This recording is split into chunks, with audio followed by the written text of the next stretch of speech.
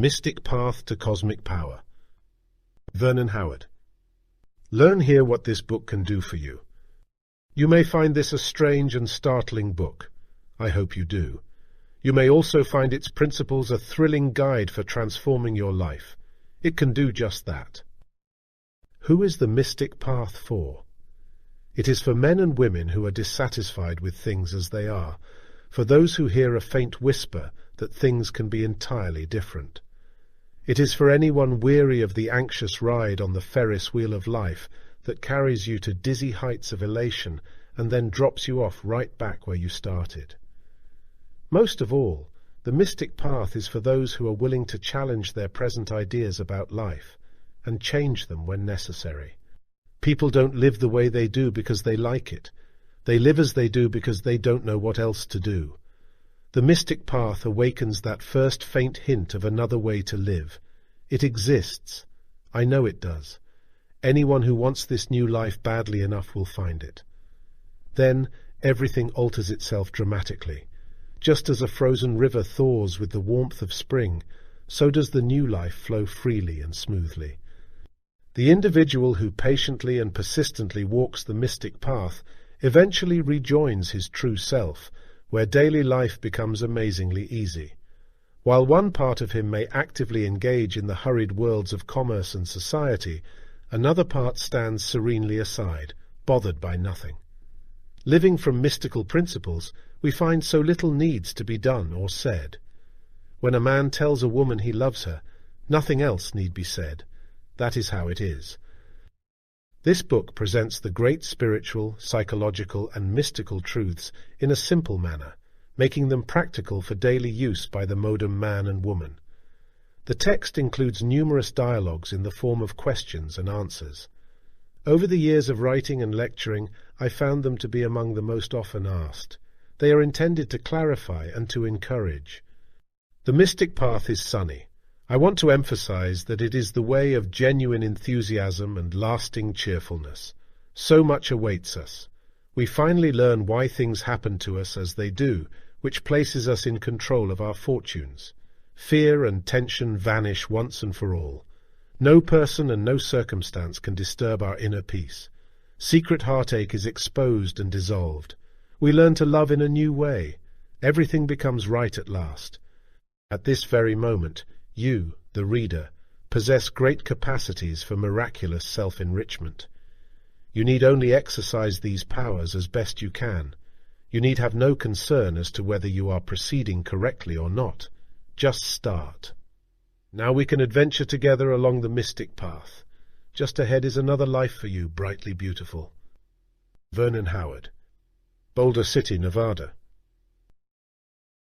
Mystic Path to Cosmic Power by Vernon Howard. Chapter 1.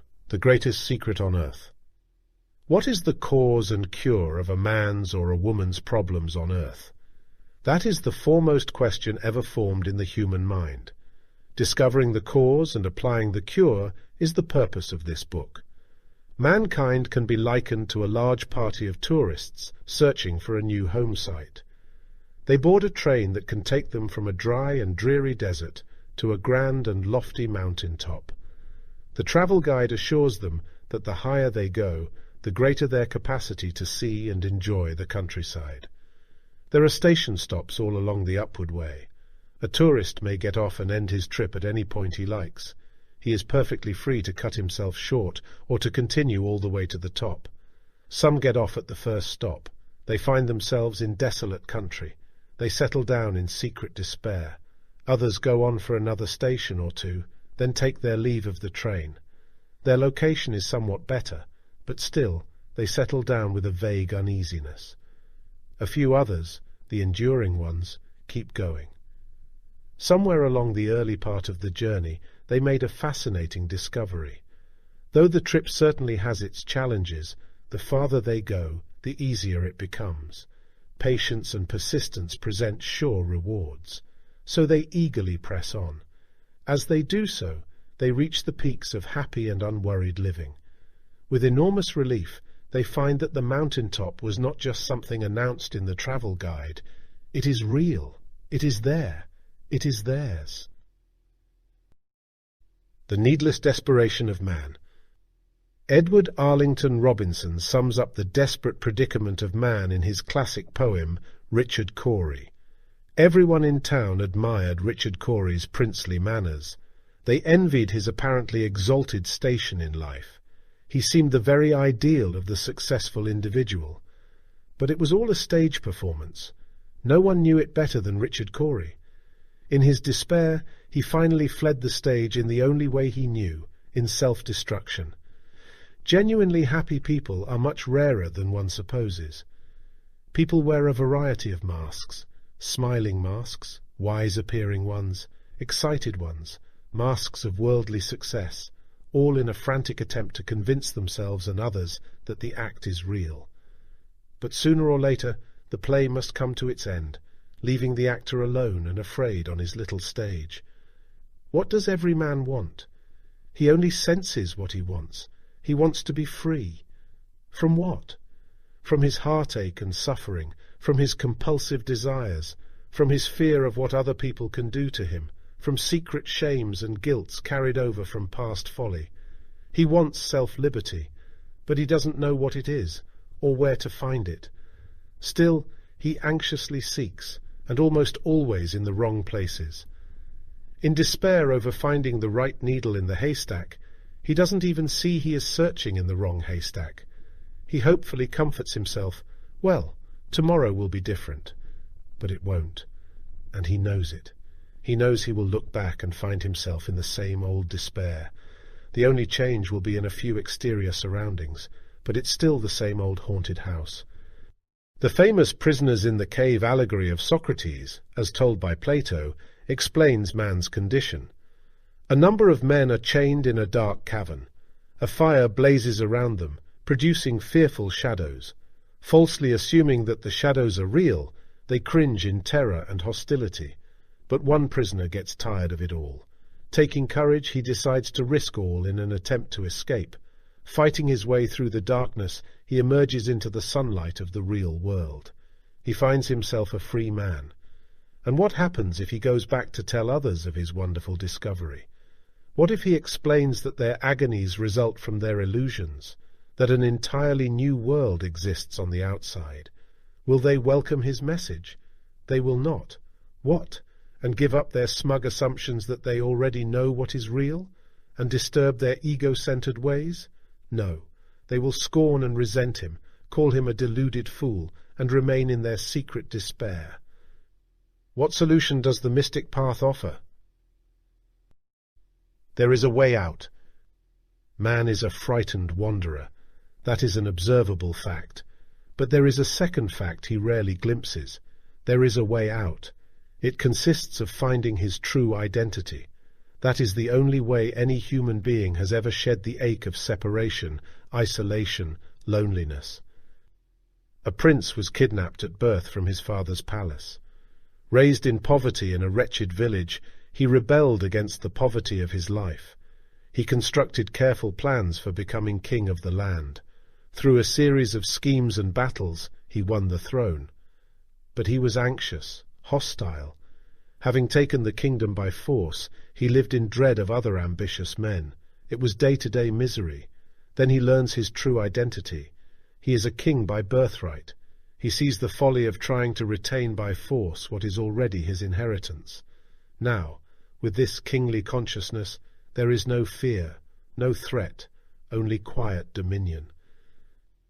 Aldous Huxley observes, "It is because we don't know who we are, because we are unaware that the kingdom of heaven is within us, that we behave in the generally silly, the often insane, the sometimes criminal ways that are so characteristically human.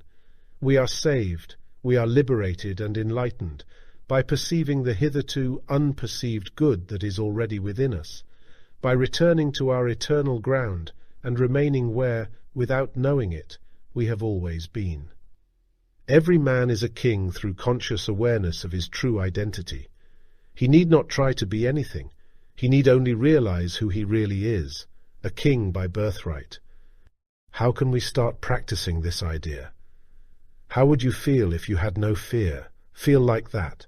How would you behave toward other people if you realized their powerlessness to hurt you?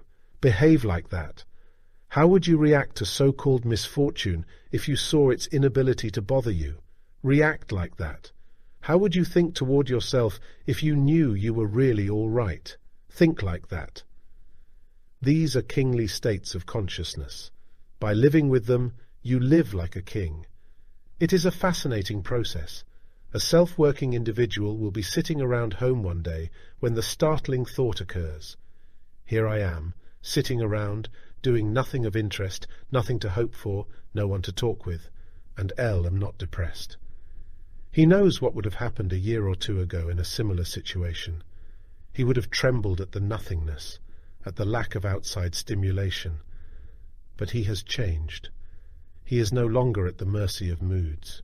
He sees through the bluffs of negative impressions. He is quietly there, and that's all there is to it. The greatest secret on earth, what is it? By contacting a higher power, a man can live an entirely new life, both in the here and now and in the there and hereafter. That is the greatest secret on earth. The mystic path leads upward to that new life. How does the average man spend his day? He can be likened to a pendulum. Something favorable happens in his exterior life, perhaps a raise in pay or a compliment. He feels good. But the next moment, strangely, the pay raise and the compliment become meaningless, so he swings over to depression. His entire day is spent wearily swinging from one state to its opposite, between confidence and fear, between cheeriness and gloom, calmness and nervousness, peace and anger, decision and indecision. This is followed by feelings of futility, of being trapped. Though he may seek answers here and there, he has no real hope. Though believing that he may feel good tomorrow, he agonizes over the knowledge that he will plunge into emptiness the day after. He knows that his temporary elation will cruelly vanish, as the mirage disappears before the desert wanderer. There is another way to live. I assure you that this is no mere opinion of mine. I know. I also know that my telling of this can encourage but cannot convince you. But you can, by taking careful heed to the principles, convince yourself through actual experience. No person and no circumstance on earth can prevent you from experiencing the new life. Not even vow can prevent it, if you are willing to change who you are. Our life transformation is in exact proportion to the amount of truth we can take without running away. What, then, is the requirement for the man or woman who wants to possess this greatest secret on earth? It is not strength, nor confidence, nor youthfulness, nor anything else like that. There is only one requirement. The seeker must be willing to listen and to learn something new. With that, all things are possible. Every man and woman, without exception, senses that there is something else beyond his ordinary life. The perfect evidence that there is something far better is his enduring search for it. Our task is to raise this unconscious sense to the conscious level where it enriches us, just as pearls enrich the man who brings them up from the ocean floor. At this point, we can clear a major difficulty confronted by the sincere seeker. The moment he begins his quest, he is assaulted by the terrible thought that this too may be a delusion. He agonizes over the possibility that the answer may not really exist after all. His previous failures overwhelm him with the horror that this new reaching may also come back with empty hands. No, if he persists, in spite of his doubts and failures, he will find the answer. It exists. The mystics have found it, and they point the way. But the discovery itself must be personal. So do this. Proceed courageously upon the principle that even just a glimpse of light leads to more light. For it always does. Just dare a lot, and you will get a lot. But all this may call for more of a spiritual life than I want. Don't try to be spiritual. That is only a word in the dictionary.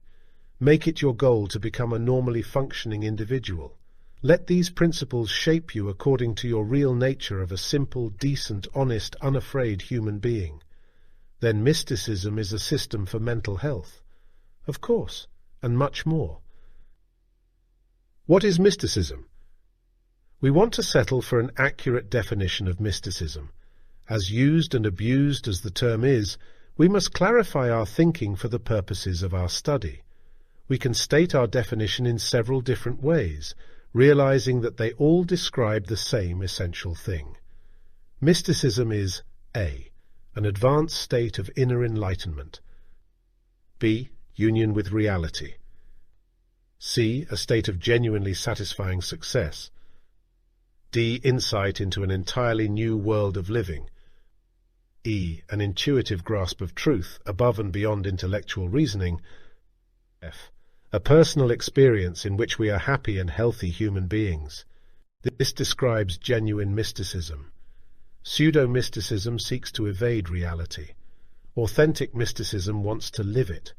Because it is real, it ultimately bears the fruits of love, understanding, and compassion within the individual. It has nothing to do with counterfeit claims resulting in individual turmoil and worldwide calamity. Fraudulent mysticism gives rise to self-deception, neurosis, unhealthy emotionalism. Our concern is with intelligence, normalcy, wholesomeness. The authentic mystic is the sanest of sane men. Alfred Tennyson credits him with absolute clearness of mind. The mystic path is bright with cheer. Even if something goes wrong, the mystic man remains peaceful. He is like a perched bird who feels the branch give way. Why worry? He has wings. Is it philosophical or psychological or religious? It is all and none, for these are only verbal descriptions. It makes no difference what you label it, or whether you label it or not. Reality is beyond words. You can think of the mystic path as a spiritual journey, or as a practical experiment, or simply as a means for a rich and purposeful life. Some of the teachers and systems mentioned in this book represent the religious approach, such as Meister Eckhart and the New Testament. On the other hand, a Zen master instructs, "Stop wasting your time with theological speculations. Forget the fancy phrases that are supposed to indicate spirituality, whatever that word means. Get down to business with yourself. Find out why your life is such a mess and clear it away. Stop fooling around. Get to the point." The miraculous message of mysticism. No conflict exists between mysticism and the established religions, any more than there is disagreement among several lecturers who describe the same sunrise. Only their presentations are different. William James, the giant among American psychologists, harmonizes religion and mysticism like this. Personal religious experience has its roots and center in mystical states of consciousness. I think I shall at least succeed in convincing you of the reality of the states in question, and of the paramount importance of their function. All religions have produced enlightened men and women. One such mystic of India, Sri Ramakrishna, experimented by living in turn with various religions. He was a Christian, then a Hindu, then a Buddhist. He discovered the same truth in all. Mysticism is not this or that particular cup on the table. It is the water poured into all of them. It is enough to conclude that any man or woman who sincerely treads the mystic path in his own way will sooner or later meet that something else which is beyond definition. What, then, is the miraculous message of mysticism? Happiness is yours in the here and now. The painful states of anxiety and loneliness are abolished permanently. Financial affairs are not financial problems. You are at ease with yourself. You are not at the mercy of unfulfilled cravings. Confusion is replaced with clarity. There is a relieving answer to every tormenting question. You possess a true self. Something can be done about every unhappy condition. While living in the world, you can be inwardly detached from its sorrows to live with personal peace and sanity. This is what unknowing people call impractical mysticism. This is the greatest secret on earth. Unfortunately, it is a secret hidden from the eyes of most men, but it is available to all. Anyone who really wants it can have it. Never forget, you are following all this for your own sake. Your purpose along the mystic path is a very personal one. The objective of every seeker is to become an enlightened, happy, and pleasant human being.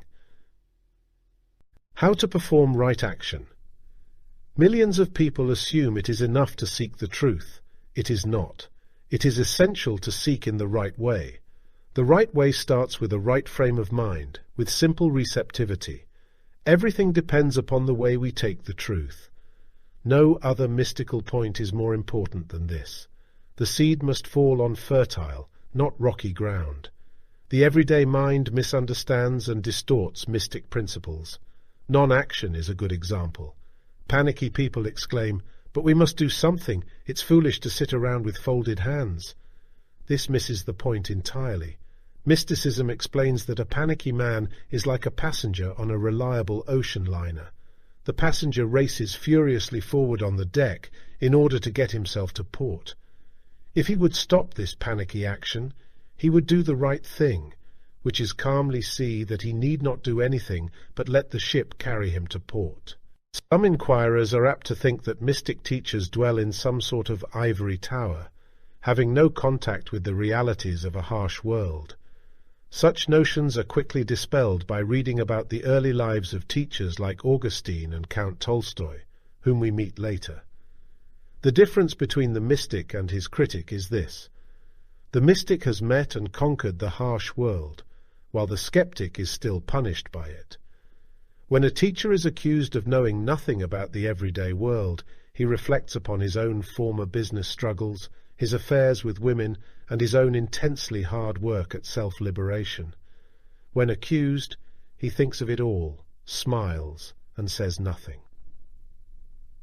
The mystic path has everything to do with everyday affairs. Take, as a single example, failure to break an unwanted habit. What goes wrong? The person fails because the very self who is trying to break the habit is the same self trapped by it. A man in this state is like a prisoner who dreams he is the guard with the keys. A new sense of self is needed. When the man discovers this new self, he also breaks the habit, for man's essential self is jailed by nothing. The two selves within a man. Certain basic principles form the foundation of the mystic path. One of them, which we now meet, will be referred to repeatedly. Your grasp of it makes everything else clear. An individual lives with two conflicting selves within him, his true self and his false self. It is difficult at the start to see that this is so, but what a fine first step toward wholeness. The false self consists of everything negative within a person. Its nature is to be envious, helpless, angry, despairing, worried, critical, unstable, foolish, and everything else at enmity with happiness. Religions call the false self the devil or sinfulness. Philosophy sees it as the lower nature. Modern psychology calls it the ego self that lives in illusion. But whatever the name, it is the cause of all inward pressure, which explodes outwardly in wars, crimes, and other social tragedies. The man dominated by his false self does not live his day. He is driven through it. He is hounded by compulsive desires, pained by automatic angers, scared by unrealistic imaginations.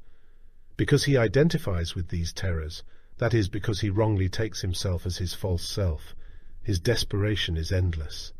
He is clutched by an unseen enemy. The entire root of your problem is that you cannot get out of yourself. François Fenelon. Now it is utterly useless for a man to try to change or reform his old nature. You cannot improve it in any way whatsoever. Here is where everyone makes his great mistake. He thinks he can change his false self, which is impossible. The false self makes promises to itself which it can no more keep than a hawk can promise to change itself into a dove. Of what use to make heroic vows of amendment if the same old lawbreaker is to keep them? Ralph Waldo Emerson in Experience. It is the fixed nature of the false self to be negative, just as it is the nature of fire to be hot. Then what can be done? Overcoming the barriers to happiness. The false nature cannot be and need not be changed, but it can be dissolved and replaced by the true self. Try to see the difference in an impossible effort to change the false self and that of replacing it with your essential self. A hawk cannot be changed into a dove, but it can be replaced with a dove. Remember, the false self is false. It is non-existent, but by believing in it, we act as if it were real. In reality, there is only one self, one power. The true self is, as the New Testament phrases it, the kingdom of heaven within. It is your higher self, the divinity in man. Now, since every man possesses this true self, what are our possibilities once we release it through awareness of its existence? They are everything good and pleasant and satisfying. You can accept that as a fact right now, even if you do not feel it to be so. Forget your feelings. Accept the fact. I exist as I am. That is enough. If no other in the world be aware, I sit content. Walt Whitman, Song of Myself. Our task is to dissolve the imaginary self and live from our real center of being. That is the only way to human health, but it is the sure cure. It is like removing a distorting blanket from a statue, enabling us to see its true form. I find that the greatest single barrier to attaining this is man's secret assumption that he already knows the answers to his problems. But we all sense this pretense. Millions of unhappy people make this false assumption, but do not see it, thus freezing their potentialities for happiness. A tremendous power works for the man who meets a challenging problem with the honest admission, I don't know the answer. By turning his helplessness over to the power, he enables it to reveal the answer. It is like turning over the basic materials to a master rug maker, knowing that he can take what we give and weave something far more beautiful than we could ever do.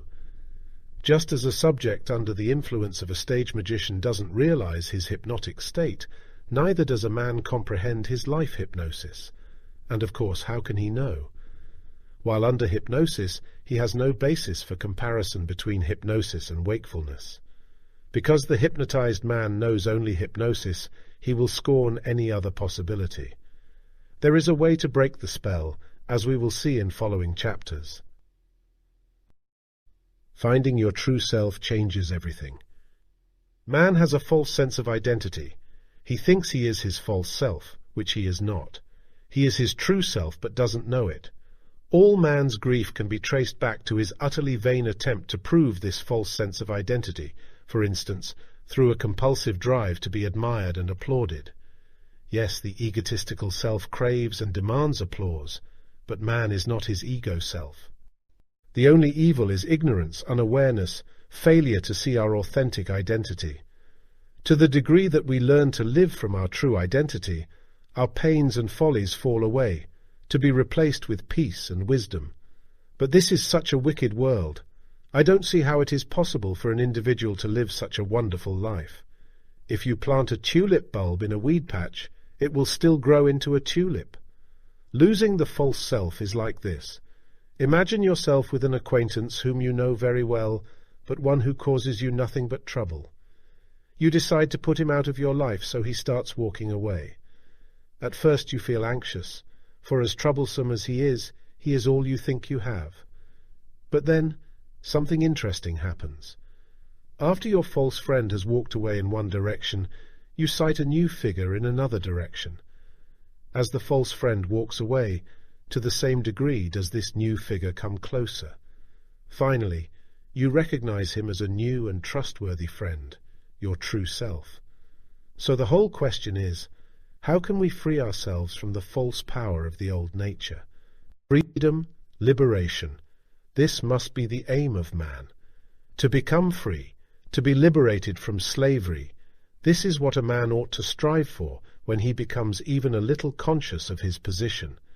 There is nothing else for him, and nothing else is possible, so long as he remains a slave both inwardly and outwardly. But he cannot cease to be a slave outwardly while he remains a slave inwardly. Therefore, in order to become free, man must gain inner freedom. The first reason for man's inner slavery is his ignorance, and above all, his ignorance of himself. Without self-knowledge, without understanding the workings and functions of his machine, man cannot be free, he cannot govern himself, and he will always remain a slave, and the plaything of the forces acting upon him. This is why in all ancient teachings the first demand at the beginning of the way to liberation was, know thyself, knowledge of his real nature.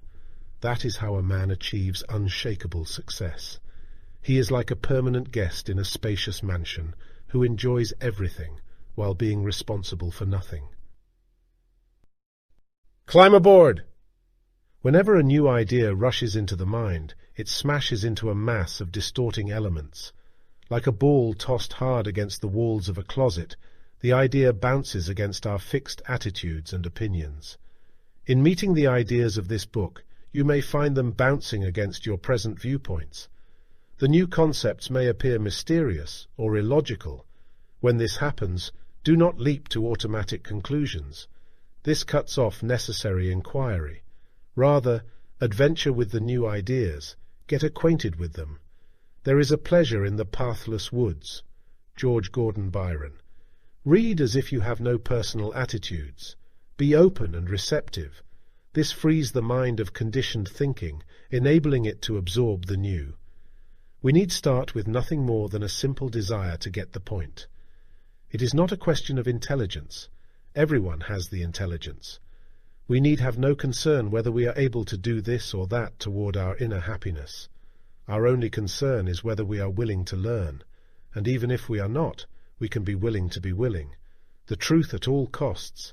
It is like an ice-breaking ship that cracks its passage through frozen obstacles. But I get discouraged so easily. There is no need for discouragement over anything. Simply realize that you have not as yet grasped this or that idea. Why be dismayed just because you are in the 5th grade instead of the 6th?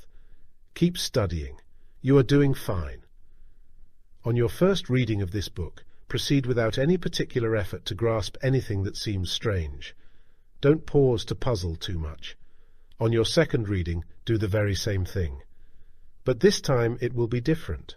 Ideas which were previously vague now sparkle.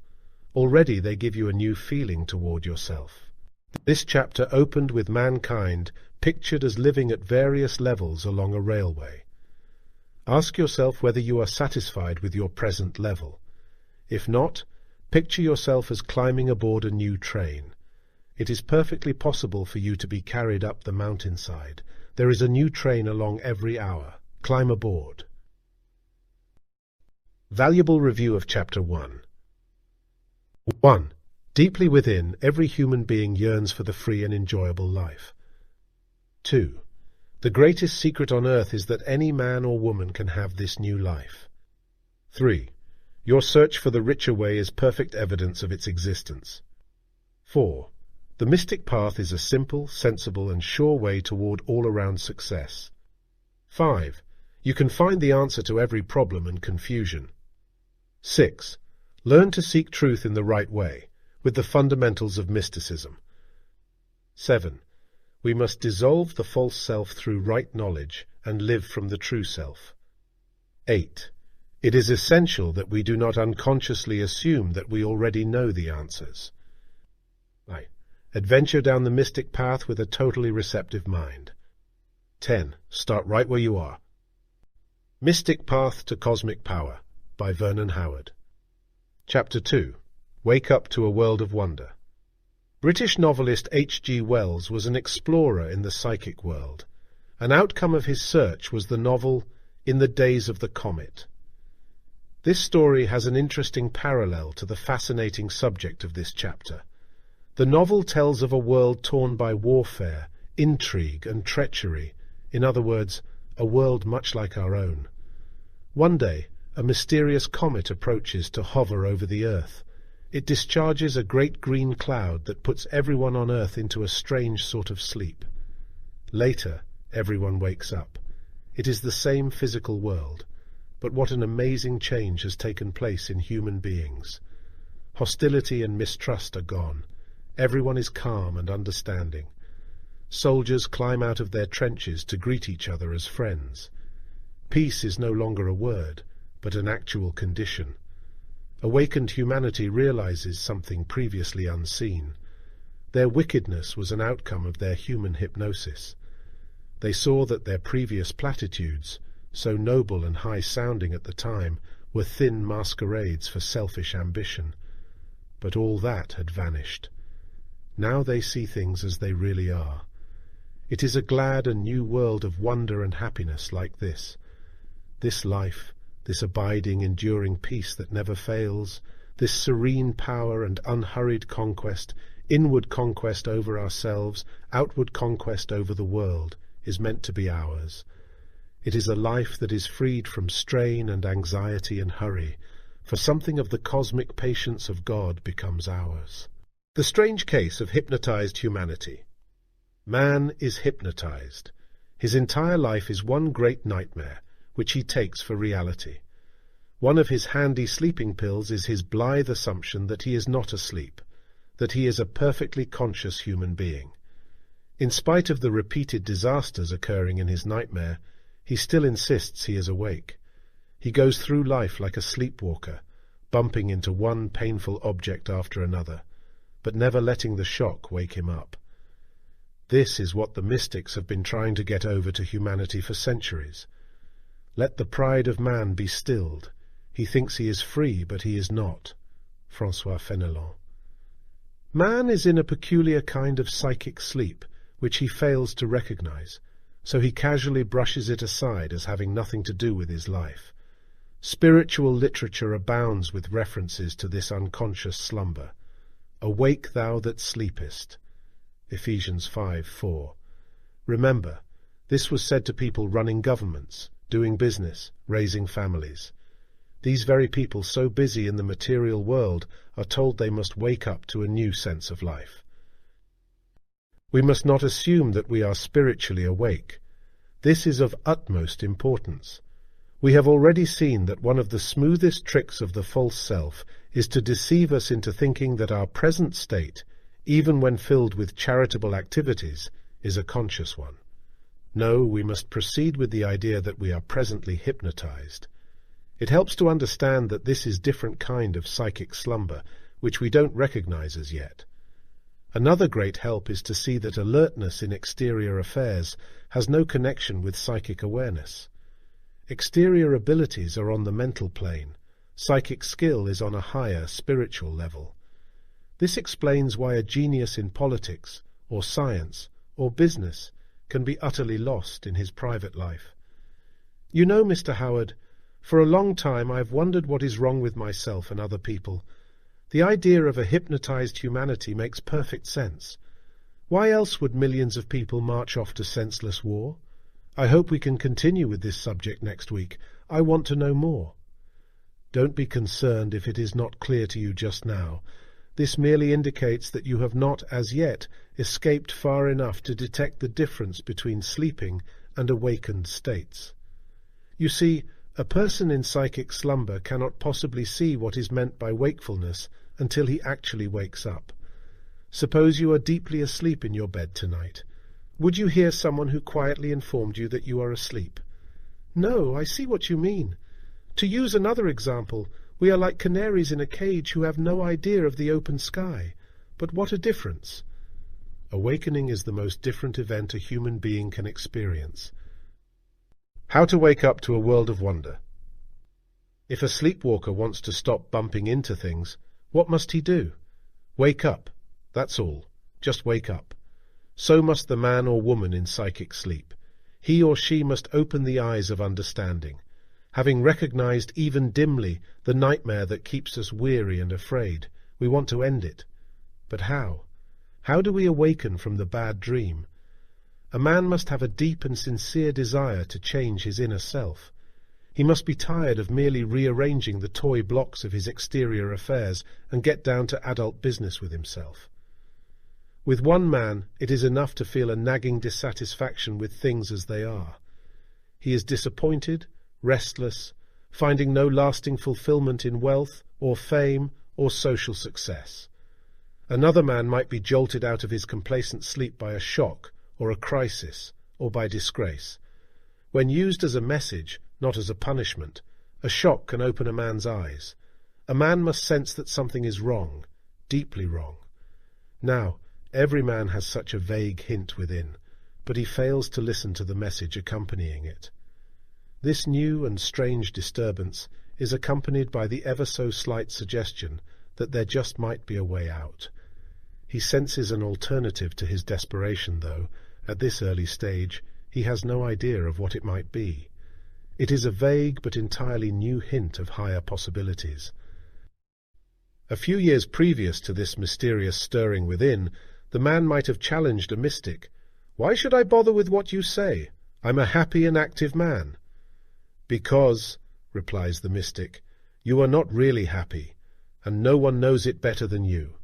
Beyond all your shallow pretenses and invented activities, you see your own emptiness. You can try to kid yourself, but you can't kid your nervousness and your irritability and your sleepless nights." Now, having reached the end of his rope of egotism, no longer able to hide behind his pretenses, the man utters his first faint, "Yes, that is so. I am willing to go on from wherever I am to explore whatever there is."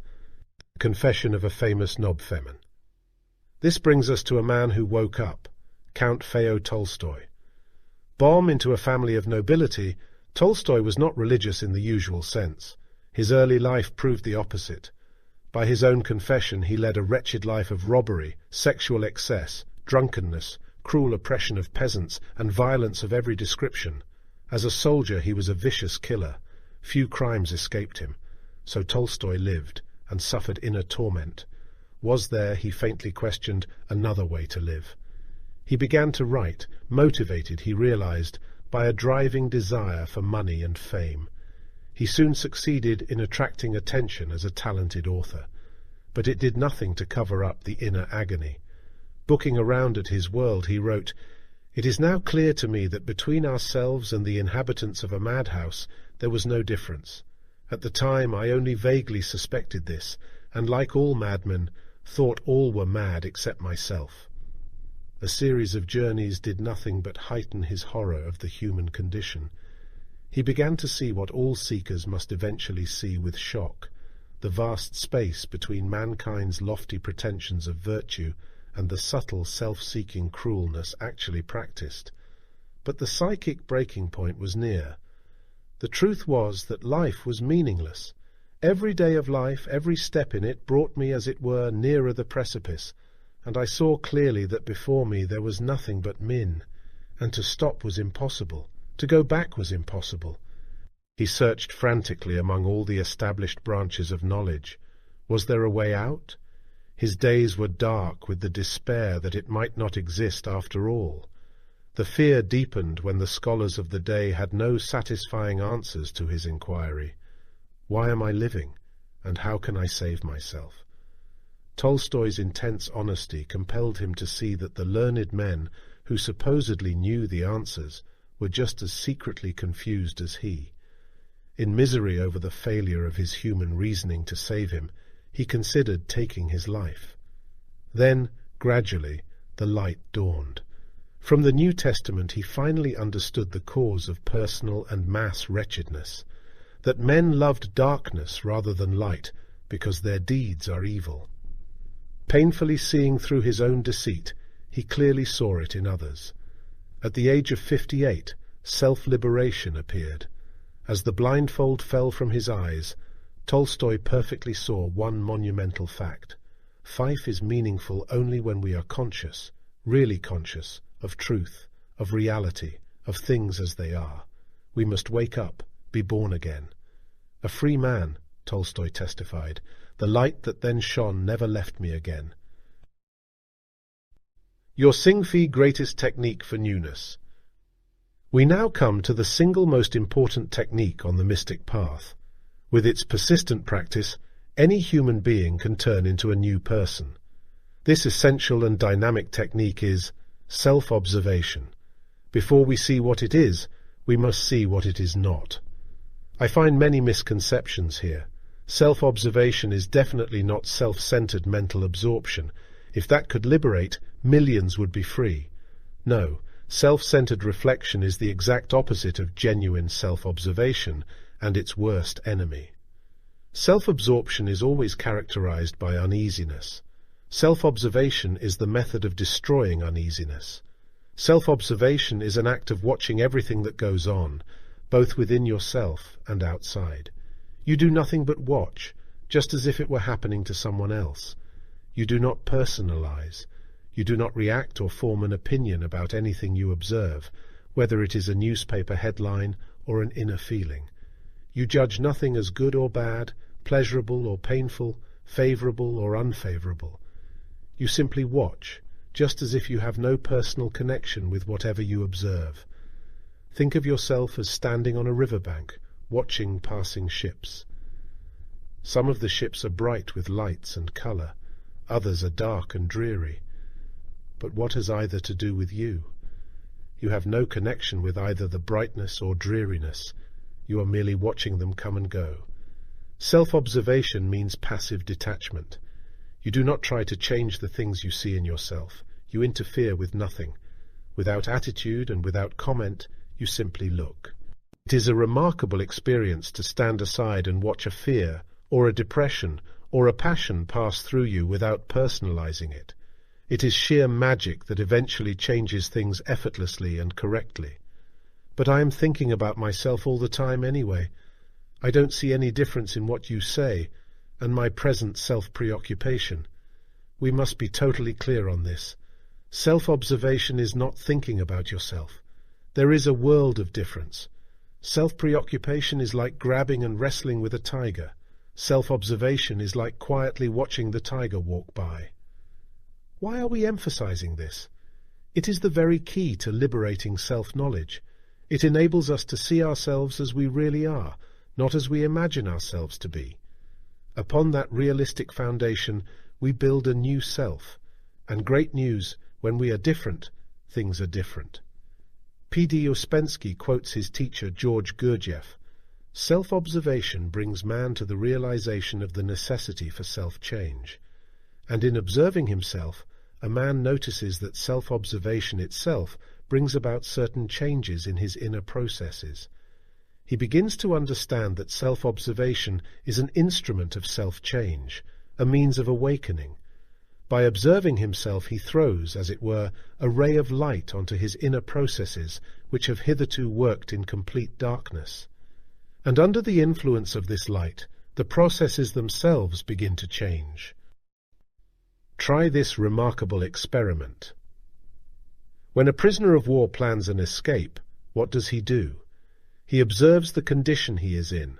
He becomes acquainted with the fencing, the schedule of the guards, and so on. Upon that intelligent information, he plans a successful escape. That is also our purpose. Successful escape from the prison of psychic sleep. Try it right now. Look up from this book. Shake your head to break your present mental state, and look around. Simply notice where you are. Don't just notice the room. See also that you are in that room. Think, well, I'm here. When done correctly, it gives you an entirely new sense of yourself. Do you see the difference in your thinking as you now look around the room and the state you were in a moment ago while absorbed in the book? Notice this. While absorbed in your reading, vow did not exist to yourself. There was reading, but no conscious awareness that you were reading. But now, upon detachment from your concentrated reading, you are conscious of your own existence in the room. What a tremendous secret you have here. We want to become self-aware human beings. This happens when we seek in the right place. You men, why do you look without for that which is within you? Meister Eckhart. Awareness of the inner man is, as all mystics proclaim, the kingdom of heaven within. It is the truth itself. Awareness and happiness are exactly the same thing. Impartial self-observation is the gate to a new sense of self. It breaks through into the dawn. It is as if a savage from a remote jungle was taken to a merry-go-round at night and set upon one of the horses. He feels himself carried around and around, but has no idea of what he is doing or where he is going. He cringes at the surrounding shadows that seem to threaten him every time around. But as the light dawns, he understands. He sees the shadows as trees that in reality were never a threat. He realizes that not only is he now safe, but always was. He has only become aware of his security. As the technique is practiced, we are bound to be a bit disturbed at what we see. We find we are not who we thought we were. We notice negativities we were perfectly sure were not within us. But we should not mind the disturbance. We should not turn away. we can take it. The new insight does not make us worse, as we might assume, but better. Why are we healthier than before? Because we have exposed to the light the very negativities that kept us unconscious prisoners. Psychic light, as any psychologist testifies, destroys darkness. Dwelling in the light, there is no occasion at all for stumbling, for all things are discovered in the light. That is the testimony of George Fox, the enlightened founder of the Society of Friends. Nothing is more valuable to the prisoner who wants to escape than honest self-observation. So write down, memorize, and work with this key. Impartial self-observation leads to self-awakening, which leads to self-liberty. What the new awakening does for you. 1. Fresh health. If anything is certain, it is that the awakening process ushers in a new era of health and vitality. It cannot be otherwise, for your dynamic psychic forces now work for your physical self, not against it. 2. Freedom from nagging trivialities. You experience great relief from unimportant things. You see that your life itself is much too vital for concern over being rich or poor, famous or unknown, fat or thin, popular or ignored, handsome or plain. They become as colourless pebbles surrounding a sparkling diamond. 3. Lasting elation. Can you think of anything more permanently elating than to know that you are on the right road at last? 4. Loneliness vanishes. Why are most people lonely, even when surrounded by a crowd? Because their sense of security is attached to its noise and excitement, which sooner or later fades away. The awakened man dwells in the world of his true self, where loneliness is impossible. 5. A new kind of self-acceptance. Man no longer harbours a secret self-rejection. He is through with subconsciously labelling himself as stupid or wicked. He sees that such labels go with human hypnosis, but now awake, he no longer accuses himself. 6. Wisdom in human relations. A man in this new state, considering a business partnership, would wisely select men capable of mature judgment. A woman, contemplating marriage, would realize that it is 1,000 times more important to meet a plain but emotionally steady man than a handsome nut. 7. Mysteries of life are solved. The open-eyed man clearly understands the rightful place of sex, money, religion, happiness, and so on. They are no longer problems. Each new insight adds another piece to the jigsaw puzzle. 8. Personal safety. Your 5 senses function efficiently. You see and hear clearly. Want to see a perfect example of how a self-absorbed state causes accidents? Watch the facial expressions of people as they cross a busy street. Most of them are 1,000 miles away. 9. Daily inspiration.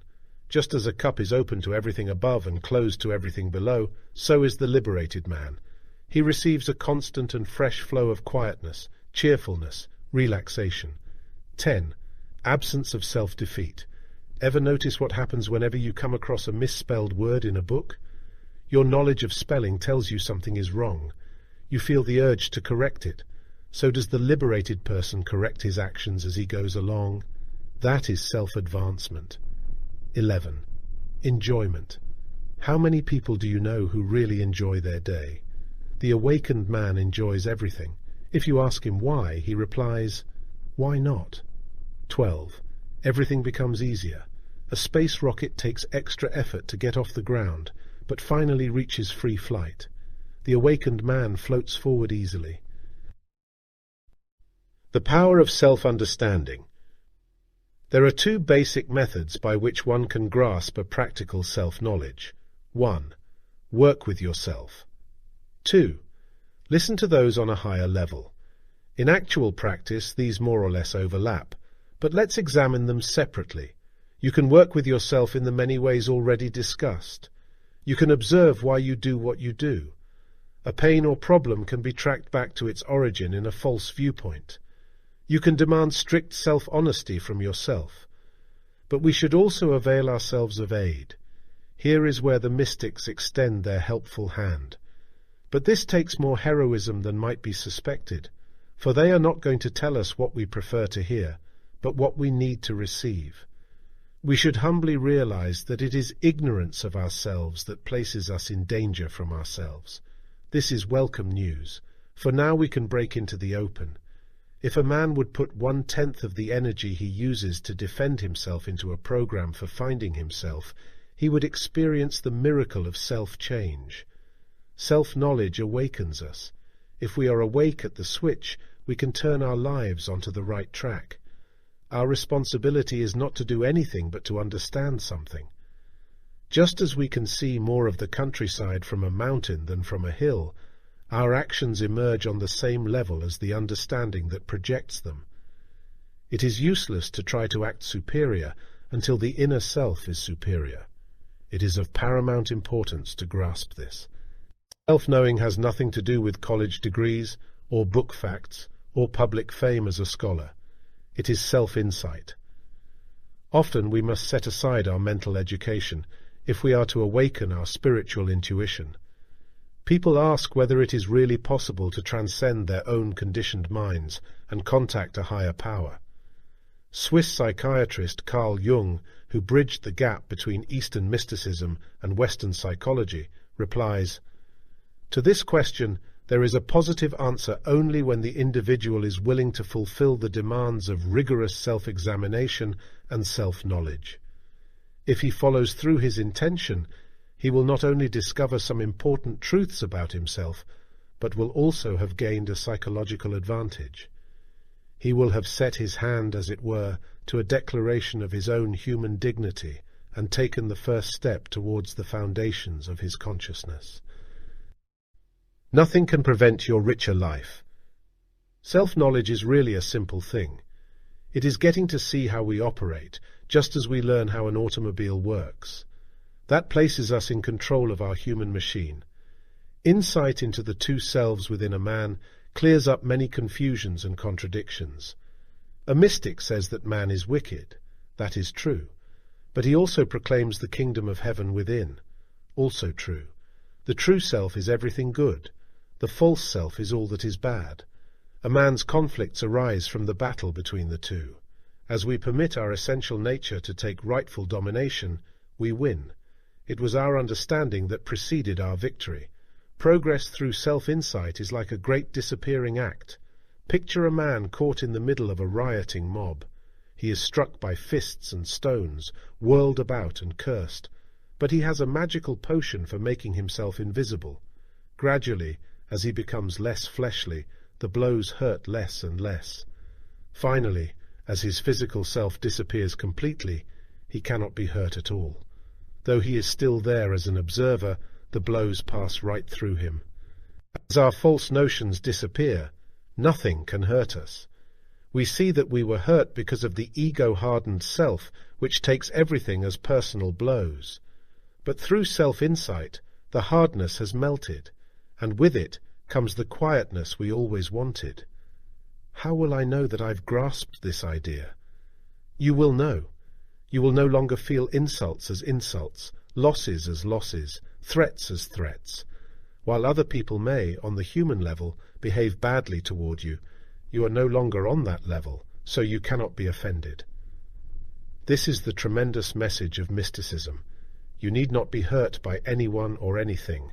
You need not be enslaved by anything outside you or within you, not when you really understand. Look very closely. You will see that no person and no circumstance can prevent you from becoming a self-understanding man or woman. Who is stopping you at this very moment? No one. The mystic path never requires that you grasp more than you can at the present moment. If you can only listen to wisdom, then listen. If you can only understand that personal effort is necessary, then realize that much. If you can grasp just one truth out of 100, that is just fine. Do only what you can do for now. Progress is certain. How to stop hurting yourself. Many people will not believe it when told how severely they hurt themselves by lack of self-understanding. They still wrongly think that harm originates from outside, rather than from its actual origin within. Take negative reactions. Who is painfully negative when rain ruins the picnic, the rain or the reaction? Who gets hurt when someone breaks his promise to us? The broken promise or the person taking it with resentment? It is as simple as this. We cannot cling to our negative emotions without paying the price. Can we be at peace at the same time that we feel frustrated? No. Can we enjoy ourselves while harboring dejection? Impossible. It is one or the other. Suppose a man worked with this enlightening fact until he saw it clearly. He would at once drop his preference for negativity. He would see how it robs him of the very happiness he wants. I know the harm in anger, but can't seem to do anything about it. You can understand it. Anger flares up whenever something disturbs a pretentious picture we have of ourselves. The man who sees himself as being important will resent anything suggesting the opposite. If you don't try to be important, you cannot be disturbed. If you don't want to be an Indian chief, you are indifferent when someone takes your grand feathers. The awakened man no longer commits crimes against himself, such as psychosomatic illness and a sense of shame. Shame is a crime against the self? Certainly. The born-again man sees too clearly into his psychic self to fall victim to that folly. Not that he denies any harmful acts he may have committed against himself or against others, but he now sees why he acted like that. He was under the spell of his false self, whose very nature is harmful. Suppose a decent and sensible man is hypnotized by an evil magician and told that he is a fool. So he acts like one. But the next day he snaps the spell. Should he feel ashamed? No. That would indicate that he still falsely identifies himself as a fool, which he is not. No, he sees that his foolish behavior sprang from a false sense of identity. He doesn't condemn his past behavior, he understands it, which is quite another thing. His essential decency, which he always had, now commands him. The freedom of the cosmic sense is supreme. It absolves a man from his former self and makes future slavery impossible. Richard Morris Bucker in Cosmic Consciousness. Mysticism's declaration of independence can be summarized in just 2 words. Wake up. Basic principles that help you. 1. Mankind lives under a peculiar kind of hypnosis, which he fails to recognize. 2. We can wake up to an entirely new world of wonder. 3. Count Leo Tolstoy is a good example showing how a man or woman can awaken to a new life of happiness. 4. Your single greatest technique for life transformation is impartial self-observation. Use it. 5. Self-observation is a quiet watchfulness of all that happens inside and outside yourself, without attitude or judgment toward what you see. 6. By clearly seeing what we are like, we change ourselves into what we like. 7. Do not be disturbed at any negativities uncovered by self-observation. Your honest insight destroys them. 8. Remember all the rich rewards given to the awakened man. 9. Work for more and more self-understanding. It is a power beyond imagination. 10. Wake up. Mystic Path to Cosmic Power by Vernon Howard. Chapter 3. The Marvels of the Mystic Path. But is the mystic path practical for modern men and women? Nothing else is practical. You can prove it in 5 minutes. Just look around. Honestly, now what do we see? We see heartache, defeat, quarreling, illness of every sort. Is this practical? It is entirely possible for any man or woman to live above all these defeats. People also wonder how their attention to the inner life will affect their exterior affairs. They wrongly assume that their business, social and domestic activities will somehow suffer. They will do the exact opposite. They take on a brightness you cannot imagine. A new inner life always reflects itself outwardly. It is strange how people wrongly think in terms of either this or that. You don't lose one value by adding another. A man with an automobile is given a boat. Does he lose the automobile? No, he has something else, another value. Both have their place and use. The awakened man not only continues nicely with his exterior affairs, but exerts a new command over them. Because he no longer uses them to feed ego needs, he is totally free of worry. His sense of psychological survival does not depend upon this or that happening. In finding himself, he discovers a magnificent truth. He is not at the mercy of anything in this world. The man of inner life is easily aware of himself, since he is never totally absorbed in outward affairs. Therefore, his exterior occupations and necessary activities do not distract him, and he adjusts himself to things as they come. The man whose inner life is well ordered is not bothered by strange and troublesome ways of others. A man is blocked and distracted by such things only as he permits himself to be. What is more practical than this way of life, as outlined by the medieval teacher Thomas à Kempis? How good things happen to you. The time will come when you no longer try to make good things happen. They just happen. You will be astonished. You will be astonished because you now see that whatever happens to you is good. Is this as yet a mystery to you? If words could only show you. Some day you will delightfully exclaim, "So that's it." We can take a modern situation to see how an aware man improves exterior affairs. A businessman can make this experiment. Before your next telephone call or business conference, clarify its exact purpose. Write it down in a word or two on a slip of paper. Now watch what happens. Notice the useless chatter. Be aware of how few people can get to the point and be done with it. By alertness to this wastage, you can take steps to save your time and energy. It is not a question as to whether or not the mystic path is practical. A man must realize its effectiveness, so he must listen, absorb, probe, experiment.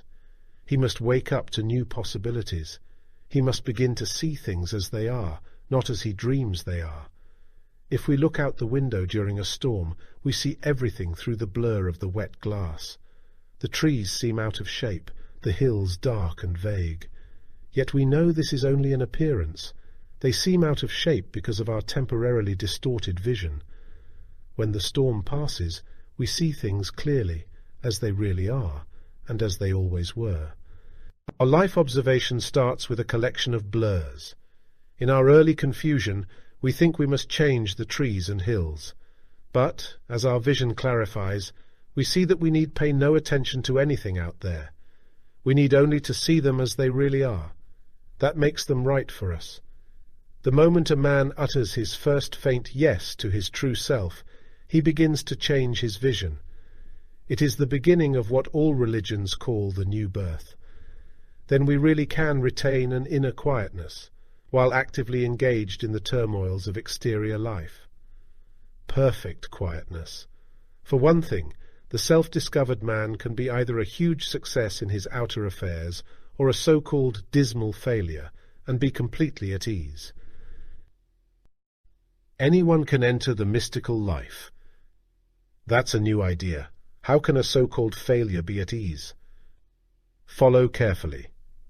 The self-free man has an entirely different concept of success and failure. In fact, the two terms don't exist for him. If success exists for him, so must failure, which keeps him nervous. Watch what happens to you when you really grasp this. You will enjoy your worldly activities regardless of results. Have you noticed how concern with results keeps you jittery? Now that you point it out, yes. Let's explore. In your new state of thinking, you do not use your worldly activities to give you a sense of self-esteem. You already know who you are, so you don't depend upon exterior successes to make you feel good. You enjoy yourself regardless of results. You have no idea of the mountaintop feeling you possess when you no longer depend upon good results to make you feel good. I'd give anything to be unconcerned with whatever happens. Work with these ideas, and you will be that way. Anyone can enter the mystical life of inner quietness. Regardless of age, the clamours of business, the problems of his home, in spite of everything, anyone can enter. It is a matter of inner development. You carry your mind with you wherever you go.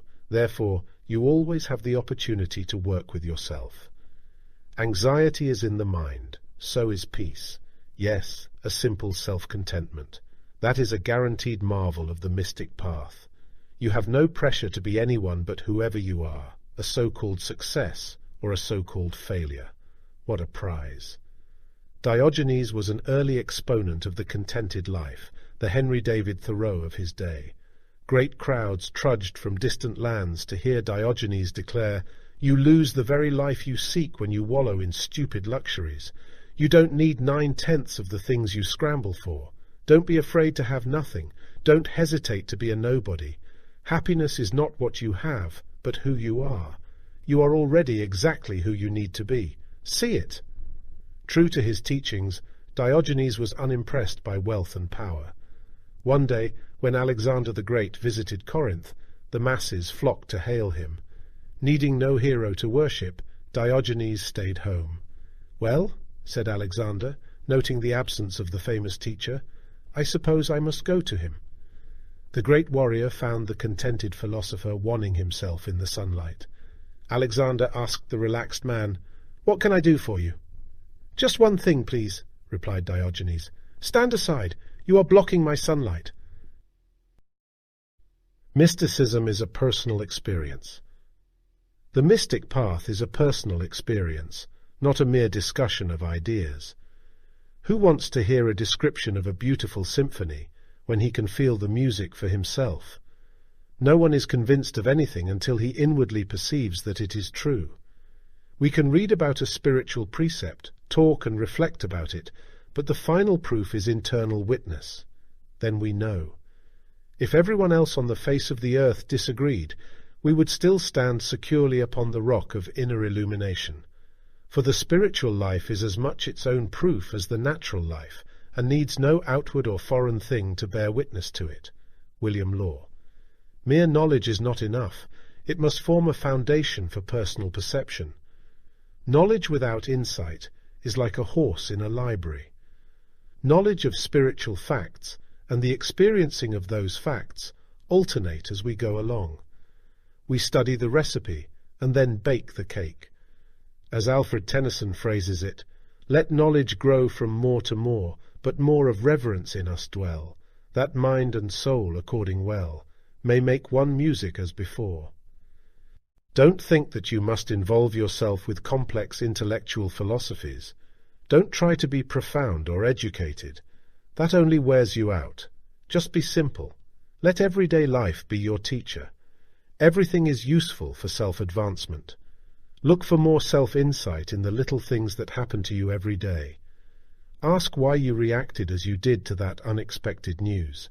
Try to understand why you replied the way you did to a question. Be aware of the disappointment you feel when a hoped-for event fails to appear. Waste nothing that happens to you. Don't resist anything, just observe it. This is exactly what the mystics do to reach the trouble-free life. Does mysticism carry us up and away? Do we sight something out of this world? Dr. Paul Brunton replies, "The only way to settle these questions is not by argument or discussion, but by getting the direct experience of divine illumination, and that is a personal thing. Each person must obtain it for himself or herself. Then only will you find out what is really meant by the kingdom of heaven. This attainment is not quite so hard as it seems to be, because you are not seeking something 100,000 miles distant. You are seeking something which is here, right here, inside yourself. You are not seeking something which is alien to you, but rather your own inmost nature, your essence. Your attractive changes. A seeker came to his teacher to complain, "Master, I am unhappy with the people in my life. They are unfaithful, inconsiderate. I am not wanted or appreciated. How can I change them?" Replied the teacher, "Change yourself." The walk down the mystic path is towards self-change. If we reminded ourselves of this a dozen times a day, it would not be too much. We have dozens of arrows, like self-study and persistence, but we shoot them all toward the single target of inner transformation. We do not seek a mere change in human opinions. That pins us down to the same level. The conditioned mind can only rearrange human ideas of the same limited value, just as you might change a dollar bill for 10 dimes. But a gain in cosmic consciousness is like adding a block of gold to the original dollar. Mystical truths uplift your level of consciousness. When it happens, you know that it has happened. How? What curiously attractive changes they are. One sure sign is that you feel less flattered by flattery and less blamed by blame. An enlightened individual is affected by neither praise nor accusation, though he may get plenty of both from unawakened people. Another pleasant change is an entirely new feeling toward time. You feel no sense of hurry, yet you accomplish your daily tasks far more efficiently. You live in that wonderful moment mysticism calls now. In one of your books, you said that self-transformation frees us from a false sense of responsibility. Will you please describe this newness? It is the only way to live. There is a certain aimlessness, a lack of concern, but it has nothing to do with common carelessness. You realize that all that furious rushing around the deck does absolutely nothing to move the boat forward. You finally grasp the cosmic truth that the boat carries you. You don't carry the boat. You sense that your abandonment of control does not mean disaster after all, but for the first time, an enjoyable voyage. Before, you thought the boat would stop if you ceased pretending you were the captain. Now you know better. There is a real captain. How glad you are to see it. Men who have walked the mystic paths. The mystics themselves are a marvel of the path. We have defined mysticism as a sane and practical approach to the richer life, so we can define a mystic as one who, having discovered this life for himself, points the way for others. The mystic discovered this new life. He once had every pain, temptation, and confusion as other seekers had, maybe a lot more, but he heroically sought and found answers. He recognized his self-deception and stopped it. He faced the horror of his illusion-based wickedness and dissolved it. He ran into one blank wall after another, but kept going. The authentic mystic personally experiences the truth. The hypnotized man merely repeats what he has been told. The mystic hears the music within himself. The unawakened person merely plays another man's phonograph record. Can anyone become a mystic? Definitely. But please don't hold an imaginative picture of a mystic as some strange-looking individual in a long robe. An authentic mystic is a sensible man who lives in the midst of a troubled world, but is above its folly. A businessman at his desk or a homemaker at her stove can easily be a practicing mystic. The great mystics of history possessed various backgrounds and personalities. Lao Tse was a librarian in charge of secret scrolls. René Descartes was a lawyer, army officer, author, musician, psychologist, philosopher, and a mathematical genius. The Emperor of Rome, Marcus Aurelius, was caught between his love of the spiritual life and the demands of royalty. He wrote, "Look within. Within is your fountain of good." Pythagoras, who lived about 550 BC, used the principles of music to teach philosophic truths. Brother Lawrence, whose real name was Nicholas Herman, was a big and awkward cook in a monastery. Though ignorant of literary matters, his inner victory expressed itself in one of the great mystical classics, practicing the presence of God. Buddha was a prince who gladly gave up a kingdom in exchange for personal peace. A champion on the athletic field was named Plato. Danish mystic Søren Kierkegaard urged every man to be a rugged individualist in self-discovery. He made an amazing statement that could be said only by a man who had shattered his own false personality. "I have become myself." But whatever their individualities, they agree wholeheartedly on the principles of the mystic path. 1. Man suffers because he lives under a peculiar kind of hypnosis.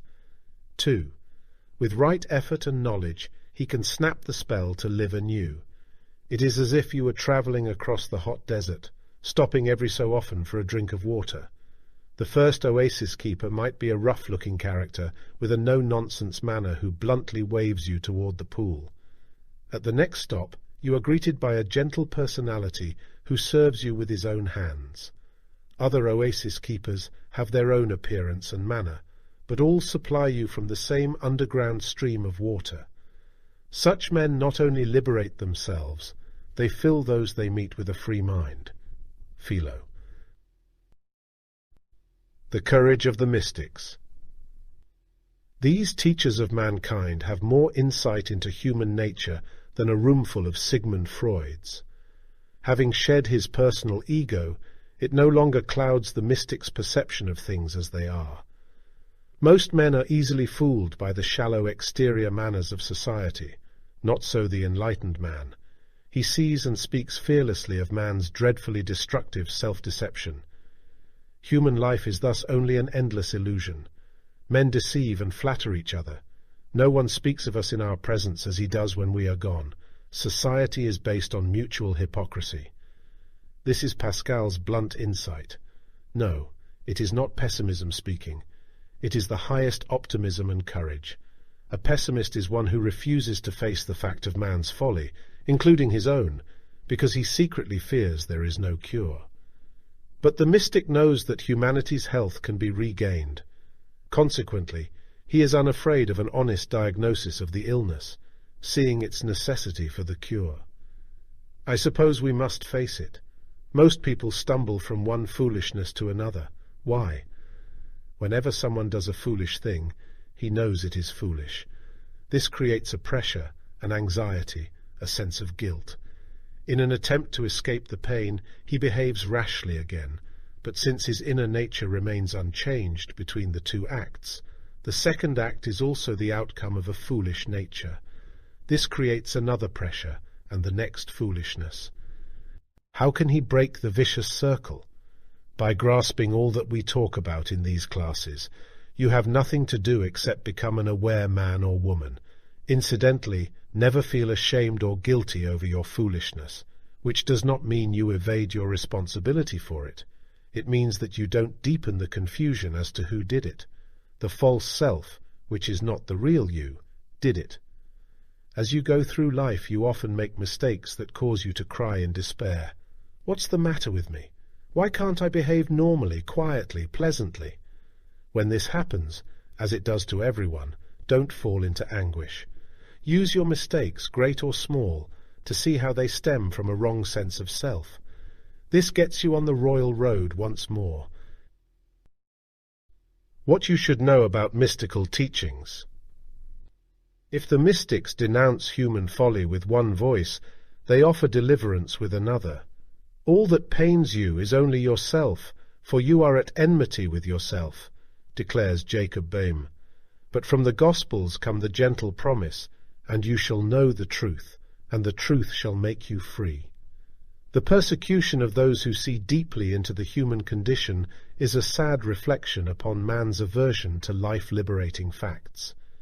When Dutch philosopher Benedict Spinoza refused a bribe of $500 a year in return for his silence, he was excommunicated and stabbed. Jacob Boehme, the German shoemaker of Görlitz, was denounced from the pulpit and hounded out of town by his own pastor, a self-righteous hypocrite named Gregorius Richter. Immanuel Kant's charge that Christ's teachings had been set aside in favor of church ritual brought down upon his head the wrath of King Frederick of Prussia. No one is qualified to judge a mystic except another mystic. A lower level of understanding cannot possibly evaluate a higher one. When a lower-level man tries to judge, which happens all the time, his judgment is like explaining the fruit of a tree while gazing at the trunk. A lower-level man fears those occupying the higher. The higher appears as a threat to his ego-centered concepts. We understand the person of a loftier level only when we reach that new plane for ourselves. Then, in a new humility, we smile patiently at our former foolish judgment. To be of genuine help, a teacher must constantly urge the seeker toward self-change, which alone can liberate. The seeker must not be directed solely toward good works in his exterior life, for he will mistakenly assume that they are the same as inner transformation, which they are not. It is not an easy task for the teacher, for the seeker persistently resists anything calling for the sacrifice of his frozen concepts. But the truth must be told at all costs, no matter how unpopular it may be. The authentic spiritual leader, having freed himself of his own false need to be popular, tells the truth, whether it falls on fertile or stony ground.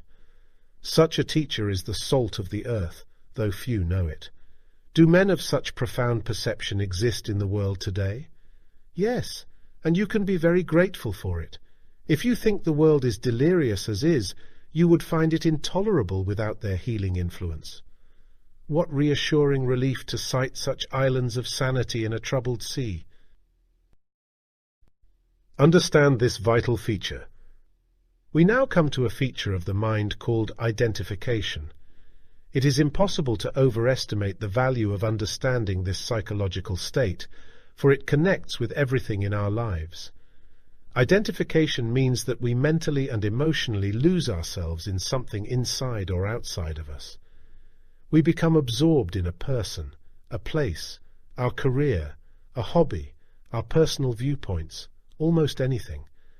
We lose our thoughts in these things in an attempt to feel secure. We hope to gain an idea of who we are. We want to cling to something that seems permanent. But they give us no security. They create just the opposite. The moment we identify with anything, we become afraid of losing it. And since all things change, we get hurt when the object of our attachment is threatened or when it goes away. Identification also means wrongly to take something as being a part of our essential selves. Take your name. You are not your name.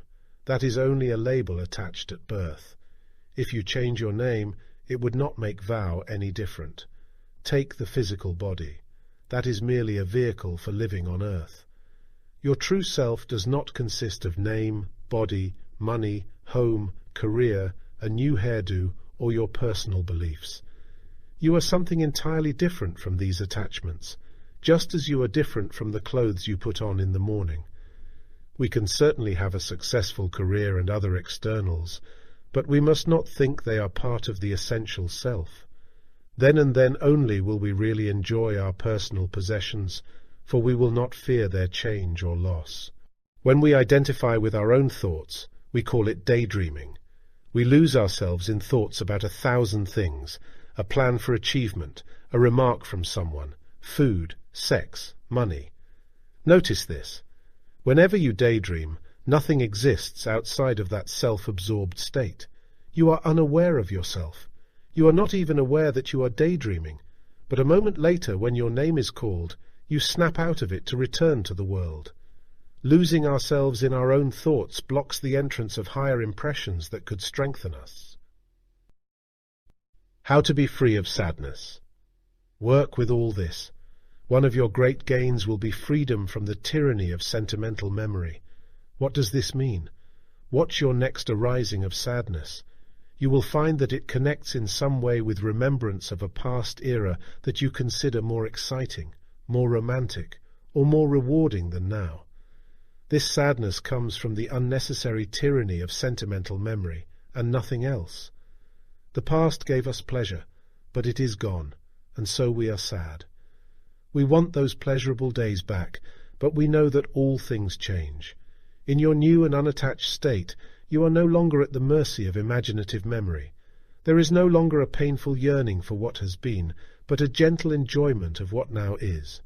Memory has its place in recording non-psychological facts, like the alphabet, but creates useless sorrow when misused in sentimental imagination. A sure way to detect harmful identification is the pendulum test. Whenever we identify with anything we think is exciting, we sooner or later swing back to the opposite feeling of boredom. Identification with excitement is always followed by an unhappy reaction. Mrs. Jones has great fun at the party. Next morning she feels depressed. Mr. Jones beams with joy over a big financial success. Next day he despairingly wonders whether the only value in life is one financial success after another. All this is not negative. It presents you with a wonderful opportunity to find lasting values in self-liberty. By ceasing to place our trust in anything outside our true self, we cannot possibly be afraid of anything. This is the secret behind the mystical teaching that the man who has nothing has everything. Marvelous rewards come to the non-attached man or woman. The boss may still be a tyrant, but no longer has he power to bother you. An irritating relative may be just as unbearable, but you are free of him. You, in your new role of a detached observer, are aware of everything but affected by nothing. We have already seen that man's main identification is with his false self, his ego self. He is not this counterfeit man, but his belief in it creates chaos. If man is not his false self, who is he? He is his true self, which is a point of awareness, which is an observer of all that happens. That is what is permanent and eternal in man. All this explains why mysticism urges us to detach ourselves mentally. Lean on nothing outside your own spiritual self. Detachment never takes away anything beneficial, only the harmful. How to walk the mystic path. Learning to walk confidently is largely an unlearning process. We must cease to accept the false as true. The degree of inharmony in our lives is the sure test as to the number of counterfeit coins we are taking as real. Increased consciousness gives us silver, not lead. We cannot learn what is right if we secretly insist that we already know it. Now this statement seems quite obvious. A man would quickly agree with it. Yet there is something drastically wrong somewhere. If a man truly sees that he does not know rightness, his very emptiness leaves room for it, which changes the man into a freer state. If a man does not change, it means just one thing. He fearfully clings to the false assumption that he already knows rightness, which blocks entrance of genuine rightness. Do not be afraid of your emptiness. It is not what you think it is. Do not give it false power by resisting it. Let it be there. Let it be there if it wants, and you will see through a painful hoax played upon you, and then you will know something entirely new. Think of yourself as erasing a mental blackboard. If we try to write new sentences over the old, it becomes unintelligible. We must erase first. Then we write with clear wisdom. Eagerness to learn indicates an individual's insight into his present helplessness. As stinging to the pride as it may be for the moment, he is on his way at last. Mystical learning consists of more self-insight. Augustine received a flash of self-discernment while walking down a street in Milan, Italy. He saw a poor wanderer who was laughing and joking. Augustine reported, "And in truth he was joyous, I anxious, he free from care, I full of alarms." Augustine painfully perceived that in spite of all his education and public honor, he was far from possessing personal peace, the very peace he had urged others to find.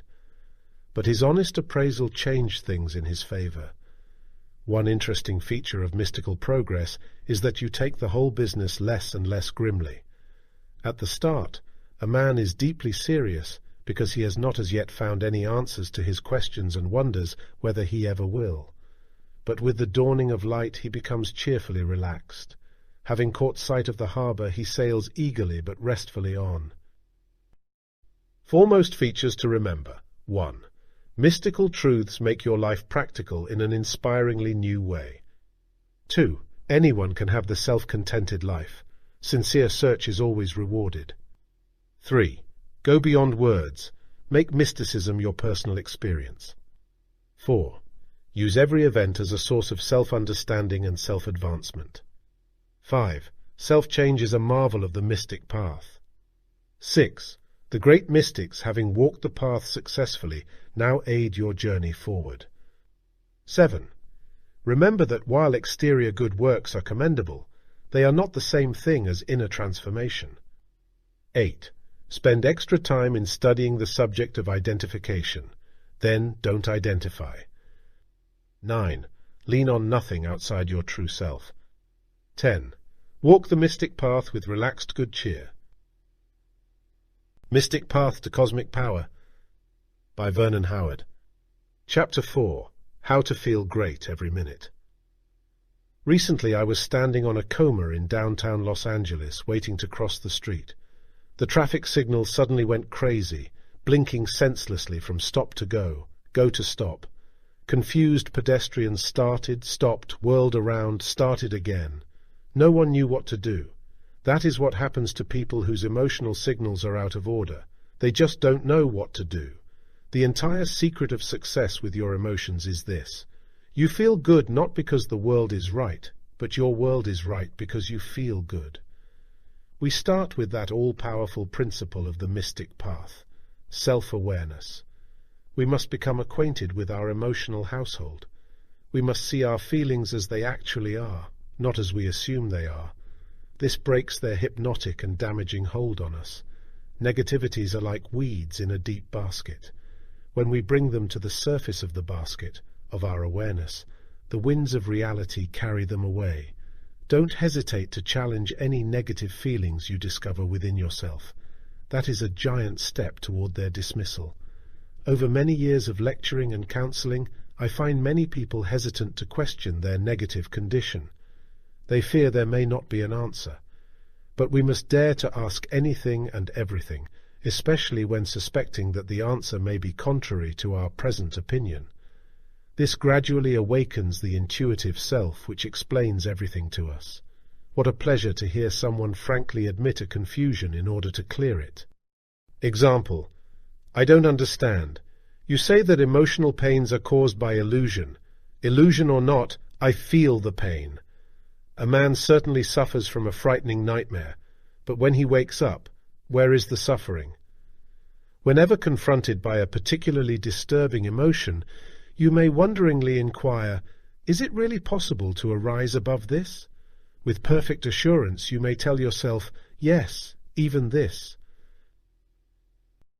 How to understand negative emotions. Before reading this section, think of the negative emotion that bothers you the most. It might be boredom, restlessness, a sense of futility, something like that. This gives you maximum benefit from our exploration. Grasp this basic fact about negative emotions. All arise from a false sense of identity. We think we are the false self, but we are not. Every painful feeling, sadness, envy, guilt, insecurity, is sour fruit of the false self.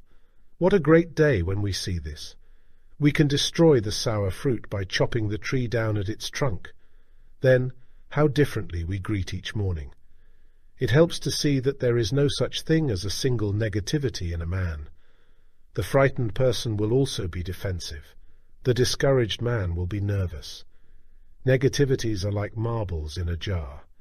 Though they appear individually, they are all part of the self-enclosed ego self. This is more good news, for as we crack the jar, away roll many negativities. Take hostility. Hostility is simply an aggressive expression of despair and heartache. When the heartache goes, so does hostility. An obvious fact about negative feelings is often overlooked. They are caused by us, not by exterior happenings. An outside event presents the challenge, but we react to it. So we must attend to the way we take things, not to the things themselves. It is our happy responsibility to react constructively. We destroy painful emotions by becoming fully conscious of them. We must see them clearly, without evasion, without any reaction whatsoever to whatever we see within ourselves. This seems to connect with the technique of impartial self-observation, which you speak about so often. Exactly. Passive self-examination brings negative feelings to the surface of awareness. We see them as being within us, which begins to destroy them. We become conscious of what was previously unconscious. Let's take an everyday example. Suppose you resent someone for pushing ahead of you at the checkout line at the grocery market. If you do not observe this resentment, you suffer from it unknown to yourself. It has happened. But suppose you are an earnest student of the mystic path. On the way home you observe, I was actually resentful. I really see it. Now you have stood apart from yourself and observed the resentment objectively. This clear recognition has already weakened the resentment, for you have seen it not as part of the real you, but as a holdover from the old, habitual, conditioned self. The mystic path is for heroes. Noticing our negativities is a curious process. It is like seeing a shadow and taking it as a frightening phantom. If you look closely, you see it as a mere shadow, but refusal to look at it perpetuates the painful illusion of a frightening phantom. This is the awful state unnecessarily endured by millions of unawake people. They suffer without knowing why. My own early experiences show that advancement to a higher level of freedom is often triggered by a rebellion against the existing lower level. Simply stated, you get fed up with the pain of the lower level. You decide not to live that way anymore. You get tired of enslavement to a habit. Everything you have done in the past fails to break the habit. So you dare to try a new way, such as understanding how and why habits are formed. That new understanding breaks the habit. You must rebel constructively. Do not direct your rebellion against people or conditions, rather against your own fear of people and conditions. Perhaps someone in your life bothers you. You need not get mad at him or her, but you need to say silently to this person and to yourself, "From this day on, I will no longer sacrifice my natural integrity to you. From now on I am living my life. I will no longer barter my true individuality in order to please you and to hold you. Take me or leave me, but you'll have to take me as I am." When silently spoken with insight and without hostility, this speech begins a tremendous transformation within. In his essay Self-Reliance, Ralph Waldo Emerson declares, "If you are true, but not in the same truth with me, cleave to your companions. I will seek my own.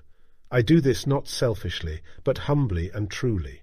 However long we have dwelt in lies, now your interest, mine, and all men's is to live in truth." Does this sound harsh today? You will soon love what is dictated by your nature as well as mine, and if we follow the truth, it will bring us out safe at last. The mystic path calls for heroes. To perform deeds of valor on the battlefield is not necessarily heroic. Authentic heroism is inner action, unseen and unapplauded by men. It consists in a willingness to wade, if necessary, through 1,000 personal blunders in order to reach the next elevation. The basic heroism is an agreement to higher truth. How to detach distress. A story from Taoism tells of a carefree band of horses which galloped spiritedly around the hills and meadows. They dined on green grass and drank clear water from cool streams. Living freely and naturally, they lived contentedly. Along came a famous horse trainer named Polo. He captured the unsuspecting horses, declaring, "I know what is best for them." He bridled the horses, decorated them with cheap ornaments, gave them numbers. Then he made them perform in public. They were forced to trot about in precise formation to the crackling commands of a whip. The once carefree horses turned into mechanical performers, tired, sick, afraid. That is how modern society regiments man, and that is why he is tired and afraid. How can we regain our natural and spontaneous feeling for life? Through the dynamic principles of the mystic path, like this startling one. You have never been discouraged or depressed. You never have and never will make a mistake of any kind. The clue is in the word you. As we have seen, man's whole difficulty lies in his false sense of identity. He wrongly takes himself as the negative false person, but in reality he is his true self, which can no more be negative than an angel can be impure. Here is how the mistake proceeds in a man's emotional life. A feeling of sadness arises. The man immediately identifies with it, that is, he takes himself as the feeling. He thinks he is this feeling, which he is not. He doubles the error every time he says, "I am sad." The more he says it, the sadder he feels. The sadder he feels, the more he says it. If you, the reader, run into this, what can you do? Separate the way you feel from who you really are. You are not that feeling of sadness. Try to grasp this. Impersonalize a negative feeling. Do not say I to it. Rather refer to the feeling as it. A man should say, "It is depressed, it feels helpless, it is enslaved by passion, it feels guilty, it craves alcohol, it wants revenge, it is terrified, it is a compulsive eater, it has heartache, it feels betrayed, it is confused, it does foolish things, it is secretly bitter, it is envious, it feels bored, it is nervous, it has sleepless nights, it is irritable, it is exhausted." Do you see what this does? It separates the false you from the real you. By detaching this false sense of identity, vow also detach the distress it creates. Separate your feeling about yourself from who you really are. a free person. Separate, separate, separate. It is not an evasion of your responsibility when you attribute your negativities to it. It is a new kind of self-responsibility, a genuine technique that delivers you once and for all. Your whole duty is to understand this.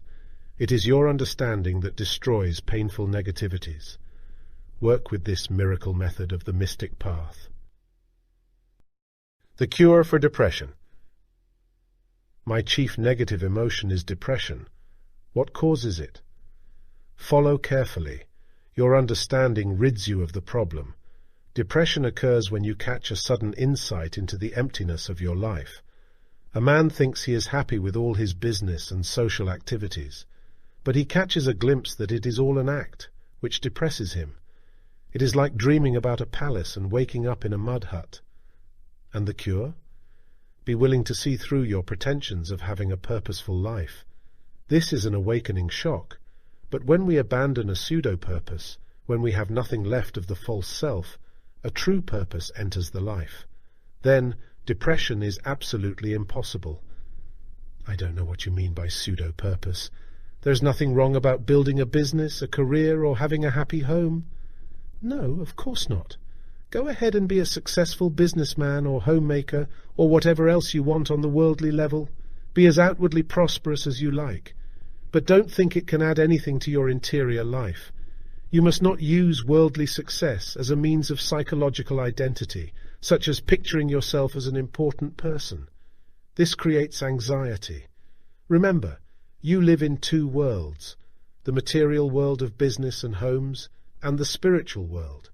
Keep each in its place.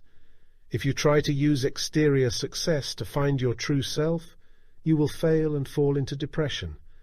You can't paint the outside of your house and expect the living room to look any different.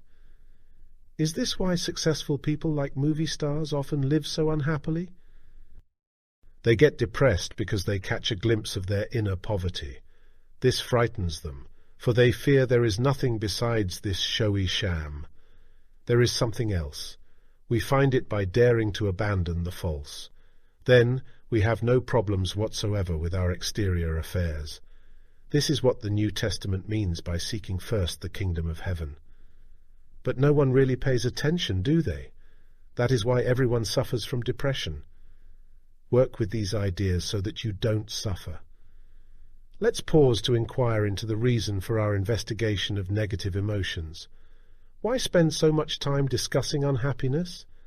The reason is, it finally awakens us to the very life we seek. We cannot become happy by altering our exterior affairs any more than we can improve our handwriting by getting a new pen. The understanding of unhappiness brings happiness. To see what is false is also to see what is true. We are exactly where we have chosen to be, but we belong where our original nature longs to be. Surprising facts about desire. The average man's day is characterized by strained efforts to fulfill inner desires through outer supplies. He is surprised and hurt when outer supplies are denied. He rarely suspects the base of the problem. He assumes that it lies in exterior availability when it really resides in his own desire. Mystical teachings about desire are frequently misunderstood. Those who read mystical literature are urged to be free of cravings. They react, "But my whole life centers around wanting things and going after them. What would I do without my desires?" Mysticism explains, no, do not try to extinguish all desires, but try to separate the healthy from unhealthy. How can you tell the difference? Watch them. Notice what they do to you. A false desire is painful, compulsive, nervous, angry. It keeps you running, but you don't know where. A false desire masquerades as real fruit, but it is artificial. It cannot satisfy hunger. Healthy desires, mysticism continues, are quite different. They also activate you, but you run in a straight line, not in a circle. It is healthy to wish for greater self-understanding. It is just fine to desire a better life. It is healthy to yearn for the way out of your haunted house. Freedom from compulsive desire is next door to heaven. How would you, the reader, feel right now if you were free from a certain craving? Do you see the magnificent possibilities? If people involved themselves only with necessary things, they would, with one stroke, cut away 90% of their emotional griefs. But they mistake wants for needs. Genuine wants, such as for food, rest, recreation, create no problem. Being normal needs, they are easily satisfied.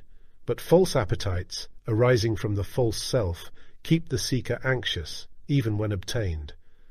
One way to see a worthless goal as worthless is to obtain it. The child soon feels that he really didn't want the bee. The identity of these needless cravings may surprise some people. You need not crave to be appreciated. It makes no difference whether you are popular or not. There is no need to lead the band.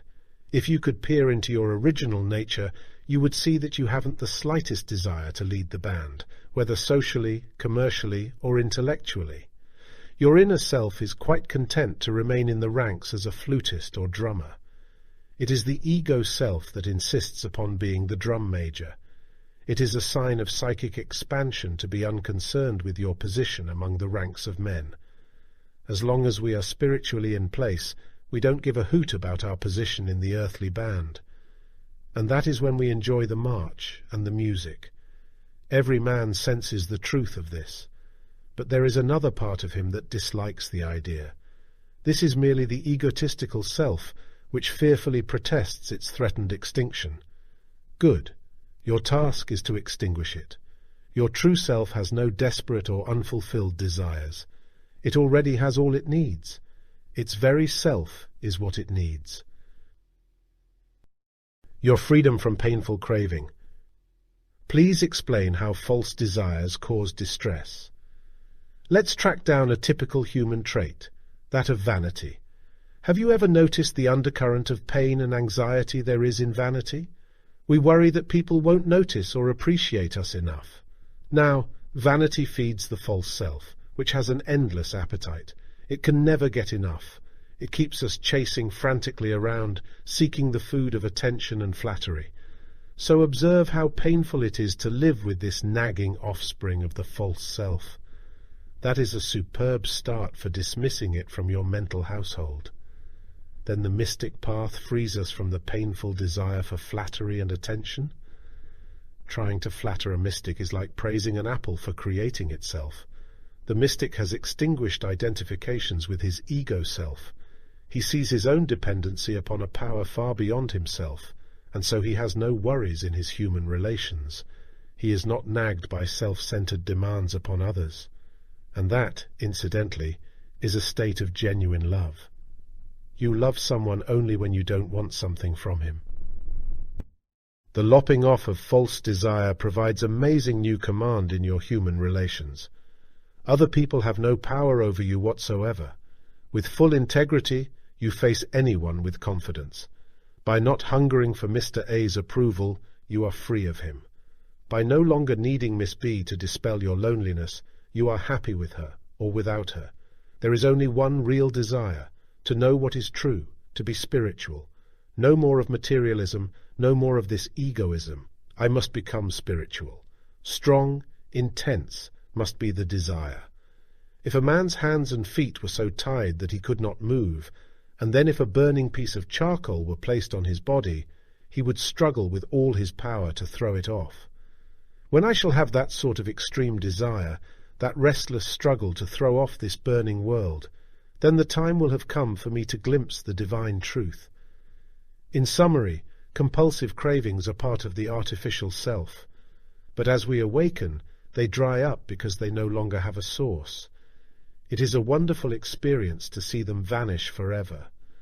We are then left with healthy desires, in which there is no pain, and which serve our genuine interests. The only answer to anger. A compassionate king wishes to help the poor citizens of his land. He was also a wise king. He refused to hand out unearned benefits, knowing how they corrupt human nature. So he set up bountiful stores of food and clothing at one end of a long, dark valley. All along the trail he placed straw men, each one more fierce-looking than the last. The citizens who dared to face and pass by the fierce figures received their share of the reward. That is what we must do.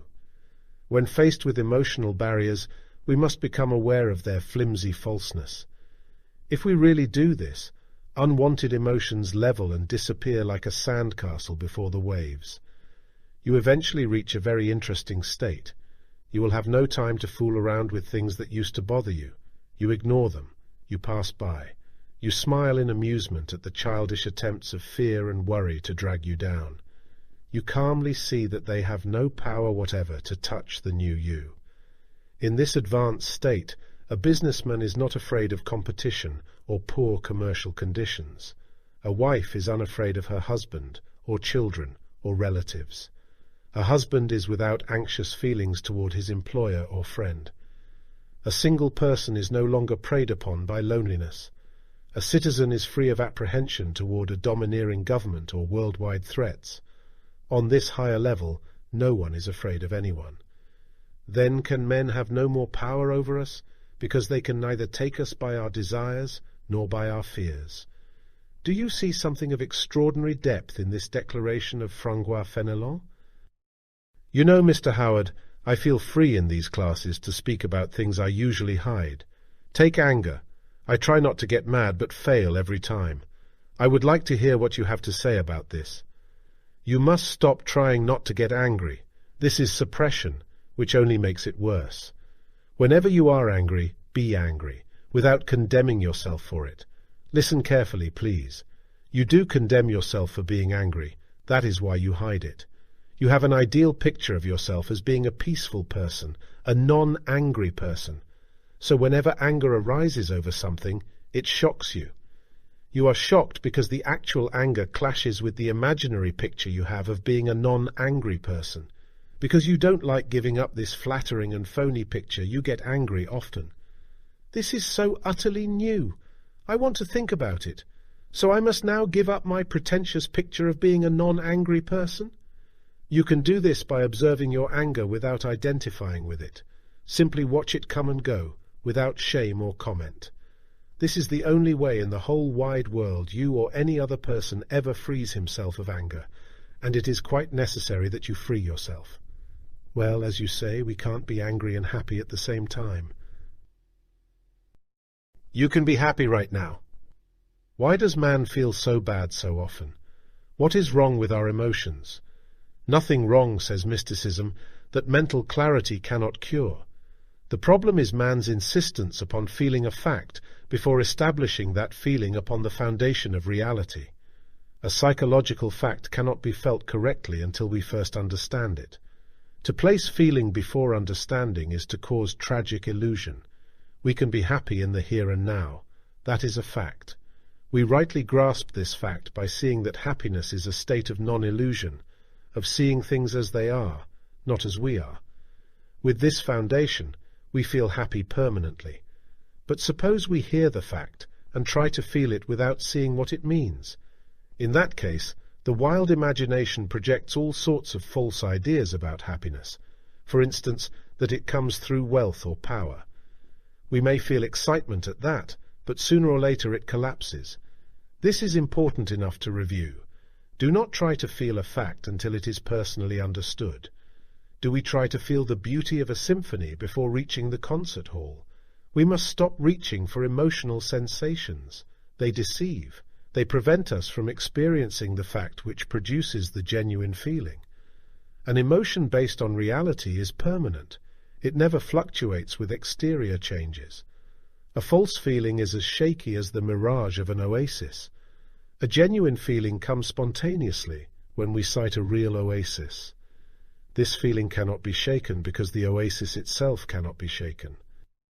A tale from the Arabian Nights tells of Jalanar, a beautiful slave girl. So impressed was the king of Persia by her loveliness that he took her into the royal palace as his queen. Although given every luxury by the king, she declined to speak to him. "Why?" he asked. "Do you not tell me your secrets? Who are you? Where do you come from? Why are you silent?" Jalanar finally told him, "I am a princess, the daughter of a sea king. I have remained silent in order to prove you. I now see that you are a kindly king who truly loves me." The truth is like that. Before giving us its joy, it tests our sincerity. When we are right, the right emotions come and never go away. The most beautiful and most profound emotion we can experience is the sensation of the mystical. Albert Einstein. Your field of diamonds. Remember this basic principle for happy feelings, which was set down at the start of the chapter. You feel good not because the world is right, but your world is right because you feel good. Let's see how this happens. The following illustration is from my previous book, Psychopictography, the new way to use the miracle power of your mind. Suppose you are not feeling well one day, yet you accompany some friends on a leisurely drive through the beautiful countryside. Someone calls your attention to a lovely lake, but because of your illness, you cannot give it your attention or interest. Someone else remarks about a magnificent mountain in the distance, but you hardly hear him. You pass one lovely scene after another, yet they have no meaning to you. Because your illness has taken all your energy, you have none to spare in enjoying yourself. It is the same to your mind as if these natural beauties didn't exist at all. In your present ill state, they have neither existence nor attraction. But the next day, you recover. You feel fine. There is no inward attention to anything. You are outward bound once more. So again you go on a drive. You visit the very same places. But now, everything is completely different. You enjoy the lovely lake and magnificent mountain. You respond to them. You enjoy yourself. How come? It was the very same scenery both times. But on the second trip, you were different. You saw everything in an entirely new way. You had the inner freedom to see and appreciate your outer world. Like magic, your changed mental viewpoint changed the world for you. In Chapter 7, we will discover absolute evidence that our pains and difficulties are caused by distorted thinking. We will also learn how to correct the thinking and thereby abolish the pain forever. Let me speak very personally with you, the reader, for a moment. If you continue working with all these ideas, absorb them as best you can, you will look back with deep gratitude for your persistence. How happy you will be that you kept walking. You will feel like a man turned loose in a field of diamonds. Remember, every individual who has found personal peace and happiness has been through everything you may now be experiencing. He or she knows the barriers and the frustrations you face along the way. He understands your concern over financial affairs. He knows how fervently you wish you had not made that impulsive error. He sees your secret sorrow. But this mystic man knows something far above all this. He knows it can come to an end. Vital aids to keep in mind. 1. Your world turns right when you feel right. 2. A clear understanding of negative emotions dismisses them. Work for their dismissal. 3. It is right and necessary to rebel constructively against tyrannical feelings within yourself. 4. There is not a single painful mood that you cannot separate from your life. 5. Use the techniques given for the release of depression. They work. 6. It is essential to gain awareness of the whole process of desire. 7. Your original nature, which can always be reclaimed, is totally free of painful cravings. 8. When we wake up to the facts of life, we are left with beneficial desires only. 9. Never condemn yourself for having negative emotions. Rather find freedom through self-knowledge. 10. It is a fact you can be happy in the here and now. Mystic Path to Cosmic Power by Vernon Howard. Chapter 5. Your Miraculous Source of Help. King Canute, the Danish ruler of England, was worshipped and flattered by his subjects. They thought he possessed supernatural powers which could keep them safe and happy. Being a wise monarch, Canute looked for a dramatic way to teach his subjects about the higher power. One day, while visiting the seashore at Southampton, he ordered a chair be brought to him. When the puzzled attendants obeyed, the king commanded, "Set the chair in the sand, in the path of the incoming tide." As they did so, Canute sat down in the chair and asked, "Now, do you think the tide will obey me if I command it to stop? We shall see." Canute commanded the tide to halt. It crept closer. He shouted the order once more. The tide advanced to splash around his ankles. The king continued his demands. The sea continued to splash against him with increasing force. Finally, an impudent wave broke over the entire royal party, causing everyone to retreat, dripping wet. "Now you see," King Canute merrily called out, "that the highest of human persuasion is as nothing when compared with natural laws. Do not seek to control universal truth, but ally yourself with it." Today, in Southampton, Great Britain, a bronze tablet reads, "On this spot, in the year 1032, King Canute rebuked his courtiers." King Canute may not have realized it, but he dramatized the very message of mysticism. Don't worship human beings. All human effort is egotistical and blundering. Don't hesitate to abandon so-called human power. Honestly now, what has it done for you? There is a higher power. You may not realize it as yet, but there is something far above and beyond the human intellect. Let's search it out together. How to contact higher power. In the deep comers of their minds, people secretly ask, "Really now, is there a higher power who can help me?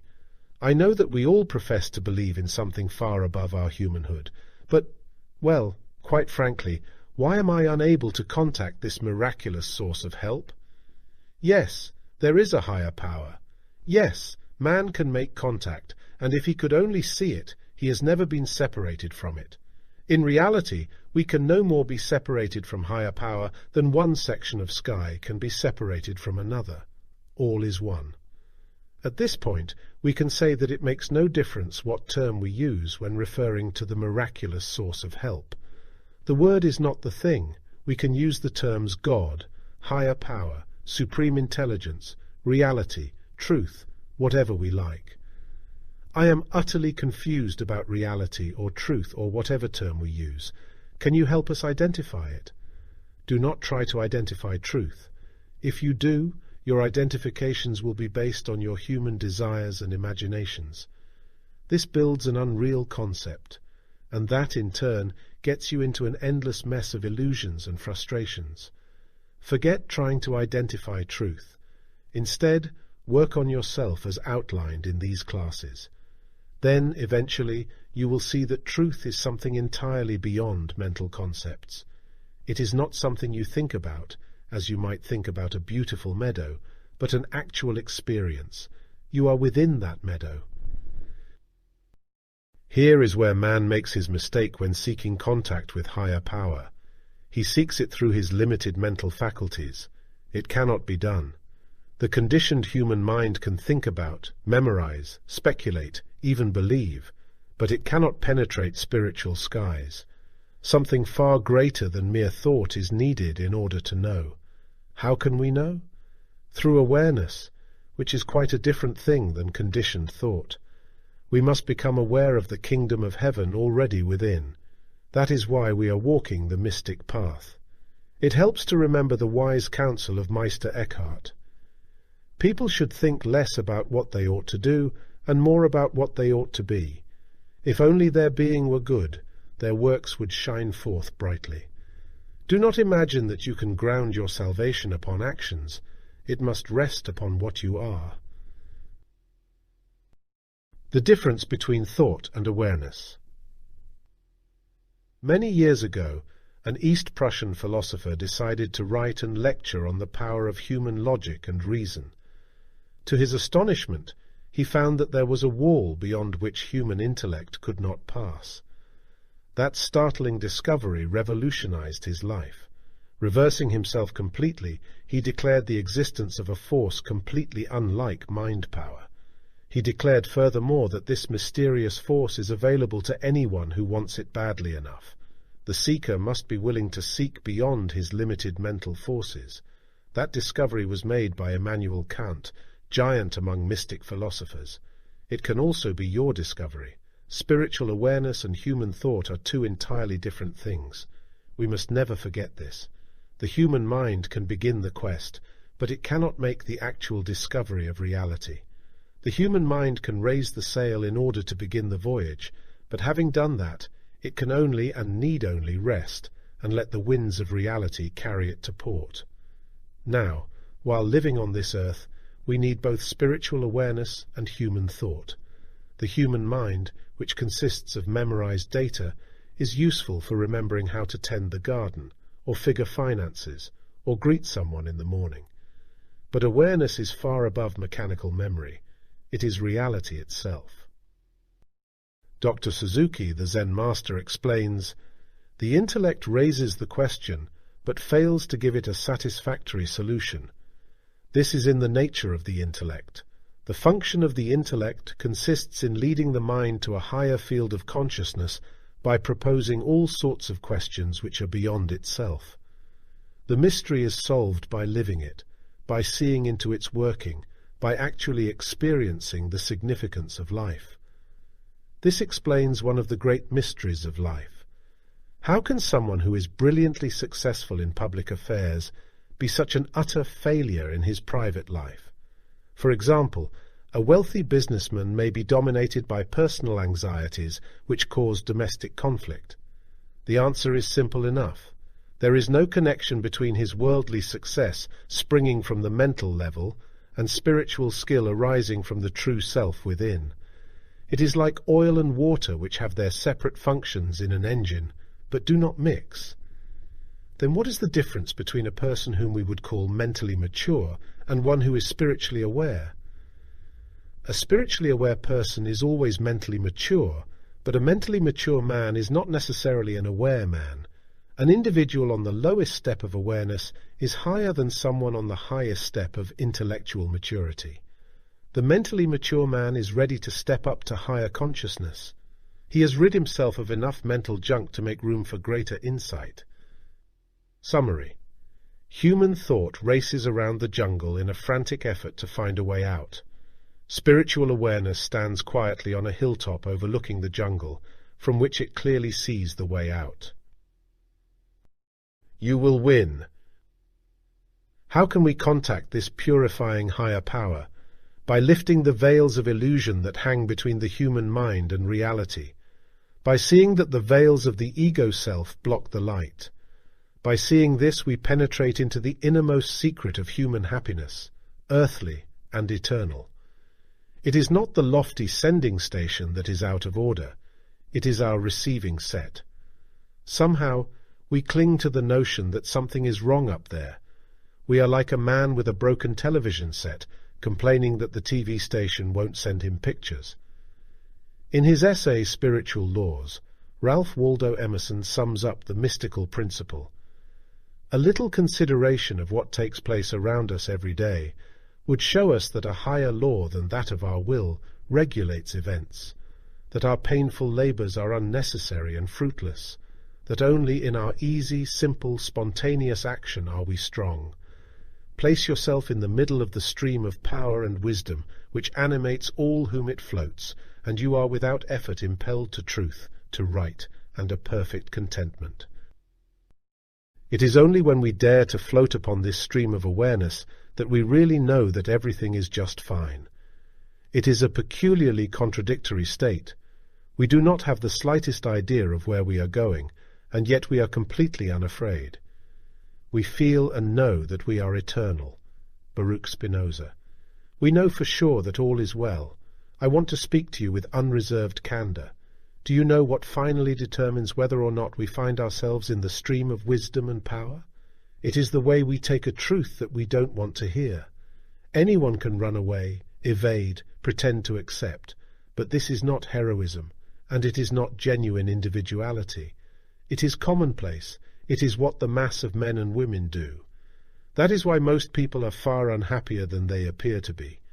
You see, all of us have degrees of resistance to the very truth that could save us. It is the very nature of the false self to resist and resent anything that threatens its tyranny. But if you are tired of paying the price, you can stop. You can be a genuine individual who refuses to run away from what appears to be a threat, but which is actually what you want more than anything else in life. Stand up for yourself. You will win. Little by little, you will win. You may be reluctant to start because you are not sure what it is all about. You don't know whether all this makes sense, but it makes the only sense there is. So start. Do not think that willingness to contact higher power must include the strength to do it. In fact, power comes only when we see our helplessness. We must see this unemotionally, simply as a fact, without shame or despair. This is what the New Testament means by losing our life in order to find it. Willingness does not mean strength. It means only a definite decision to change the direction of life. How to favor yourself. Success in life depends upon the headquarters from which we take orders. Picture a soldier on the battlefield between two military headquarters. To his left is the genuine headquarters, maintained by his own army. To his right is a counterfeit station, set up by the enemy to deceive him, to make him go wrong. His success depends upon his choice between the two. We always receive accurate guidance from our genuine headquarters within. It is never wrong. The instructions may appear confusing at times.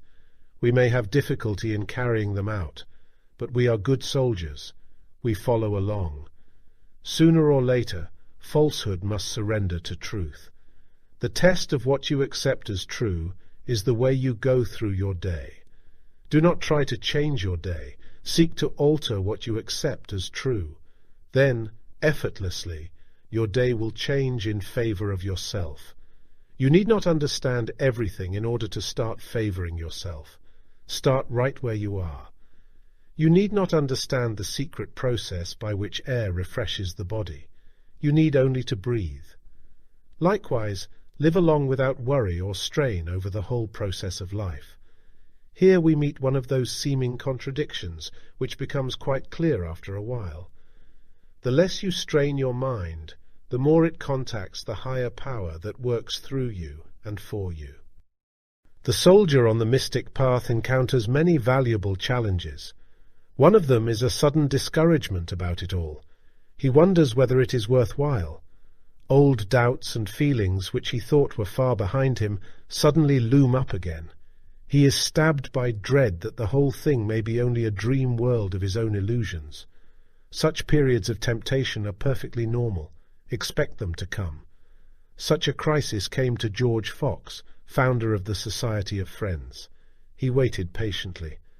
Suddenly, the dawn broke through with peaceful assurance. Another crisis is the uneasiness of self-condemnation. There is no one in the entire world who condemns you. You yourself are the only person who condemns you, and pointlessly. In reality, there is no condemnation whatever, but as long as you think there is, you ache. Not only that, but a man dwelling with the illusion of self-condemnation is compulsively driven to do things that increase the illusion. There is no man, nor God, nor past experience to condemn you. You are free, and you are free right now. Will you try to see this? Go all out to contact higher power. Do not take half measures. Do not hesitate to ask boldly for far more. Who asks a king for a penny? Abandon human effort. We remain weak as long as we cling to unhealthy attitudes. What if a man bought a prize-winner steer and fed it all sorts of delicacies that he assumed the steer would like, rather than what nature decrees? That steer would win no more prizes. Likewise, we must not set up stubborn assumptions about what we need. The test of a genuine need is so simple that millions miss it. Does it make me genuinely happy, or does it lead to even more despair? Unhealthy attitudes lurk behind all personal tragedies. What an incredible situation! I have known hundreds of people living their lives on the rocks of alcoholism, emotionally induced illness, sex frustrations. Do you know what they fear when I point out the need for dismissing their destructive attitudes? They fear that by giving them up, they will lose control of their lives. Receptivity to right ideas places us in the right position. If we want an elevator to carry us upward, we cannot stand in the street. We must stand upon the surface capable of uplifting us. We must stand with a mind courageously willing to abandon lower levels. By standing on the platform of reality, it lifts us all by itself. We should be very glad we get tired of working so hard at living. The abandonment of useless human effort is just the thing we need for contacting higher power. By abandonment, I mean setting aside ego-directed drives, such as planning, contriving, desiring, hoping, yearning, speculating, demanding, straining, claiming, influencing, dominating. All these interfere with the natural flow of the inner life. We contact the higher power only as we loosen our attachments to them, and then at some magic moment we change from driven men to carried men. No one should ever feel bad if self-observation reveals that he or she is presently on a lower level. On the contrary, we should be glad, for only this discovery makes upliftment possible. It is the foolish person who imagines he has nothing to learn. Also remember, the mystic path has no moral judgments. There are no such things as good and bad, superior or inferior.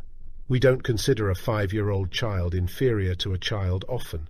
We simply realize that everyone is on a different level of insight and awareness.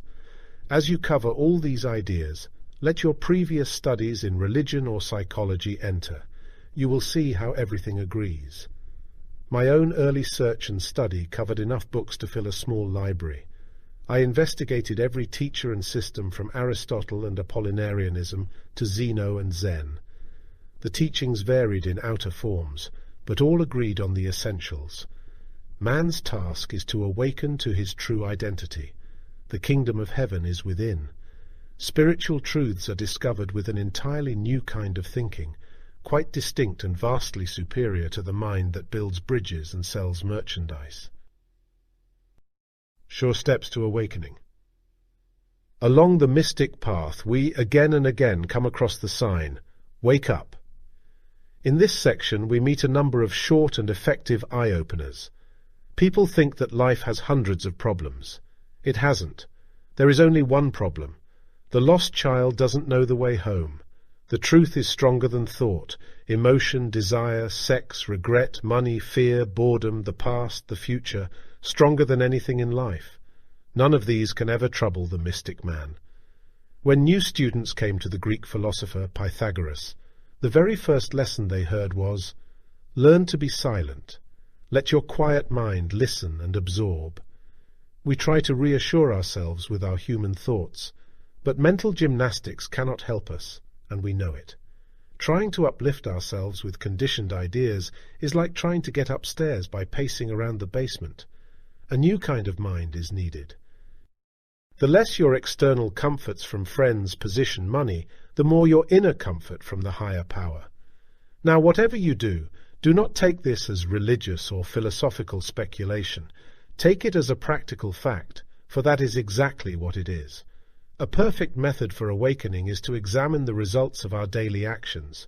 If they are harmful, we know we need more consciousness. The reason truth affects a man so powerfully is because he already knows it deep within. All emotional feeling toward truth is a response, a recognition. We may accept it or reject it, but we see it. We cannot be free of nagging desires through suppression. That is like trying to keep a rubber boat beneath the water. But we can remove compulsive desires altogether by understanding their nature. Whenever you work in harmony with a mystic principle, you ally yourself with a force 10,000 times greater than you know. Awakening starts when we actually see our hypnosis. We must suspect that we are entirely different people than we thought we were. You can be guided accurately by an inner voice, but your first task is to separate it from all the counterfeits, and someday you will see that this inner sense of guidance was right all along. Since distress is caused and felt by the artificial self, ask, if I extinguish this false self, who is left to get distressed? There is no one left. The mystic path has the simplest morality possible. Whatever helps us to awaken is right. Whatever keeps us hypnotized is wrong. 15 ways to gain new strength. Fresh energy flows from you into every daily project when you 1. See the attractiveness of the higher life. 2. Don't accept unhappiness as necessary. 3. Increase your self-awareness. 4. Abandon self-defeating attitudes. 5. Insist upon strict self-honesty. 6. Try to understand your desires. 7. Make simple and persistent efforts. 8. Refuse to sacrifice your integrity to anyone. 9. No longer take excitement as happiness. 10. Stop wasting energy in negative emotions. 11. Make self change your aim in life. 12. Don't identify with anything. 13. Listen carefully to mystical principles. 14. Make self-discovery your daily hobby. 15. Want the truth more than anything else.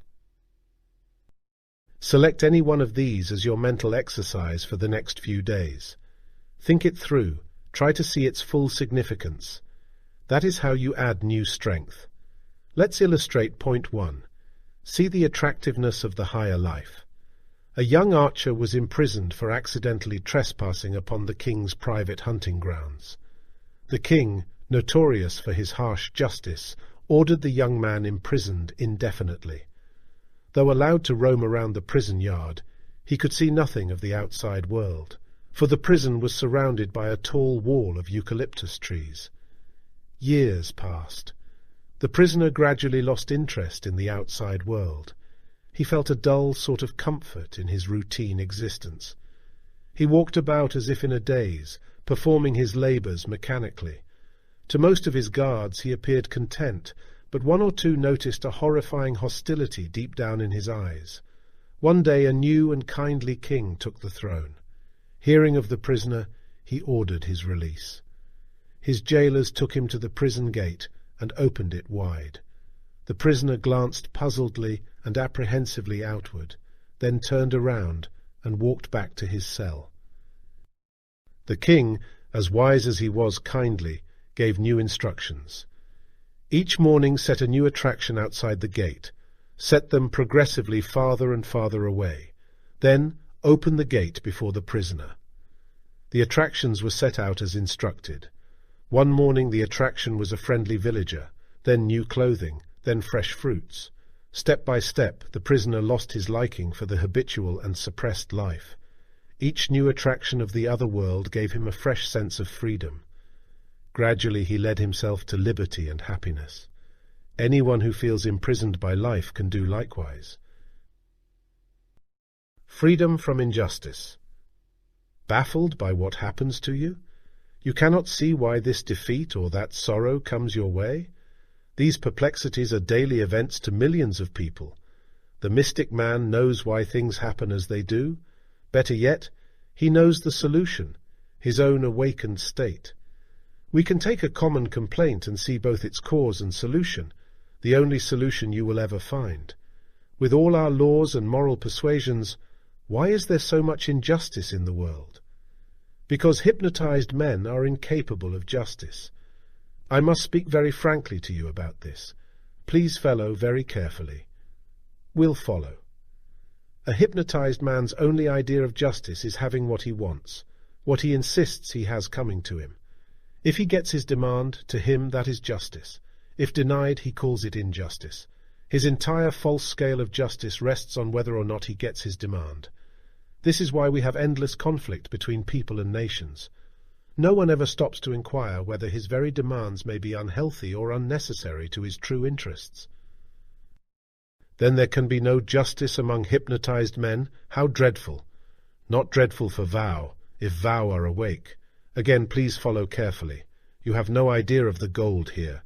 When you are awake, human injustice cannot possibly hurt you. No matter what happens, you are at peace.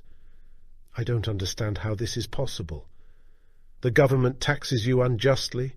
You are not your money. You cannot lose yourself. Your spouse betrays you. You have not abandoned your true individuality to him or her, so you retain your inner quietness. If only I could believe that. Don't try. Persist along the mystic path. You will have the personal experience of all this. You can live among every sort of human injustice, and it will be as nothing to you. I am not speaking religiously or idealistically. I am giving you a fact. Yes, I sense that you know what you are talking about. It is just that I am not awake enough to comprehend. Let the habitual human self fade away. Seek to contact the higher power. You'll be amazed at how feelings of injustice fade away as far as you are concerned. Nobody and nothing can touch you. How can a runaway car hurt someone soaring high in an airplane? Overcoming barriers to higher power. What prevents our contact with the force above human mind power? It is essential to know and to end it. Simply stated, it is negativity, all forms of negativity. Like a block of wood prevents two magnets from drawing together, so does negativity block us from our good. Recall this mystic principle. We must become aware of a negativity before it can be destroyed. It is absolutely impossible to break free from a harmful state as long as we are not conscious of its existence. It is highly heroic to suspect that we might have unseen negativities. Shocks and crises reveal them. A person meeting business failure, ill health, disgrace, or rejection has a wonderful opportunity to observe negative reactions. How amazing! The very shock we dislike so intensely is trying to tell us something of extraordinary value. The false self, the cause of all our troubles, is self-destructive. Having shocked us, we can use the shock to destroy the false self. This is what the wise mystic does. One reason we cling to negative states is that they give us a strange sort of pleasure. For instance, a person rejecting a helpful truth can pretend that he is a strong and independent thinker who needs nothing from anyone. We must ask whether we are willing to give up such unhealthy feelings in order to find healthy pleasure in psychic maturity. Remember, it is taking a positive action to remove the negative. Is it good or bad to remove weeds from a garden? We have been fooled long enough. We must make up our minds on that point. You have paid enough. It is time to quit. Quit thinking that you must halt before the barrier of inner negativity. You need not.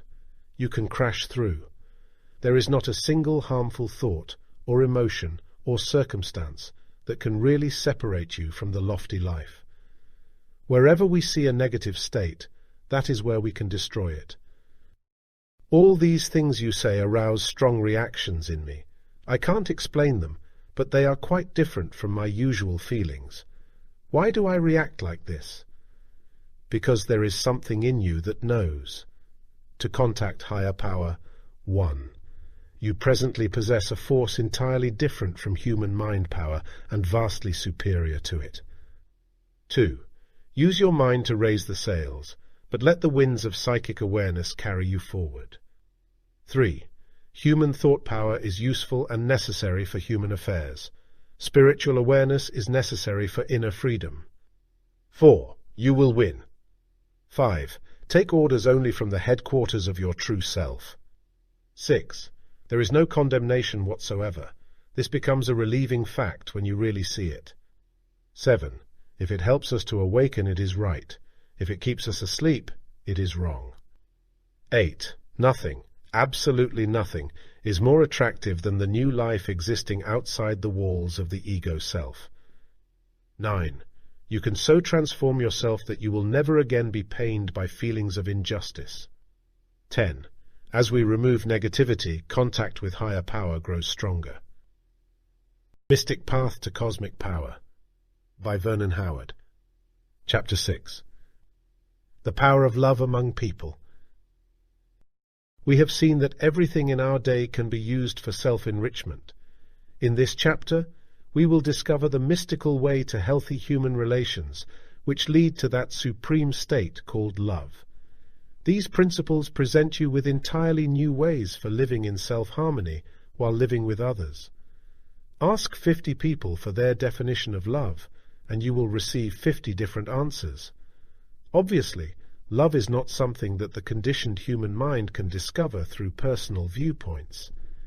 Human reasoning can have opinions and attitudes about love, but only a spiritually attuned mind can know.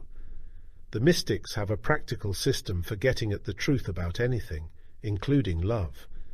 It can be termed the not this and not that method. By systematically discarding everything that love is not, we finally arrive at what it is, just as gold is left after clearing the pebbles. Love is not dependency, idolization, sentimentality, craving, or physical attraction. Human relationships based on these attributes are strained, ready to break apart at any moment. Genuine love does not start with an emotion. It begins with a state of consciousness, of clear awareness, of a deep understanding of both the self and the other person. Then, the emotions arising from this are legitimate, natural fruit. Tenderness and affection are among them. When an emotion comes first, it is not genuine love, only a counterfeit, which is really craving or passion, or a wish to flee from an unwanted self into the other person. Mystical love cannot be based on desire or craving. People sometimes say, "I have a painful craving for a certain person of the opposite sex whom I cannot have. How can I relieve my mind of this torture?" Try to see that the craving is not based on actual qualities of the other person, but rather in your idealistic imagination of him. He represents something you need, perhaps strength, or security, or affection. But this ideal is merely a need in you, which you mistakenly assume is a reality in him. Try to see this. As you succeed, you will be astonished at how differently you see this so-called ideal person. He or she has not changed. You have.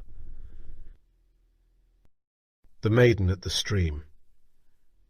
A remarkable feature of mystical love is that it is both deeply personal, yet unattached. To unknowing people, it often appears cold and blunt, but beneath the surface, it is warm, caring, responsive. It is the nature of authentic love to ignore the external impressions it makes on others, favorable or unfavorable. It does not care what people think. It does what its very compassionate nature impels it to do. Exterior show belongs to pseudo-love, motivated by self-glory in hope of attracting public praise. The story is told of two disciples of mysticism who were returning one afternoon to their monastery. They came to a bridgeless stream where a pretty maiden sought to cross. When the first disciple announced his intention of carrying her across, his shocked companion objected, "No, we are sworn to purity. It violates our vows to even touch a woman." Ignoring the objection, the first disciple boldly picked the woman up, waded across the stream, set her down, and went on his way. For the next several miles, he was indignantly accused of conduct unbecoming a disciple. Finally, the first man turned to his companion and remarked, "Look, I left that woman back at the stream. You are still carrying her." Love is like that. It does what it sees to do and lets it go at that. Perfect kindness acts without thinking of kindness. Lao Tzu. Love is a state of psychic understanding. Lack of love is lack of comprehension. What must we understand? Take fear. The New Testament states that perfect love casts out fear. Fear arises in human relations whenever we want something from someone and worry that we won't get it. The mystic man has no fear because he has no demands upon others. He lives bountifully from his kingdom of heaven within. A love relationship is impossible when based on demand, subtle or obvious. Such pseudo-love is merely a bargain. You be nice to me and I'll be nice to you, but if you cease to please me, I'll go away. The mystic life has none of that.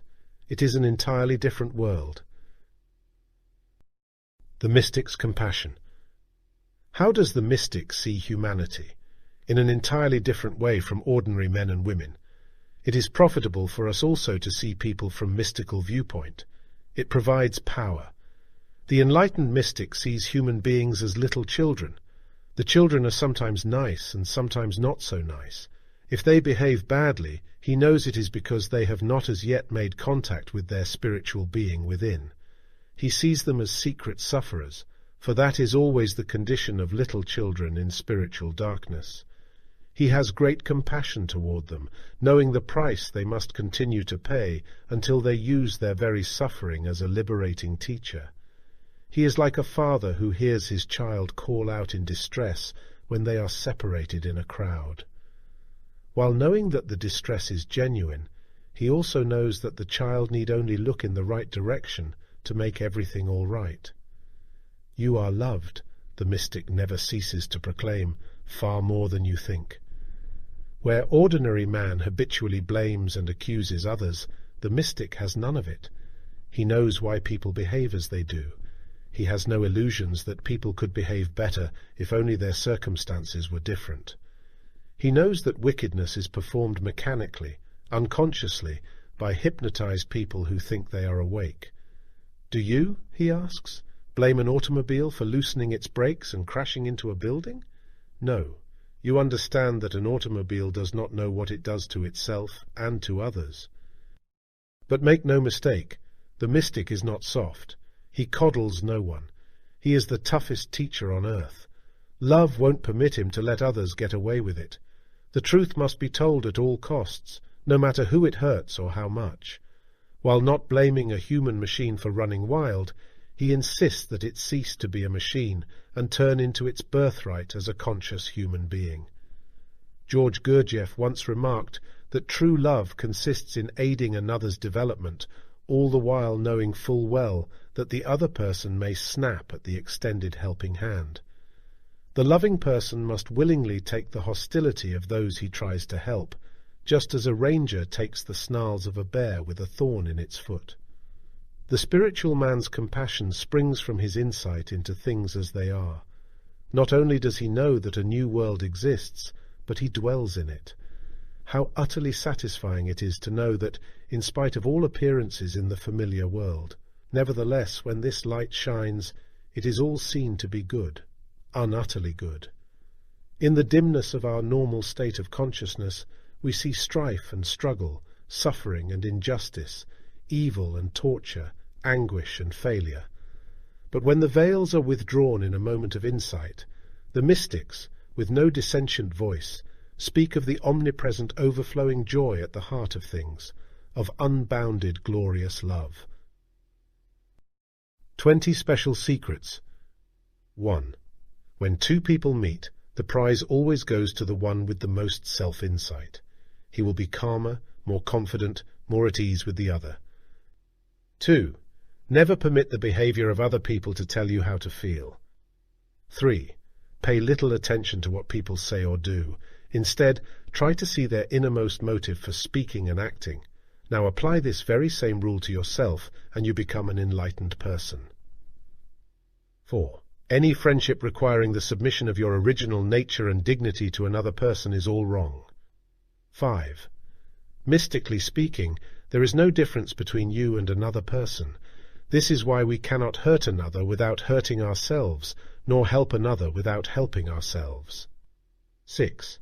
When we are free of all unnecessary desires toward other people, we can never be deceived or hurt. 7. You take a giant step towards psychological maturity when you refuse to angrily defend yourself against unjust slander. For one thing, resistance disturbs your own peace of mind. 8. You understand others to the exact degree that you really understand yourself. Work for more self-knowledge. 9. Do not be afraid to fully experience everything that happens to you in your human relations, especially the pains and disappointments. Do this, and everything becomes clear at last. 10. The individual who really knows what it means to love has no anxiety when his love is unseen or rejected. 11. If you painfully lose a valuable friend, do not rush out at once for a replacement. Such action prevents you from examining your heartache and breaking free of it. 12. Do not be afraid to be a nobody in the social world. This is a deeper and richer truth than appears on the surface. 13. Every unpleasant experience with another person is an opportunity to see people as they are, not as we mistakenly idealize them. The more unpleasant the other person is, the more he can teach you. 14. You can be so wonderfully free from a sense of injury and injustice that you are surprised when you hear others complain of them. 15. We cannot recognize a virtue in another person that we do not possess in ourselves. It takes a truly loving and patient person to recognize those virtues in another. 16. Do not mistake desire for love. Desire leaves home in a frantic search for one gratification after another. Love is at home with itself. 17. There are parts of you that want the loving life and parts that do not.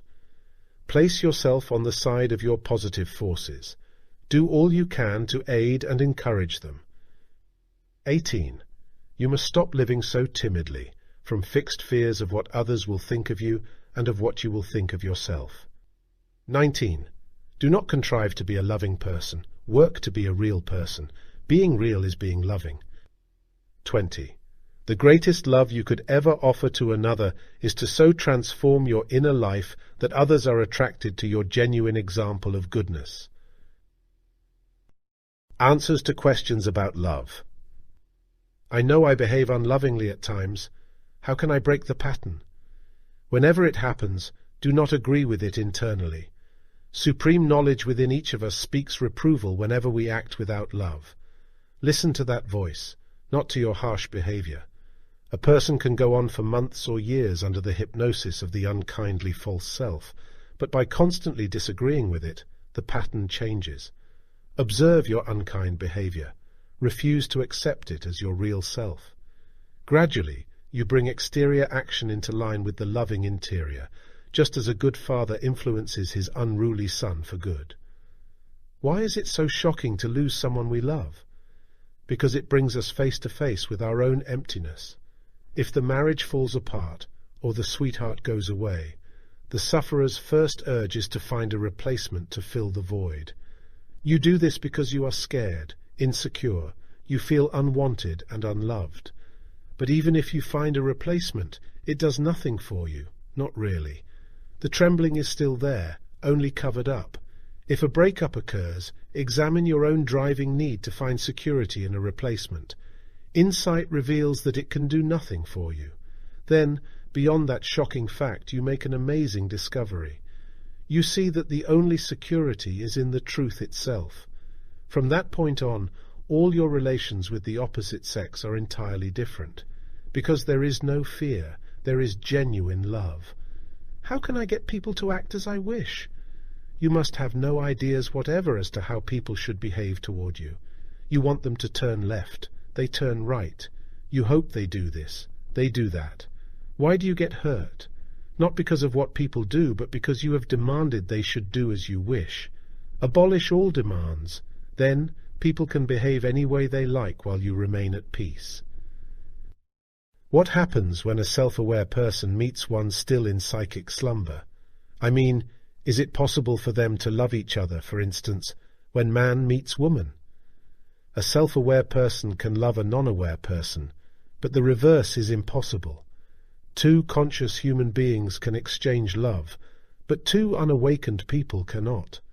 How can they exchange a love they don't have? Love comes with awakening. Hypnotized people can only give what they call love, for example, mutual flattery. Their relationship is based on desire, not love. This is easily observed.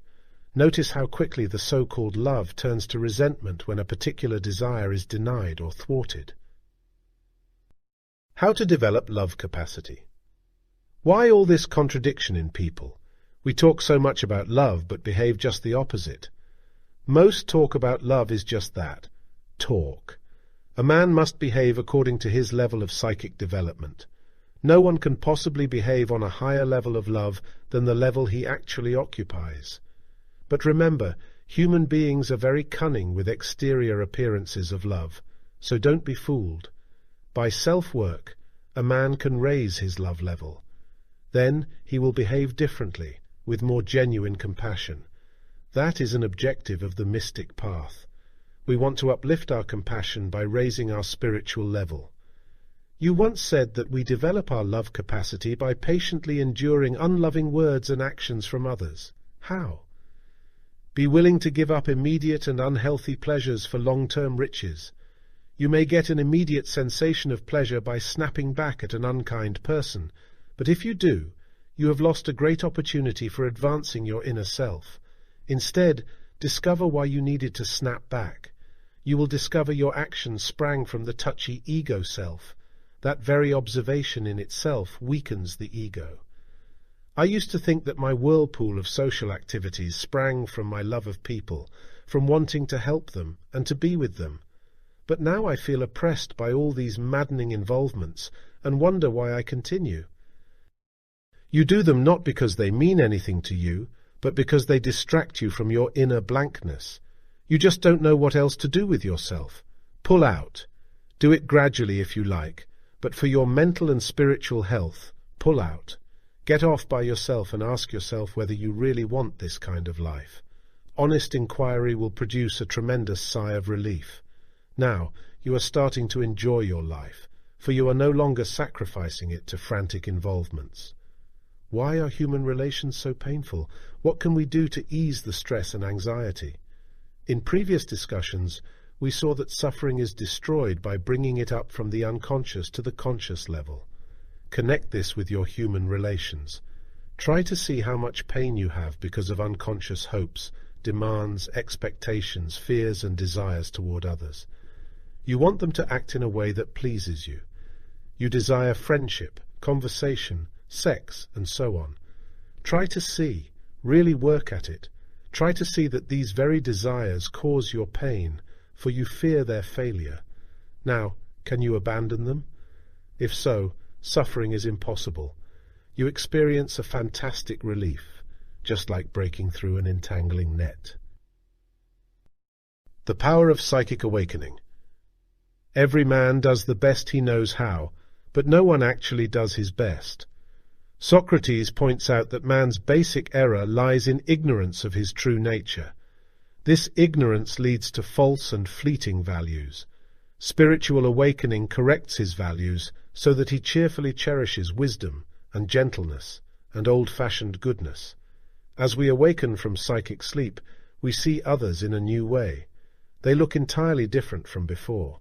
We may think that they have changed, when really it is ourselves who have altered. This introduces many rich benefits. For one thing, we can clearly distinguish between people on a higher level of understanding and those on a lower level. This is the same as seeing that people occupy different levels of love, for understanding is love. This insight leads us to seek out those on the higher level, for they are the ones with whom we now have more in common. There is no sense of superiority in leaving former friends. We just realize that we must go upward. With them or without them, we must go on. Another healthy benefit derived is that of no longer fearing resentment or disapproval or accusation from others. You clearly see that their negative attacks belong to them.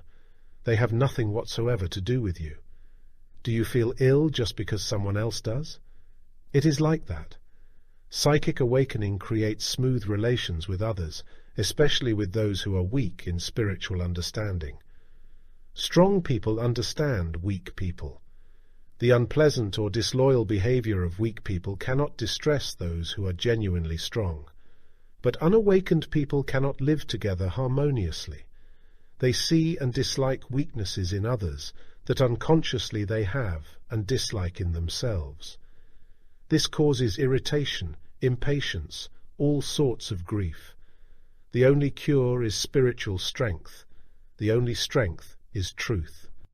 Sooner or later, along the mystic path, we make an enlightening discovery. We see that we cannot behave unlovingly toward others without paying the price in psychic disturbance. Does anyone do wrong? It is to himself that he does the wrong. Marcus Aurelius. At one time we may have thought this was a moralistic platitude just fine to teach children, but not applicable to a harsh world. Now we know it to be an unbreakable law of life. We see that unkind behavior is like burning down our homes in order to strike back at unpleasant guests. But at the same time, we also see the positive side of the law. We cannot love another without doing good to ourselves. The above ideas are typical of those explored in Mystic Path study groups, including those here in Los Angeles. Details for organizing and conducting a study group are found in Chapter 15, but here we can review its purpose. The dominating purpose of a Mystic Path study group is to understand and to pass on this resounding message. In all the wide world, there is only one place where we can truly get away from it all. That place is the psychic vacation land within ourselves. How to handle difficulties with people. From the mystical viewpoint, there is no such thing as difficulties with other people. The only difficulty is within ourselves. We need only to clear our own psychological confusions. Then That inner clarity enables us to handle anything coming from the outside. On the human level, we may find others to be troublesome and disloyal, but if our essential self dwells on the spiritual level, we cannot be injured. Like this: I suppose I'm too sensitive, but how can I prevent people from hurting my feelings? No one on earth can hurt you, unless you accept the hurt in your own mind. What if you are offered a sour apple, but refuse to take it? To whom does the sourness belong? As the false sense of self falls away, so does your acceptance of the sour apples of criticism and unkindness from others. The problem is not other people, it is your reaction. Let's see how increased insight changes our attitudes and thereby lessens our difficulties with others. Our awakened awareness reveals that nobody is really as happy as we previously thought. We see through the masks that people wear. We see how hard they work to convince themselves and others that all is well. It's all an act, and how clearly we realize it. Their nervous social and business pursuits and their empty amusements no longer fool us. We know they wake up the next morning with dread of the day. We understand all this because we have first seen through our own pretenses. They are repeating the very same wearisome stage performance that used to keep us so tired. This completely alters our viewpoints and relations. We are no longer critical or envious. Our previous envy sprang from the illusion that others had more out of life than we, but now we know better. We see them as secret sufferers, just as we used to be. Seeing this, we can no longer think or act harshly toward them. Henry Wadsworth Longfellow once remarked that if we could see the concealed sorrows of others, we would be very tender toward them. We forgive them as we forgave ourselves. Our new gentleness toward ourselves can now extend itself freely to others. And now we understand something for the first time, something previously blocked by pride and vanity. Love is not of the human self, but of the supreme within us. This makes us smile for a dozen reasons. One, being that we need no longer work at love.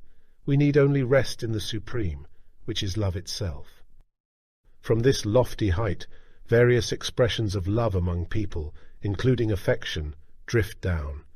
A world of weary people yearns for affection. What a sadly needed form of love is affection, whether it be a cheery word, or an understanding nod, or a touch of the hand. Rich people would gladly give up their treasures for this precious jewel. Those with power and prestige would exchange everything for someone with whom they could experience the affectionate way of life. Exchange of affection between two people, perhaps man and woman, is possible only when both possess the capacity. It cannot be one-sided. A person capable of giving genuine affection will also be able to receive it, for they are two parts of the single ability, just as a wave advances and recedes. Affection grows naturally as we awaken to our true nature. An esoteric revelation about love. Lasting love infills the individual living from his true self. The true self is love. It is impossible for people living from their authentic identities to quarrel or hurt each other. They do not and cannot see another person as a rival or as a threat. The other person is not a separate identity to be feared. Therefore, only quiet understanding passes back and forth between them. There is no impulsive behavior or thoughtless mistakes. Love is infallible. It has no errors, for all errors are the want of love. William Law. We may see each other as being individual in physical appearance and as being different in human personality, but we do not see others as being different in spiritual identity. We are one. Just as the moon reflects the same light in several ponds, so are we the individual reflections of the single supreme. Any effort of the false self toward love is unnatural in appearance and tragic in consequence. Lebanese poet and mystic Khalil Gibran once declared that men and women lose the spirit of love because of their own wrong concepts about it. Love is not what the conditioned human mind wants it to be, but always what it really is. A false desire for love to be this or that is like adding paint to a river in order to give color to a waterfall. Love must be left alone by the mind. It must be permitted to be exactly what it is. Love, when left alone, glows in all its natural beauty. Problems relating to love will never again cause distress once you grasp this esoteric secret. Love does not arise from the conditioned human mind. Thinking about love is not the same as knowing love. The mind must break through its social conditioning and enter an awareness of reality, which is love. Then we rest from concern over all things, including the need to have someone to love and someone to love us. Referring to Christ's teaching to take no thought for tomorrow, Dr. Paul Brunton explains, he meant that we should cease worrying, cease being anxious, let go of all disturbing thoughts, and resign all problems to the overself, to the higher power. By logical, rational thinking, you may find a human solution, but by ceasing to think, by taking no thought and relinquishing your problem, the higher power is then given an opportunity to deal with it. To take no thought means to still the mind, to sit and enter into real meditation. Thereby the overself is given a chance to come and take thought on your behalf for you. We must be like Jason, who was promised the golden fleece if he would perform certain heroic tasks. In spite of all his suspense and uncertainty, he boldly accepted the challenge. One by one, he achieved the seemingly impossible, aided by the magic skill of the Princess Medea. So can we accept the challenges of the mystic path, regardless of our deep doubts and confusions. And so can we, aided by the magical higher power, turn impossibilities into living victories. Truths in this chapter about the power of love.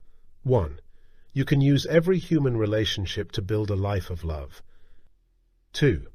We discern love's authentic nature by first seeing what it is not. 3. Love is a state of psychic understanding, of elevated awareness. 4. You are loved far more than you think. 5. To be considerate of others without their knowledge is love in action. 6. To be real is to be loving. 7. Our love capacity develops spontaneously as we sincerely walk the mystic path. 8. Self-understanding leads to other understanding, which leads to compassion and gentleness. 9. Love is not of the conditioned mind, but of the supreme. 10. When we are fully loving, we have no cares whatsoever. The Mystic Path to Cosmic Power, by Vernon Howard. Chapter 7. How to Stop Heartache and Suffering. If we want to end a disturbing condition in our business affairs, we study that condition. If we wish to correct a mistake in directions while travelling on vacation, we study a map. That is exactly what we must do with heartache and suffering.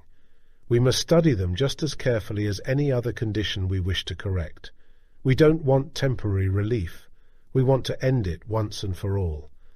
Mere relief is like taking aspirin every day for a headache. Why not destroy the very cause of the headache once and for all, so that daily relief is unnecessary? It can be done. Start with this. Whenever you suffer from anything whatsoever, remember that it could have been avoided. Simply remember that had you understood the mystic path more fully, you would not have felt that pain.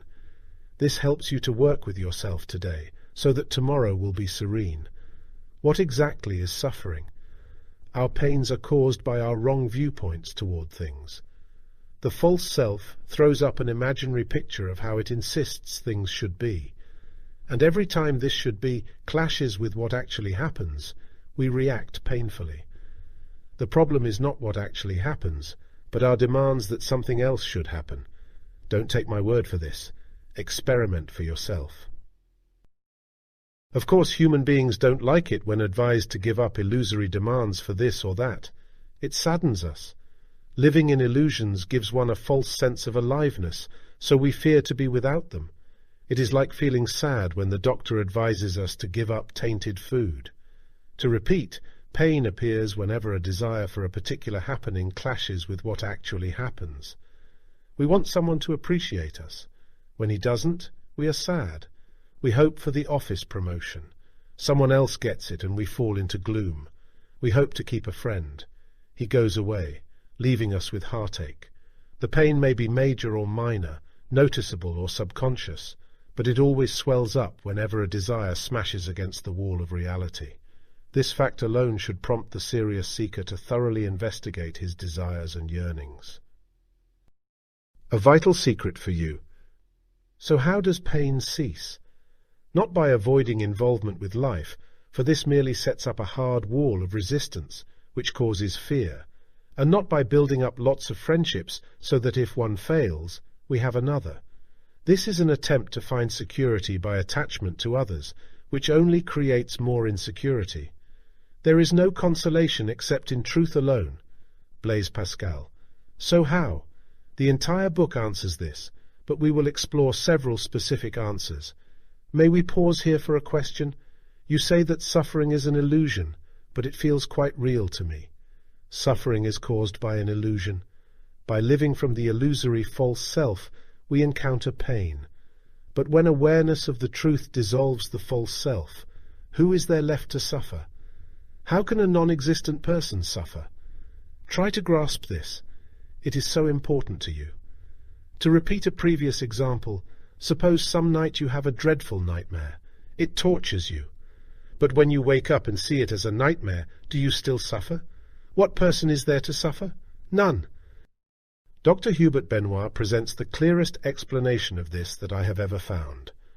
Anguish is then an illusion since its causes are illusory. Besides this theoretical demonstration, we can obtain a practical demonstration of it. We can prove directly, intuitively, the illusory character of anguish. If in fact at a moment at which I suffer, I shift my attention from my thinking to my feeling, if, leaving aside all my mental images, I apply myself to perceiving in myself the famous moral suffering in order to savour it and to find out at last what it is, I do not succeed. Of suffering itself, I do not find a scrap. The more I pay attention to the act of feeling, withdrawing thereby my attention from my imaginative film, the less I feel. And I prove then the unreality of anguish. Say, for example, the mind runs an imaginative film about some foolishness in our past. That stream of thought causes painful guilt and shame. So we suffer anguish. But the feeling is false, because it is based on mere thought about something that is not now happening, and which has nothing to do with us right now. But by permitting the imaginative film, we also permit the illusion that it is happening now, which causes pain.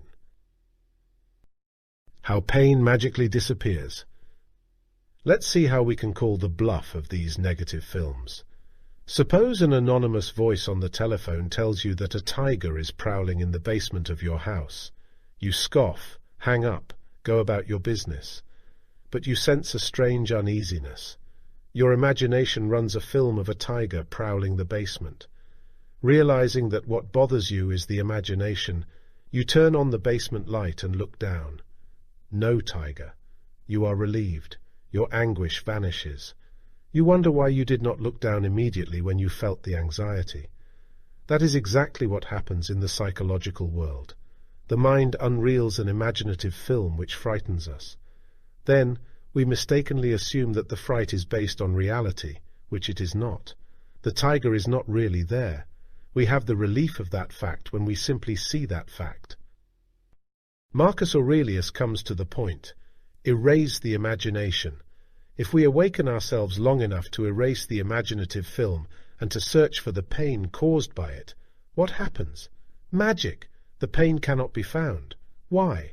Just as the awakening sun dissolves fog, so does our conscious awareness of pain make it disappear. Try it. Keep trying. It makes magic. A collie and a wolf found themselves travelling together along the coast. Coming to a bay, they decided to save time by paddling across on a log. "By the way," the wolf boastfully declared as they paddled along, "I'm considered an authority on the science of the sea. Suppose we pass time by discussing the tides and currents." "Sorry," replied the collie, "but when it comes to the sea, I know only one thing." "Well then," the wolf spoke up, "I am also famous around the forest for my sea-going philosophies. Suppose we meditate together upon the ocean's beauty and grandeur." "I am afraid," the collie told his companion, "that regarding the ocean I know only one thing." At that moment a sudden wave washed both travellers into the water. The wolf splashed helplessly about, calling for help. The collie skillfully towed him back to shore. "Too bad," the collie explained to the gasping wolf, "that we couldn't discuss science and philosophy out there, but when it comes to the ocean, I know only one thing: how to swim." There we have the very heart of the mystic path. Never mind discussions or philosophies or fancy phrases. When it comes to heartache or any other problem in life, we need do just one thing: learn how to swim. Don't make this mistake. See how all this connects with the basic technique of impartial self-observation. Witness the passage of mental and emotional grief. Watch it pass through you. Do not resist what you see. Do not identify with it. That is, do not take the painful feeling as being part of the essential you. You are someone entirely different. Separate the pain from the person you call I.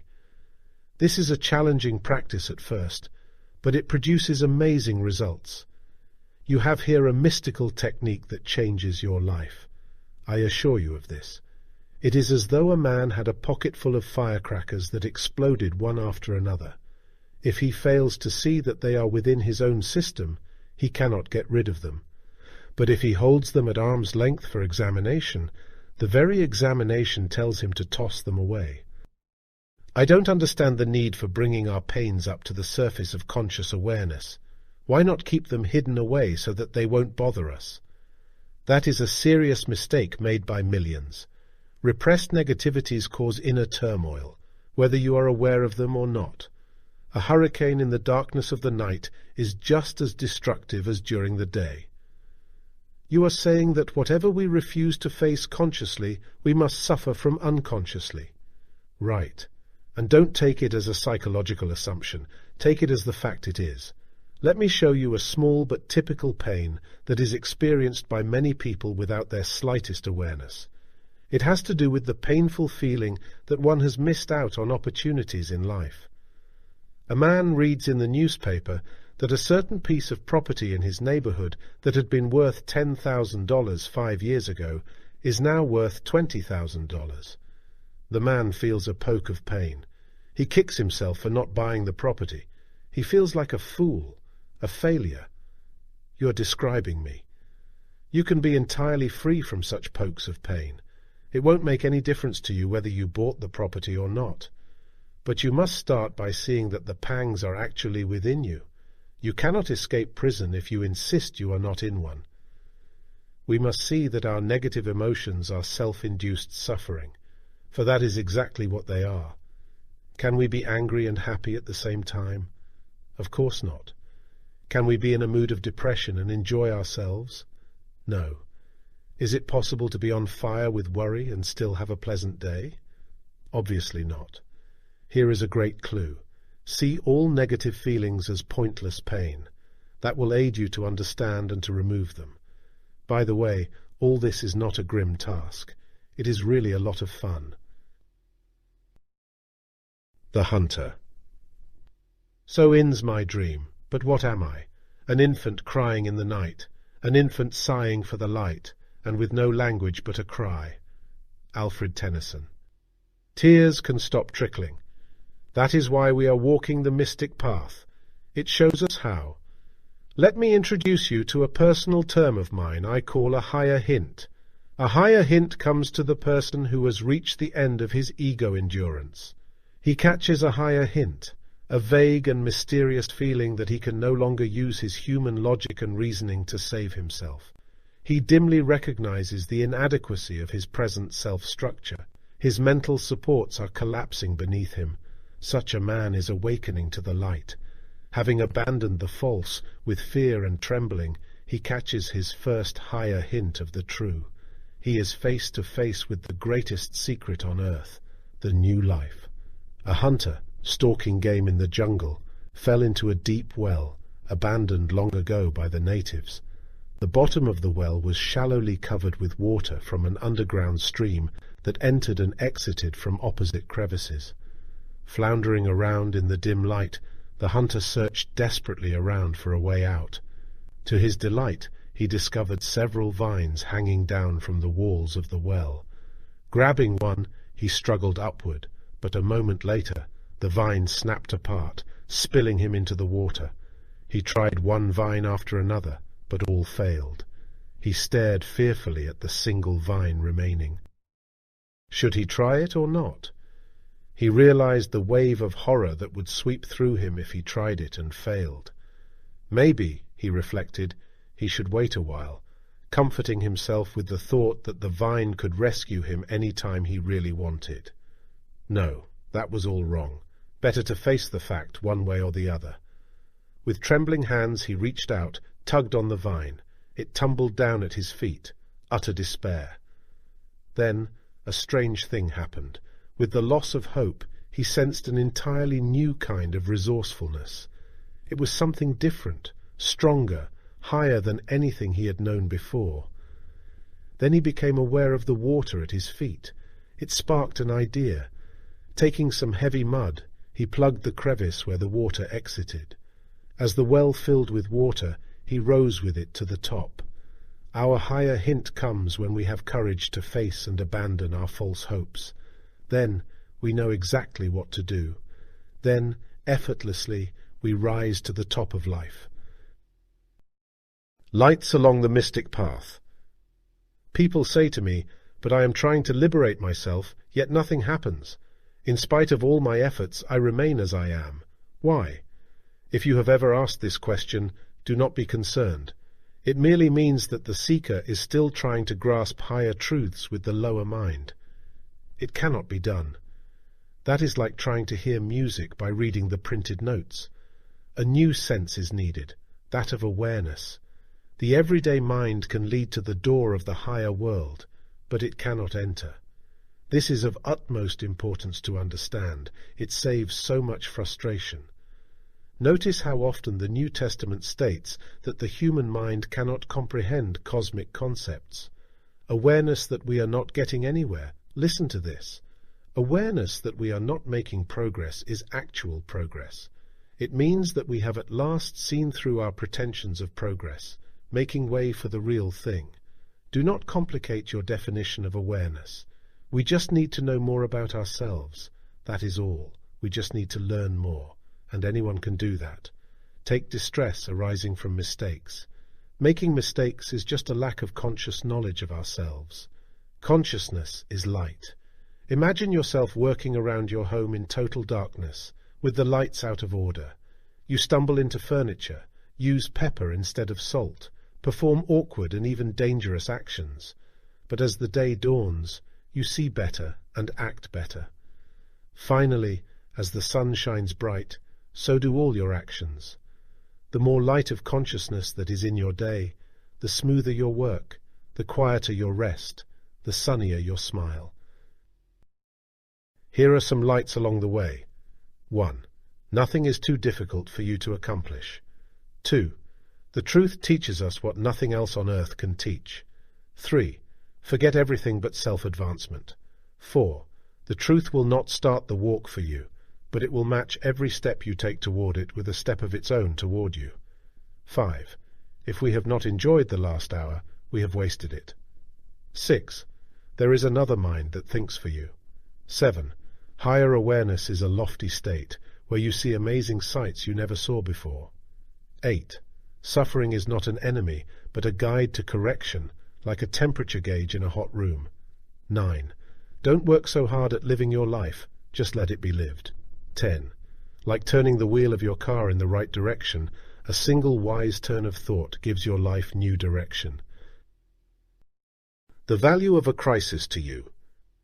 Advancement to higher understanding is always preceded by a crisis of some kind. The greater the crisis, the greater the opportunity for self-uplifting. Let's take an example. Suppose a man pretends that he really likes and enjoys other people. He acts out his pseudo-fondness by performing various acts of kindness that are commonly accepted as stemming from a kindly individual. But this man is on the mystic path. This requires a strictly self-honest observation of how he really feels toward others. He shockingly finds that he really doesn't like other people at all. He is envious, competitive, resentful. He now sees that his exterior acts of kindness were only stage performances for public display. His real motive was to impress people, to persuade them to like him. Also, he behaved kindly in order to persuade himself that he was kindly. He faces a severe crisis. Why? Because now he has his choice of honestly facing his self-deception, or of covering it up with rationalizations or excuses, or by simply refusing to look at it. If courageous, if wanting the truth above all, he will enter the crisis. That is, he will observe, as painful as it is for the time, his actual motives, which are far different from what he pretended them to be. At this point, a miracle occurs. Having brought his pretense up from the subconscious to the conscious level, as shocking as it is, he crashes through. Awareness of his pretense destroys it, and away fall all the weariness and guilt that goes with pretense. Because the man no longer identifies with the stage performer, because he sees that the actor is not his true self, he separates from it. Then he is forever free, just as an actor playing the dreadful Mr. Hyde separates from the role to become the real and compassionate Dr. Jekyll. Don't think all this is complicated. It is really very simple. A crisis of pain or suffering should be valued. Not that such things should be self-induced, but when they come, they must be seen as opportunities. Suffering, when properly used, is the very ending of suffering. Use anguish to eliminate its own cause. I don't understand. You say that awareness of anxiety dissolves it. I know how anxious I am, and still it persists. Feeling anxiety is not the same as awareness of it. When you merely feel anxious, you are identified with it. You are so close you can't see it. If you close your eyes and feel a round object with your fingers, you may worry that it is a bomb. Open your eyes and you see it is a harmless ball. Likewise, as we awaken to see things as they really are, our pains disappear. Krishnamurti explains correct awareness. Awareness is observation without condemnation. Awareness brings understanding because there is no condemnation or identification, but silent observation. If I want to understand something, I must observe. I must not criticize. I must not condemn. I must not pursue it as pleasure or avoid it as a non-pleasure. There must merely be the silent observation of a fact. There is no end in view but awareness of everything as it arises. Suffering has no power over you. Let's clarify our discoveries. We can either suffer from our suffering, or we can use it to end suffering. To abolish anguish, we must understand its nature. What is suffering? It is a face-to-face encounter with something that the false self doesn't want to face. It is resistance against the truth, against reality. We resist the very truth that could liberate us because we don't recognize it, because we are still under the delusion that falsehood is all there is. Suffering is nothing more than an attempt by nature to help us face illusions we don't even suspect we harbor. Scientist Louis Agassiz points out, nature brings us back to absolute truth whenever we wander. If we learn the lesson, we lose both the illusion and the pain it causes. If we resist, misery remains. If our pains are caused by wrong ideas, why do we fight so fiercely whenever a mystic tries to separate us from them? Because there is a temporary and frightening gap between the old and the new. You resist leaving prison because you fear that the other world may be even worse. People fight inner liberty because their prison-conditioned minds project anxious imaginations of what the new world is like. But it is not at all like prison. You must have courage to leave the pseudo-security of your prison thinking. Then you experience the happy new. Suffering of itself teaches us nothing, any more than boarding a ship takes us anywhere. We must use it correctly. We must endure it long enough to call its bluff. We must not run away to refuge in self-pity or to high-sounding rationalizations. Such retreats only increase the illusion that suffering has us on the run. In spiritual battle we defeat the enemy, not through flight but through standing still long enough to see that we have mistakenly attributed power to the enemy. Suffering has no power over anyone. Just perceive this. Perceive it and you win every time. whether the assault comes as loneliness, frustration, despair, whatever. Do not think of suffering as something hateful or something to escape. To do this is to miss the meaning entirely. Learn to use suffering wisely. For what purpose? To dissolve the very suffering. As a practical illustration, suppose our distress is caused by a cruel remark from someone. Now, the distress arises because the remark fell on the false self, whose very nature is touchy, sensitive, indignant. But as this artificial self fades away through psychological insight, what entity is left to suffer? If 1,000 people throw black paint against the air, it remains clear and undisturbed. What a mystic knows. You say we must react rightly to suffering. What is a wrong reaction? When you resist it, hate it, fight it, try to escape it with some frantic exterior activity. Why are those reactions wrong? Because they prevent you from understanding the whole process, and that is why you suffer over and over again. If your car breaks down, do you walk away and pretend there's nothing wrong, or do you work at understanding the mechanical failure in order to repair it? Why not face the inner breakdown and correct it? Unsolved pain gradually increases. In what way? Take a person who gets angry frequently. He justifies his painful anger by saying that people are rude or inconsiderate to him. Therefore, he has a right to his anger. He fails to see that anger is a self-punishing feature of the ego self, which can, if he chooses, be dissolved. So, by not handling his anger correctly, he creates other negativities that go with it, like guilt and tiredness. That is true. I see that much. When a man reaches a certain level of insight, he takes an entirely different view of his unhappiness. He no longer resists or resents it. He understands its value. He sees that a shock or crisis is a message telling him that in some way he is living out of harmony with his original nature. Therefore, although shocked, he studies what happened.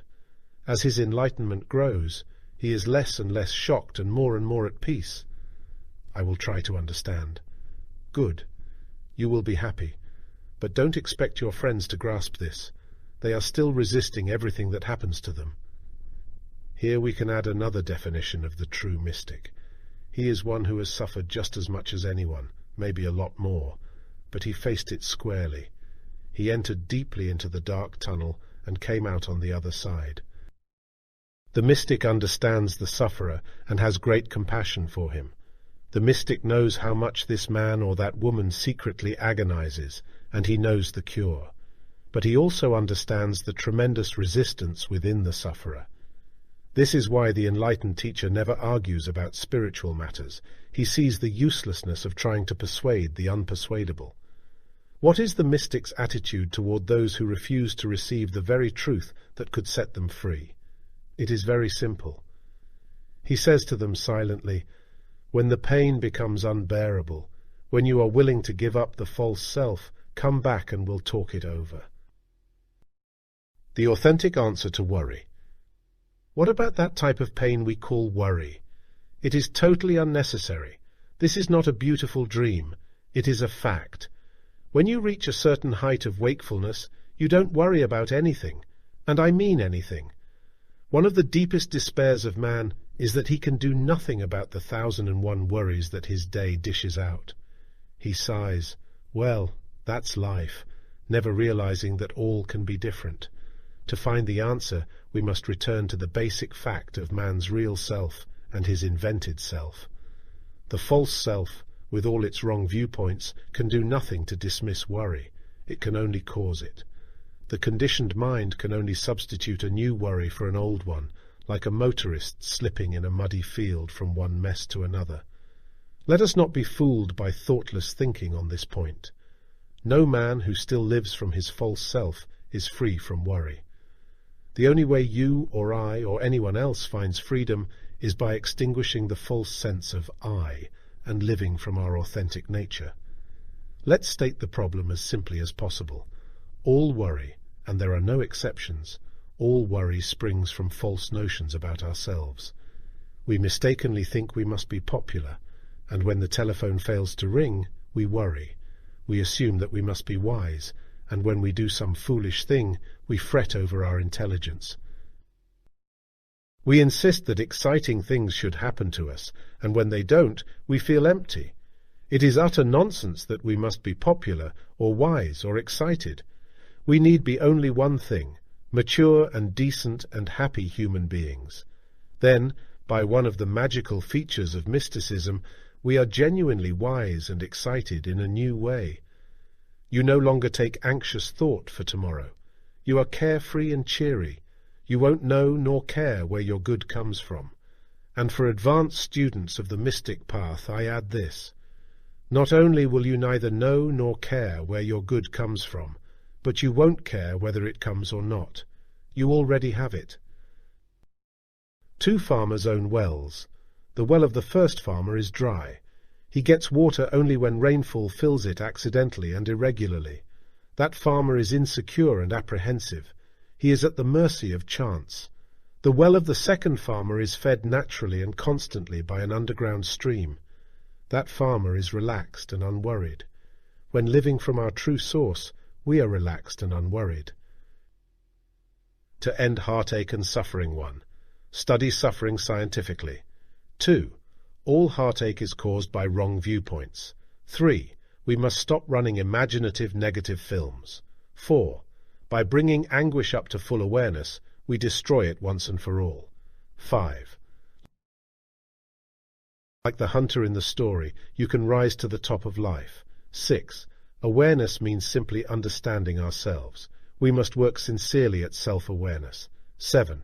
Review the supplied lights along the mystic path. 8. Every crisis of pain can be used to make future pain impossible. 9. Do not resist any kind of anguish or heartache. If we resist, we miss the very lesson it teaches. 10. Worry is non-existent to the advanced traveler along the Mystic Path to Cosmic Power, by Vernon Howard. Chapter 8. Mystical Mysteries That Change Your Life. Author and mystic P.D. Uspensky wrote an interesting novel called The Strange Life of Ivan Osokin. Ivan, a young man who finds life intolerable, visits a wise magician to complain, "If only I could go back through the years and start again. If only I could do things differently." The magician assures him that it would not make the slightest difference. He would repeat the very same mistakes. In disbelief, Ivan asks to be sent back for a test. Agreeing, the magician sends Ivan back 12 years. Ivan goes through the very same dismal experiences. Everything tragic that happened before happens again.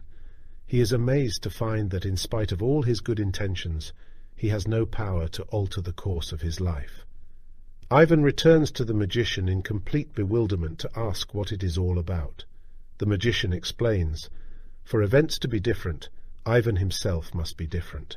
His very inward nature must be transformed, made new. A new nature which calls for persistent self-work will set new causes into motion for him. Then everything will be different. The mystic path leads to total transformation of our reactions toward life. How amazing it really is. Everything is seen in a different light. What we previously thought vital becomes trivial. What we used to ignore, we now treasure. We see that riotous social conditions need not mean disturbance within us. We clearly realize that freedom's inner kingdom cannot be touched by exterior attacks. We delightedly perceive that we can truly choose to change from victim to victor. We can stop running so frantically through our day, for we understand that we really did not want to race so breathlessly. We merely did not know what else to do. But now we know. We have caught that first magnificent glimpse of a higher world. We also sense the secret of continued progress. We need only refuse to accept our present vision of this new world as the limit of the world. A life-changing technique. In our everyday affairs, we clearly see the need for placing things in their right order. We know the foundation of a home must come before the roof. We realize we must trim the vegetables before cooking them. The very same principle of the right order of things must prevail in our psychic life if we are to avoid confusion and achieve success. This single idea, faithfully understood and applied, could mark the turning point of your life. A man wants to be happy. Fine. he can be happy. But if he places happiness as his first order of business, he will not find it. He will find temporary thrills or distractions, but not abiding contentment. He must proceed in the right order. Happiness follows a sincere effort at self-discovery. We cannot possibly be happy if we are strangers to ourselves. Self-understanding is the door to quietude. Let's see how it goes in other areas. Change yourself rather than working to change others. Place the inner man in control of the outer. Abandon the false before seeking the true. Be loving and you will be loved. Attend to the reason why you felt hurt, not to those who hurt you. Set inner integrity before good works. Place thinking before speaking. Be a real person, then a social person. Understand yourself, then try to know others. Set self-awareness before self-gratification. Destroy negative attitudes, not negative conditions. Place small efforts before great determinations. Maybe you face an unexpected and disturbing crisis. What is the right order to meet this crisis? Do not attack it directly. That only makes it worse. Rather, immediately connect it with everything you know about the mystic path. Suppose you feel that your life is shallow, spinning in pointless circles. What does the mystic path say? Well, it says you feel this way only because you have not as yet returned to your original nature. Also, it tells you to seek more self-knowledge. It gently points out that such despair is totally unnecessary, and so on. All this leads to the answer, but it will be entirely different from what you now imagine. Remember your purpose in working with the principles of the mystic path. You want a change of being. Do not practice merely to have something to do. Your goal is a new self. Please discuss the right order of things in connection with our physical appetites. We overeat. We're obsessed with sex. Physical appetites in themselves are normal. You are enslaved when you place your gratification of them before your understanding of them. We are slaves to whatever we don't understand. Food and sex are powerful stimulants. Stimulation is a craving of the false self. People fear that by losing these cravings, they will be left with nothing to live for. In truth, they will have something for which to live for the first time. The supreme right order was clearly presented hundreds of years ago. Seek first the kingdom of heaven and all else will be added to you. How to be loving. We live in a universe governed by spiritual and psychological principles. We have nothing to do but understand and ally ourselves with them. This was the entire foundation of the philosophy of Baruch Spinoza, a Dutch mystic. We start by realizing that our deeper self already knows and understands. Like a powerful underground spring seeking to burst above ground, so do life principles seek to break through our hardened attitudes. As we permit the breakthrough, things that have puzzled us for years clear up. We see why everything happened to us the way it did. Take the principles governing love between man and woman. The ability to give love and to receive it are equal. A man can offer a woman genuine love, but unless she is on the same level of love, she can neither receive nor reciprocate. We cannot receive anything above our own level any more than we can stand on the ground and reach a peach at treetop. There is no point whatever in an unloving man searching around for a woman to love him. He will meet endless frustration. In the first place, he would not recognize a genuinely loving woman if he met one. Secondly, a loving woman would wisely see that she and the man had nothing in common. A love relationship between two people of widely separated psychic levels is impossible. There is no attraction between them. Like attracts like. Love can only be attracted by and returned by love. Another principle to bear in mind is that the false self has no real existence.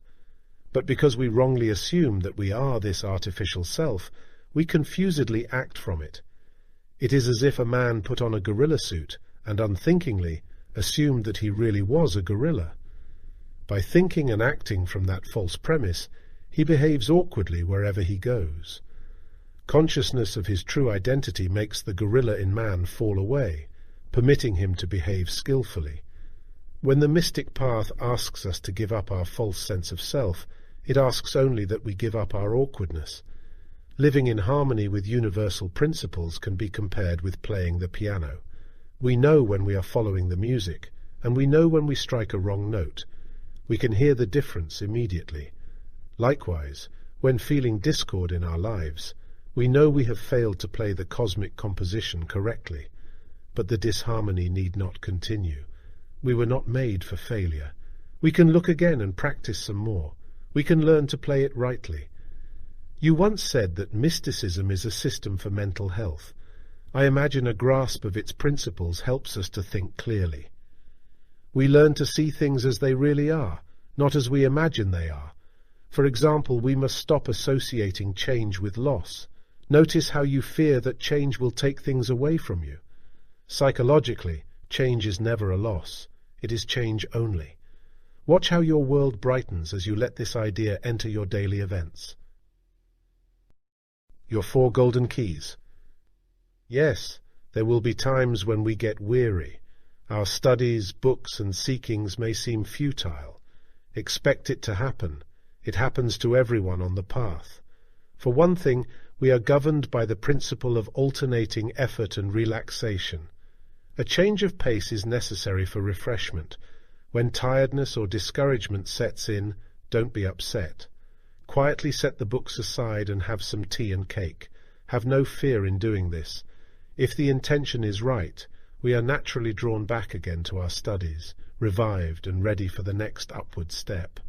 All we need is a decision to seek the light. When that is done, all else is done for us. A sign of deepening insight. When you see how one psychological principle connects with another, you might, for example, see how resist not evil connects with the law of not worshipping false gods. How? When we resist something, perhaps an unkind remark, the very resistance implies a belief that that remark can harm us. We are therefore worshipping a false and powerless God, the unkind remark. Non-resistance calls the bluff and destroys the falsity. The first step toward harmonizing with universal laws is to hear of them. Let me present 4 simple and basic steps which readers found helpful in my previous book, Psychopictography, called Your 4 Golden Keys to New Freedom and Happiness. They are: 1. A sincere desire for inner change. Self-transformation begins from the moment we earnestly wish to be a different kind of person. 2. Contact with workable principles. We must connect ourselves with a source of genuine help, perhaps a book, or an enlightened teacher, or with our own inner light. 3. Self-honesty. We must heroically face the facts about ourselves, even if disturbing, in order to break the chains. 4. Persistence. With endurance, happiness comes gradually but definitely, like a blinking light that finally glows permanently. As we read and work with mystic principles found in a book, we experience a mysterious change within. What we formerly took as attractive words and phrases now turns into a very definite feeling. This means that we have seen beyond the words. The intuitive self has broken through to transform an intellectual idea into a living experience. It is as though you attend a lecture by a famous astronomer who tells you about the wonders of the moon. He explains its size, distance from the Earth, and so on. You absorb the facts, but they do not excite you emotionally. Then, as the lecture ends, you step outside to look directly at the brilliantly yellow moon. What a difference between the words and the experience. The mystery of Tao. Out of the East drifts that mystical fascination known as Tao. At first glance, it appears too airy a philosophy for the modern man bustling around his cash registers and space rockets. But wait a minute. Let's look. We don't want to miss anything. Taoism, which means the way, was founded by the ancient mystic Lao Tse. Years later, his teachings were explained and expanded by his chief follower, Chuang Tse. What is it? What does it have to say to busy people? No system is more to the point than Tao. Life is a series of natural and spontaneous changes. Don't resist them. Don't wish things were different. That only creates sorrow. Go along. Let reality be reality. Let things flow naturally forward in whatever way they like. Be like a pebble carried effortlessly along the stream of life. Why? Why, that is the way to harmony. It is the little ego self that vainly thinks it controls nature. It doesn't. It doesn't need to. But every time it tries, it fails and cries. How strange that we should even ask why we should not interfere with the course of events. Why, that is the only road to what we really want, a quiet garden in the midst of a rowdy world. Tao points out, the snow goose need not bathe to make itself white. Neither need you do anything but be yourself. Riches, fame, power, how empty. With Tao, you have genuine wealth that never fades away, and you don't need to shout it around. If you have a pocketful of gold, it is just as valuable whether others know about it or not. But, the bustling man protests, we can't just drift. We must take the initiative. We must do something. I can almost hear Lao Tzu's gentle reply, yes, I am afraid that's your whole problem. You are always doing something. In your anxiety to gain a goal or relieve a pressure, you do something impulsive. So you create a second problem. Slow down. Don't fear to be without an immediate solution. Let your receptive mind supply the answer. It is just as useless and unnatural to work at living as it is to force a ball to roll downhill. Too different from the usual? Let's see. Don't resist life, says Lao Tzu. So does Christ. See the folly of egotistical strivings, urges Tao. So does the New Testament, and William James, and Arthur Schopenhauer, and Erich Fromm, and Albert Schweitzer, and Henry David Thoreau, plus anyone else who has at least glimpsed the lofty life. Peace and contentment, in spite of the noisy world. That is the simple message of Tao. Nothing airy about that. Try it. Make the following experiment for the next 30 minutes. Let life happen. Just let it happen. Let anything happen the way it wants, with no resistance and no objection. Go about as if you need not think about anything. Your first surprise will be that your usual duties go on very nicely as before. Secondly, you will catch a grand glimpse of the effortless flowing of Tao. You do not carry, you are carried. Where to find lasting loyalty? You frequently say that we can live in this rough world without getting roughed up. I really don't see how this can be so. An illustration will help. If you ride an airplane along rough ground, you get bumped. If you fly above the bumps, they are still there for other people, but they cannot jolt you. You are carried aloft by a new sense of self. But what if I get jolted in the meantime? Be encouraged by this principle. Any shock or tragedy, when met with self-awareness, can never again shock with the same intensity and will eventually disappear altogether. What is an example of useful shock or tragedy? Loss. Whenever a man loses something of value, he suffers a degree of shock. He should then work with and rely upon the mystical principles he has absorbed. He can then come out upon a higher level than before. Everything depends upon the right use of shock. Rightly used, we loosen the chains. Wrongly used, they grow tighter. Suppose you lose someone important to your happiness. You gain strength by seeing that you were depending upon external values which have no permanency. Maybe you lose popularity or power. Become aware that you are using them for a needless sense of identity. Correctly used, shock diminishes future shock. Notice that our human level of living goes from one betrayal to another. Look at it. You cling to youth and are betrayed by advancing years.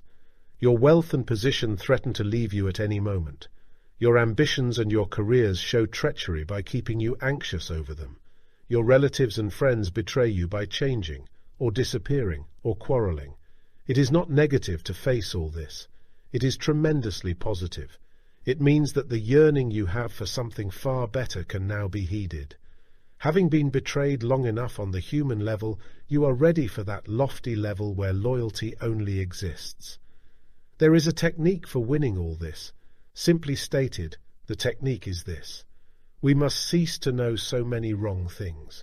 We must willingly let go of the vanity and pride that pretends it has already won. The exit of the false makes room from the true. A Sufi mystic sums up, "Sell your cleverness and buy bewilderment. Cleverness is mere opinion. Bewilderment is intuition. Jalal-ud-Din Rum. I want to tell you how enormously important all these principles are to you. I'm not questioning your intelligence when I say that you may not as yet see how overwhelmingly vital they are to your life. Quietly accept the fact that you may not, as yet, have grasped the magnificence of it all, though it is quite possible that you have had your first grand glimpse. It is 1,000 times more valuable than anything else you now possess. Work to see this. So much, so very much more that you can imagine, depends upon it. These ideas are not my personal opinions. They are far beyond that. They are the very truths that set you free. Be of good cheer.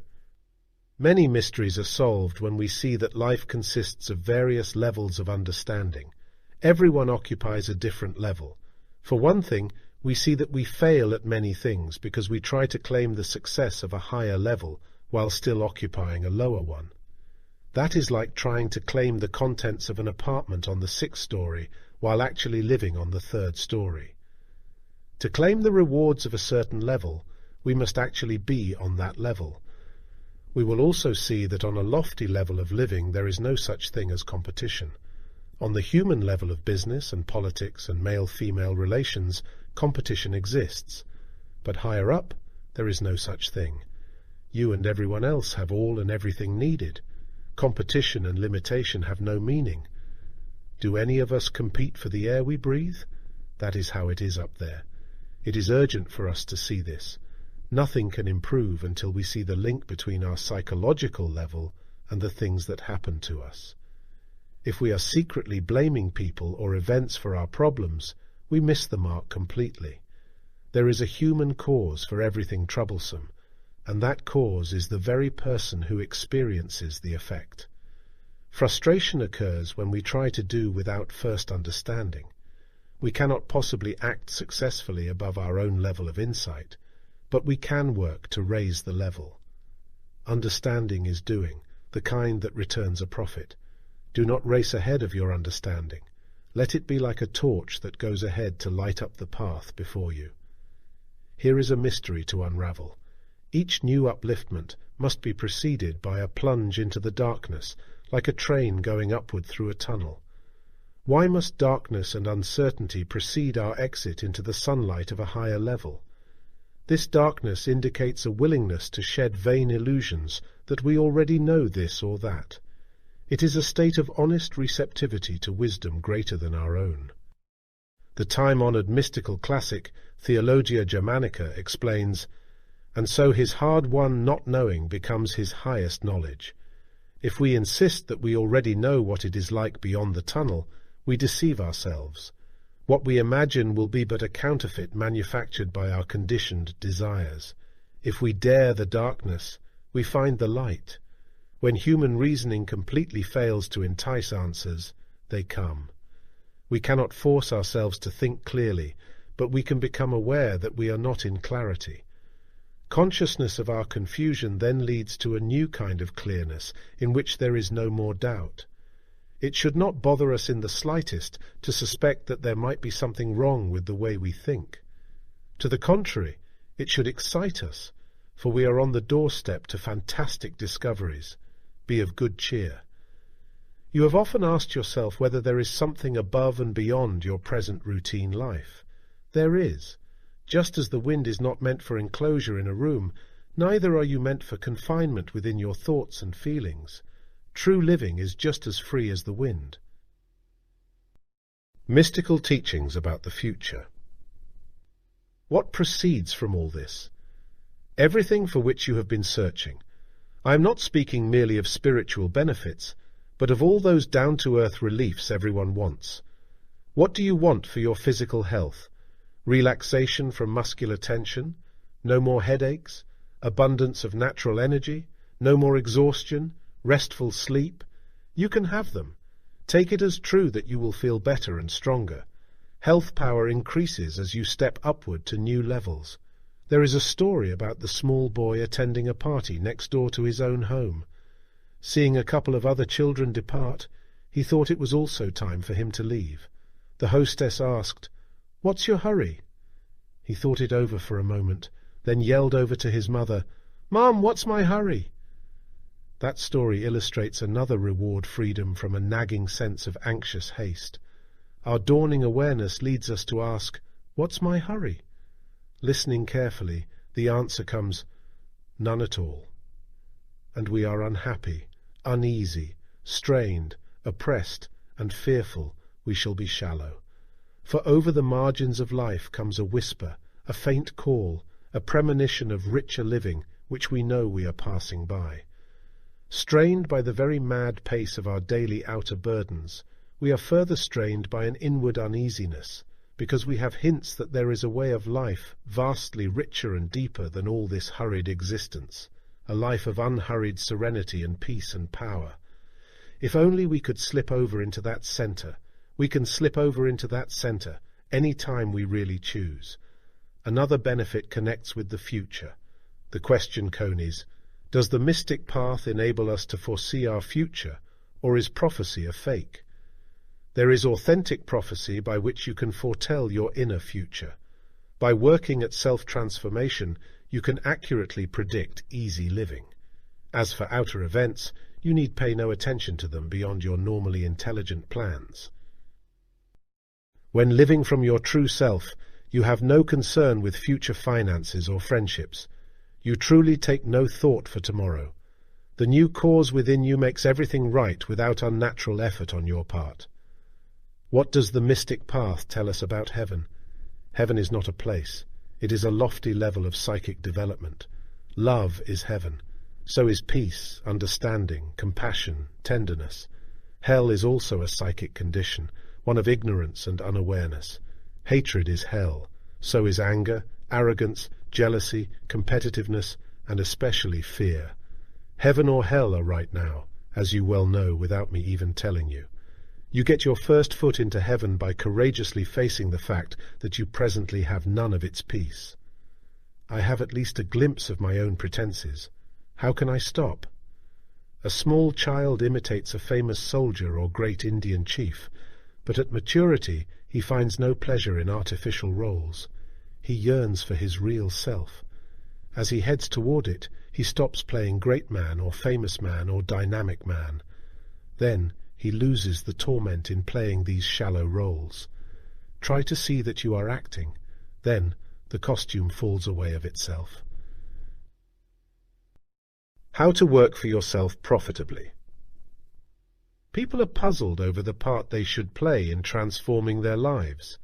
They say, "Where must I make a personal effort, and where should I be still and receptive to the truth?"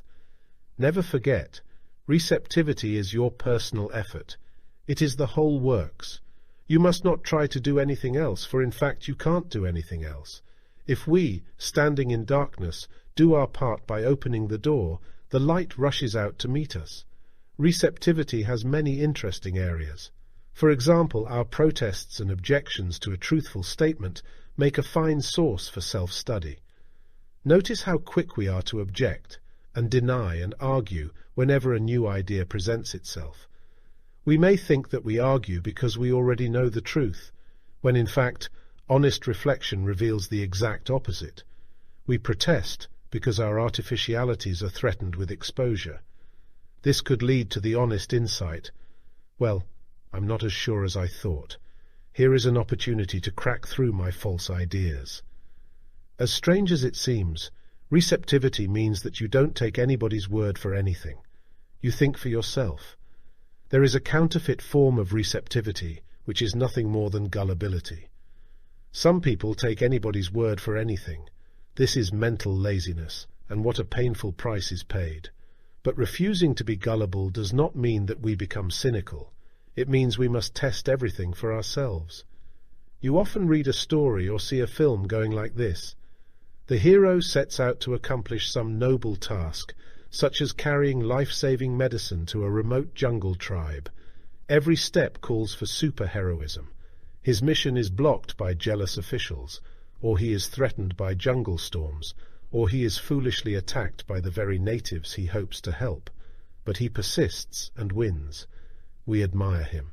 Our admiration is our awakened sense of nobility.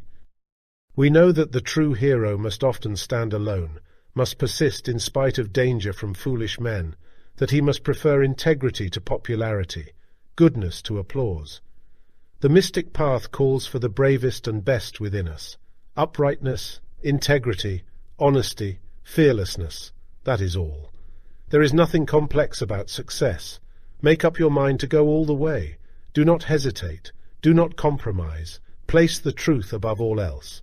Do not be afraid. The most helpful obstacles are the insurmountable ones. And don't apologize. You need apologize for nothing. You are a free and dignified human being. Whether aware of it or not, you are. I do not trouble my spirit to vindicate itself or be understood. It is all very simple. If you will really fight for yourself, you will win. I see that the elementary laws never apologize. Walt Whitman. Helpful ideas from this chapter. 1. Inward transformation magically changes everything else. 2. Place first things first. 3. Work to understand spiritual and psychological principles. For example, love attracts love. 4. Remember the 4 golden keys supplied in this chapter. 5. Let life happen, flow with it, live effortlessly. 6. Try to see the connection between your level of understanding and the things that happen to you. 7. Be of good cheer. 8. The future is all good to the person who conscientiously works upon his inner life. 9.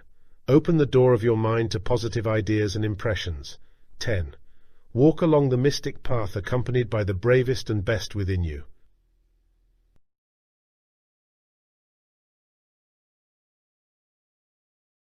The Mystic Path to Cosmic Power by Vernon Howard. Chapter 9. The Sure Cure for Fear and Tension. I think I could tackle my problem more wisely if I could see what it is. Isn't it strange that I don't know what's bothering me? I used to think I understood, but no longer. Do you have insight into this? Do you know what my problem is? Yes, I know. Will you point it out? If you are deeply interested in the exploration, it is a psychological law that no one can be given anything that they don't really want. Do you want a thorough discussion? Yes. I somehow sense that this is the only way. So tell me, please, what is my basic difficulty? You are afraid. Afraid? Really? Fear is always a dominating difficulty of anyone separated from his original nature. Just as thorns are natural to a cactus, so are fear and anxiety a part of the false self. But there is bright hope here. Do you see it? By recovering our natural self, we lose our fears. Is that what you mean? Yes. Anxiety becomes impossible. That's what I want. So please, I'd like to explore it. That is what we will do in this chapter. Everyone treading the mystic path must slay the dragons of fear, both the surface shakings and the deeper dreads. Fear is not only a terrible foe in itself, but leads to other negativities, such as anger, which Confucius described as a foremost self-destroyer. The very root of fear is a false sense of identity. All other negative states, like worry and restlessness, grow from this, just as sour apples spring from an unhealthy tree. Man wrongly assumes that he is his name, or body, or possessions. Because of this, he fearfully fights through life, trying to prove that he is these things. This is utterly futile, as men sadly discover every day. Because they don't see the alternative, they continue the vain struggle. And so you see millions of people acting gaily, but their eyes tell quite another story. Living from this false sense of identity creates thousands of fearful and self-damaging ideas toward life. For instance, there is no more dangerous nor frustrating doctrine than that you ought to live according to the dictates of a confused society. You ought to do nothing of the sort. In fact, the only real life you have is that which springs spontaneously from your own spiritual nature. When this life is achieved, we are no longer mechanical robots, but noble human beings who live as we really want to live. No longer do we march dully to the blaring bands of an authoritarian society, but we dance gaily to the music swelling up from our original being. In that free state, we are unafraid of anything or anyone, anything or anyone. The tremendous discovery of Socrates. One deeply rooted anxiety that must be abolished has been expressed in the phrase, "But what will happen to me tomorrow?" People strain over their future finances, friendships, health, just about everything. They hope they will improve, or at least not worsen. But the hope is fearful, for they sense their lack of control over the future. Away with all this self-torture. I tell you truly that you need not have the slightest concern with tomorrow. All is well. Even if you do not realize it, the fact remains. But you must not try to feel this fact, for your emotions will fool you. Without involving your feelings, simply see the fact that all is well. By doing this, you create the legitimate and abiding feeling of assurance. The right order is to place fact before feeling. Perhaps someone asks, "But does all this apply to me as an individual? Can I personally know the answers?" You can. You can certainly establish yourself upon the unshakable rock of your true self. Yes, of course, the answers come to the man or woman who inquires with this kind of earnestness. I would rather have trustworthy and satisfying answers to these questions than all the gold of the Indies. To know, not to believe, not to hope, not to have faith, but to know that the universe is friendly, that our feet are set on an intelligent pilgrimage, and there is love at the heart of things. This is knowledge for which I am still questing, and for which I would gladly barter, as for the pearl of great price, all other knowledge. It is helpful to see that those who attain the lofty life have the same experiences. The mystic path presents the same challenges and rich rewards to all. Everyone meets baffling questions which seem unanswerable. Discouragement and a sense of futility are common to all, but all who persist arrive. Let's examine the experiences of two enlightened men. These serve as heartening examples. When Socrates reached his 40th year, his perplexities about himself reached their peak. What is life all about? What is really worthwhile? Who is this person called Socrates? Is there another way to live? Socrates put his questions to men who supposedly knew the answers, the educators, philosophers, politicians, men of skill, and men in authority. Their muddled replies proved that they were just as ignorant as he. But there was a difference. Socrates knew he was ignorant, while they, in their human conceit, perfectly believed in the mythical self-pictures they had of themselves as wise counselors. So Socrates resolutely set out to do what every psychic explorer must do, seek the truth for himself, within himself. Seeking, he found. He came up with the declaration, "The unexamined life is not worth living." Compare Socrates' quest with that of Count Tolstoy's in Chapter 2. Notice how their intense inner integrity compelled them to see through the shallow authorities of the day and to plunge into the mystery for themselves. Though widely separated by centuries, Socrates and Tolstoy reached the same tremendous conclusion. To find yourself, think for yourself. The strange truth about results. I'm both fascinated and baffled by something you said the other night. You said we must learn to be completely unconcerned with the results of our social and business efforts. Of all the mystical principles you have given us, this is the hardest to grasp. The inquirer is right. While it takes intensive study, no mystical truth offers more enrichment. It is vital that we do not misunderstand, so let's explore carefully.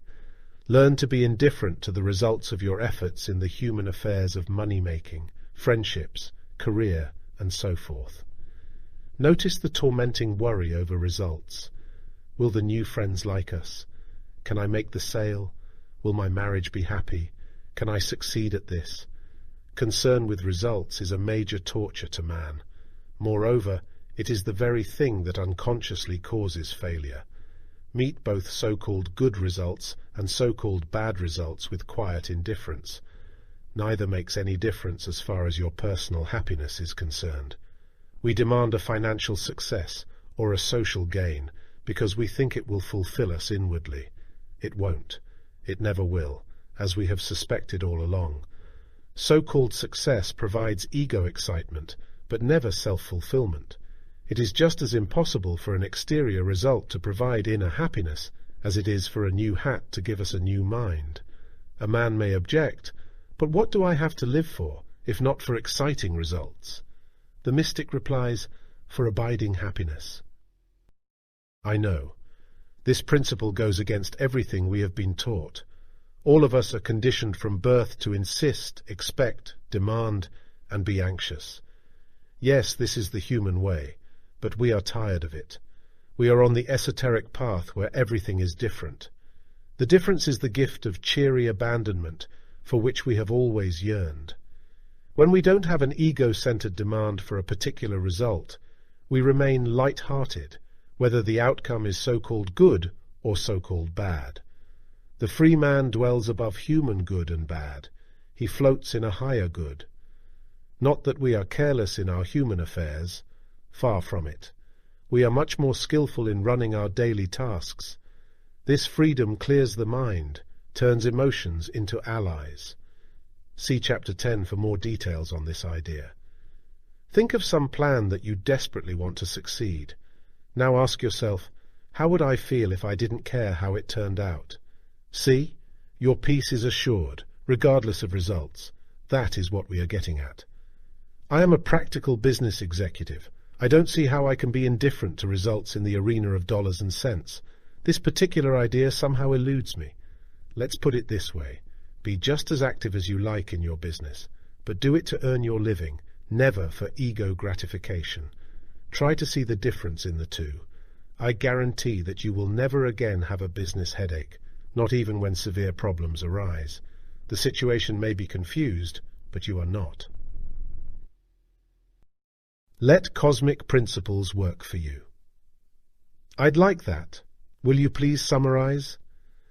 Intelligently work for this or that goal in your daily affairs, but give up all concern for results. Let whatever wants to happen go ahead and happen. You keep your peace when you don't demand a certain result. For example, that the customer should buy your product, or that this person should appreciate you. Set up no demands for anything from anyone. Grasp this tremendous principle, and your life will never again be the same. You, the reader, can start right now. Try it in small matters at first. Do what you like, but leave results entirely to themselves. Call it an outcome, but do not label it as either a good or bad outcome. By doing this, you work in harmony with mysterious and powerful cosmic principles. Now, let's discover a practical procedure for effective work. Over the years, I have found it a valuable practice to select a basic principle, reduce it to a single sentence, and reflect on it for several days. We do this in our Mystic Path study groups here in Los Angeles. You can do likewise with any of the hundreds of ideas in this book. Select one that attracts you in particular and work with it. Let's select 3 mystical principles and see how our reflections might go. Principle. The mystic path calls for courage and persistence. My reflection. I work daily to become a stronger and more self-aware person. I will be neither surprised nor afraid if and when my present world of beliefs and opinions comes tumbling down. This is both good and necessary. Now, on the cleared space, I can build a new self made of wisdom and quietude. Principle. Man is asleep, but can awaken. My reflection. Man suffers because he does not see the true nature of things. So great is his sleep hypnosis that he doesn't even suspect that he sees everything through the screen of his own false assumptions. But man can wake up. All can be changed. There is another world. Through willingness to surrender the ego self, not through strength or wisdom, but through willingness, he can break free into spontaneous living. Principle. We must constantly seek a clear self-understanding. My reflection. Self-clarity comes first. Unless I am clear within myself, I cannot prevent problems from arising, nor can I dismiss them. I must wash away confusing emotions like depression and self-pity, which make self-clarity impossible. How can we see things clearly when our eyes are full of tears? The winning way. One permanent enrichment given by universal principles is a flexibility that enables us to meet and handle any situation. If it is an unwanted habit, it falls away. If it is a family crisis, we remain in calm command. A person living from his false self cannot do this. He reacts rigidly and mechanically to everything. He has no choice. He must obey the tyrannical dictates of the artificial self, which leads to distress and disaster. This explains the repeated failure of the person who vows not to lose his temper anymore and to be nicer to others. The false self cannot be anything but negative. It is foolish to be surprised when the fig tree produces figs. Marcus Aurelius. A rigid man is like a lecturer who writes out 10 speeches but is satisfied only with the last one. Since he carelessly carries the 9 jumbled versions with him as he faces his audience, he fumbles around, reads the wrong notes, forgets what he wants to say, and so on. He is embarrassed and distressed, all because he is still connected with the faulty material of the past. Yet he can use his intelligence so that this won't happen again. He can toss out the wrong notes. Then he can speak accurately and easily. So can we, by dismissing the false ideas we have collected over the years, be free and flexible. One useless idea is that a mere discussion of our faults, that is, merely talking about them, does any good. Self-confession must be accompanied by self-insight. Without insight, talk becomes an endless procession of wrongdoing and confession, misbehaving and admitting. Genuine confession represents an honest breakthrough into ourselves. When that happens, there is less and less of wrongdoing and, quite naturally, less pain in the form of reactions. The New Testament term metanoia, sometimes translated as repentance, means change of mind. That is what we gain as we see into ourselves. We experience genuine change of mind, a new kind of mind, one that is flexible, wise, unafraid, one capable of serving our true interests. Another false notion to dismiss is that we are threatened by our past follies. Listen, once we determine to find ourselves, past experiences turn to profit. This includes everything unhappy, sinful, shameful, childish, impulsive, regretful. How? One way to know this is by contrasting what we used to be and what we are changing into. Nothing is more encouraging than to see ourselves actually changing our very nature. In addition, past events help us to see a basic lesson of the mystic path. Human folly is done while in a state of non-awareness, of psychic hypnosis. This encourages us to become more awake, for we see that wakefulness is the true and only answer to human folly. Finally, we see that we can become entirely free of guilt and shame stemming from past behavior. We realize that it was not done by the true self, but by the artificial self, which is now fading out. Who needs a candle in the sunlight? Fear has no power whatsoever. Fear towards something gives that something false power over you. The chains which appear to enslave us are made of paper. That is what we must see. For example, the question comes, you often repeat that we must see things as they really are, not as we imagine them. May we have an example of this from everyday life? Take a man in middle age or older who suddenly sees that his business affairs have failed or are only mediocre. His friends are much more successful or are already retired on comfortable pensions. The thought fills him with despair. He feels cheated. That man could change everything in a wink. He need only see things as they are in reality. That is, it makes no difference whatsoever to his own happiness whether he succeeds or not.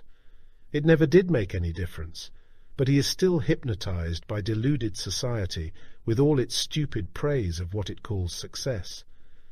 Incidentally, that man's more successful friends are not nearly as happy as they pretend.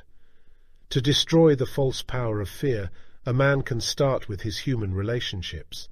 He can break the paper chains looped around him by society.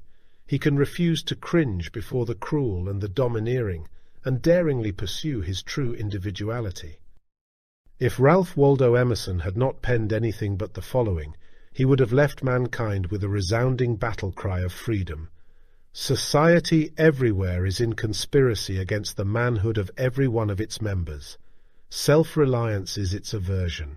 It loves not realities and creators, but names and customs. He who would gather immortal palms must not be hindered by the name of goodness, but must explore if it be goodness. Nothing is at last sacred but the integrity of your own mind. Self-reliance. We might add, nothing is at last noble but a human being whose mind is free of fear. There is a particular area of social relation that is seldom discussed as it needs to be. I'm speaking of the fear that people have toward each other. Will you comment on this? You must never inwardly consent to a fear relationship with another person. Even if you must live with him or her, you must refuse to be afraid. The techniques of the mystic path will help you detach yourself. What do you mean by a fear relationship? Where you are not fully at ease. There can be no love or understanding if you are uneasy toward another. It is necessary that you become aware of your anxiety toward him or her. This leads to other insights which gradually set you free. Why are we afraid of others? Because we want something from them. The desire can be almost anything: companionship, approval, sex, security.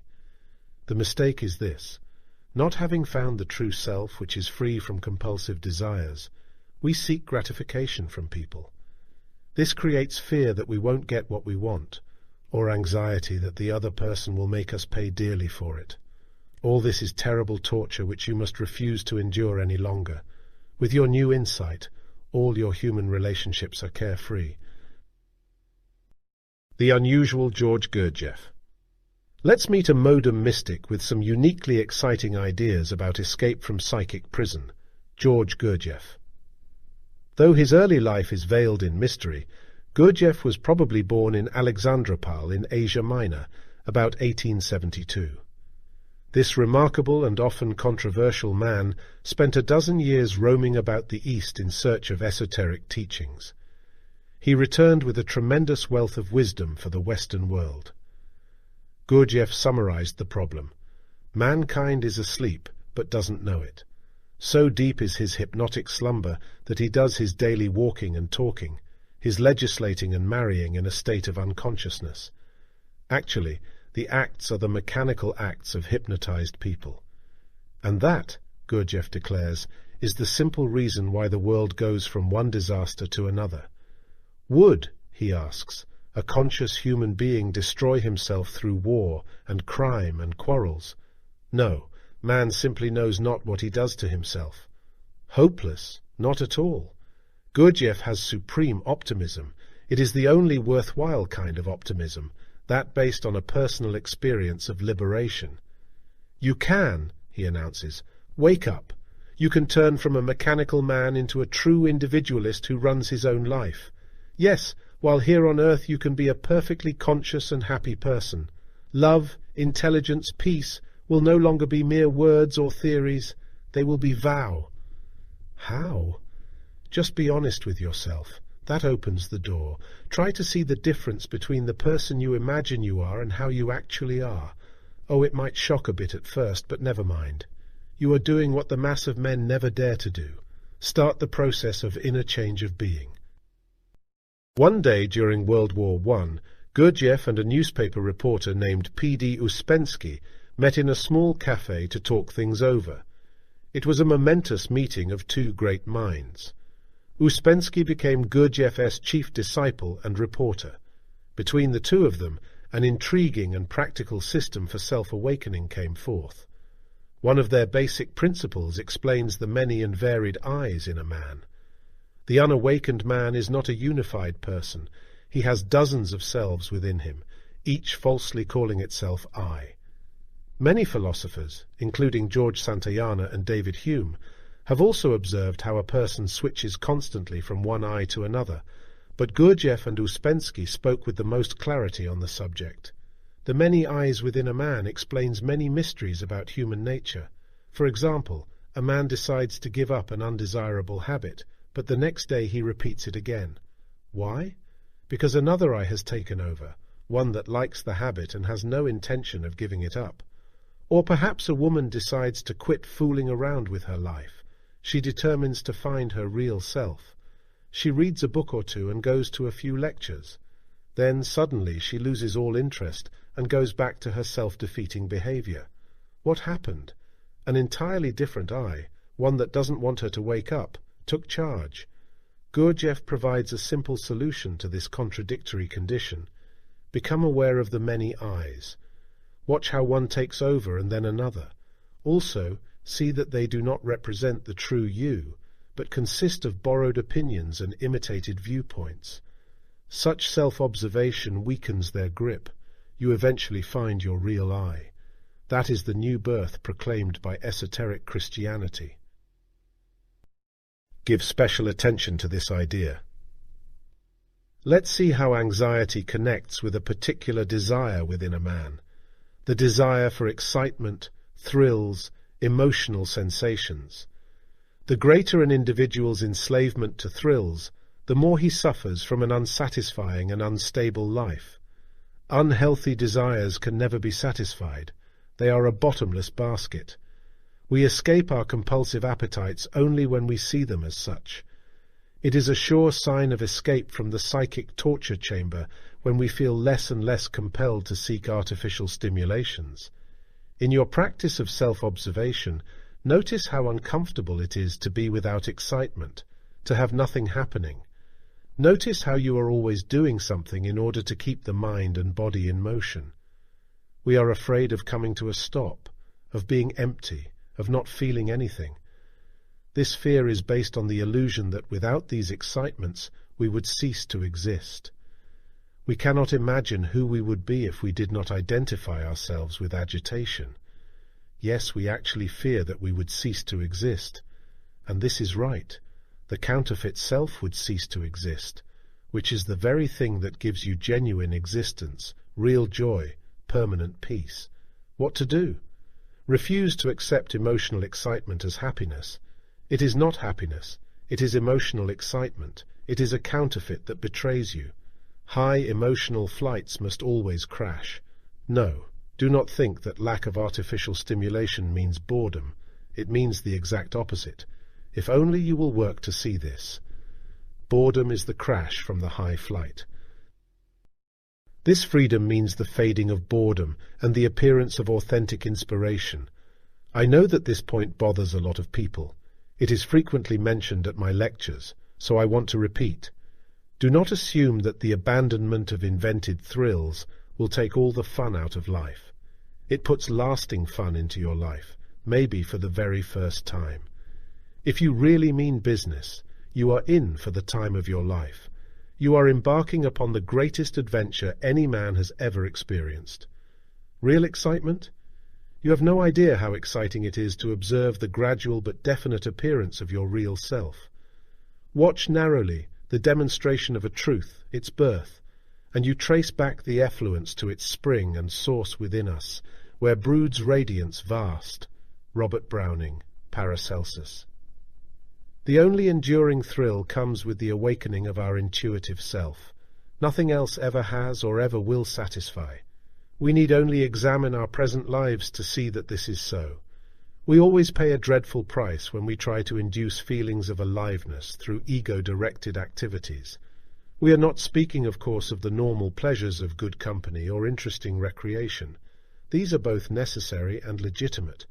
The point is, we can never really enjoy normal recreations unless we have first awakened to ourselves. The awakened man or woman never falls back into depression when the gay party comes to an end. He goes home with tranquility, not with loneliness. Can you be without noise and stimulation and not be afraid?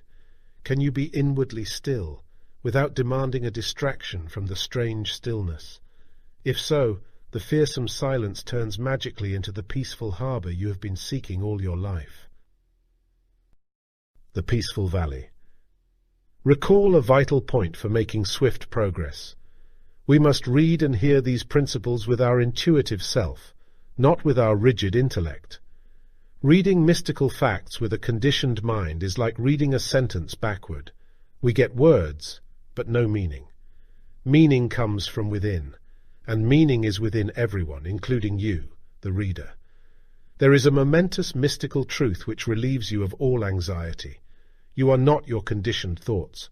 Do you see the significance of this? Stop and consider. You are tense over a family crisis. Where is the tension? The only place it can be, within your own mind.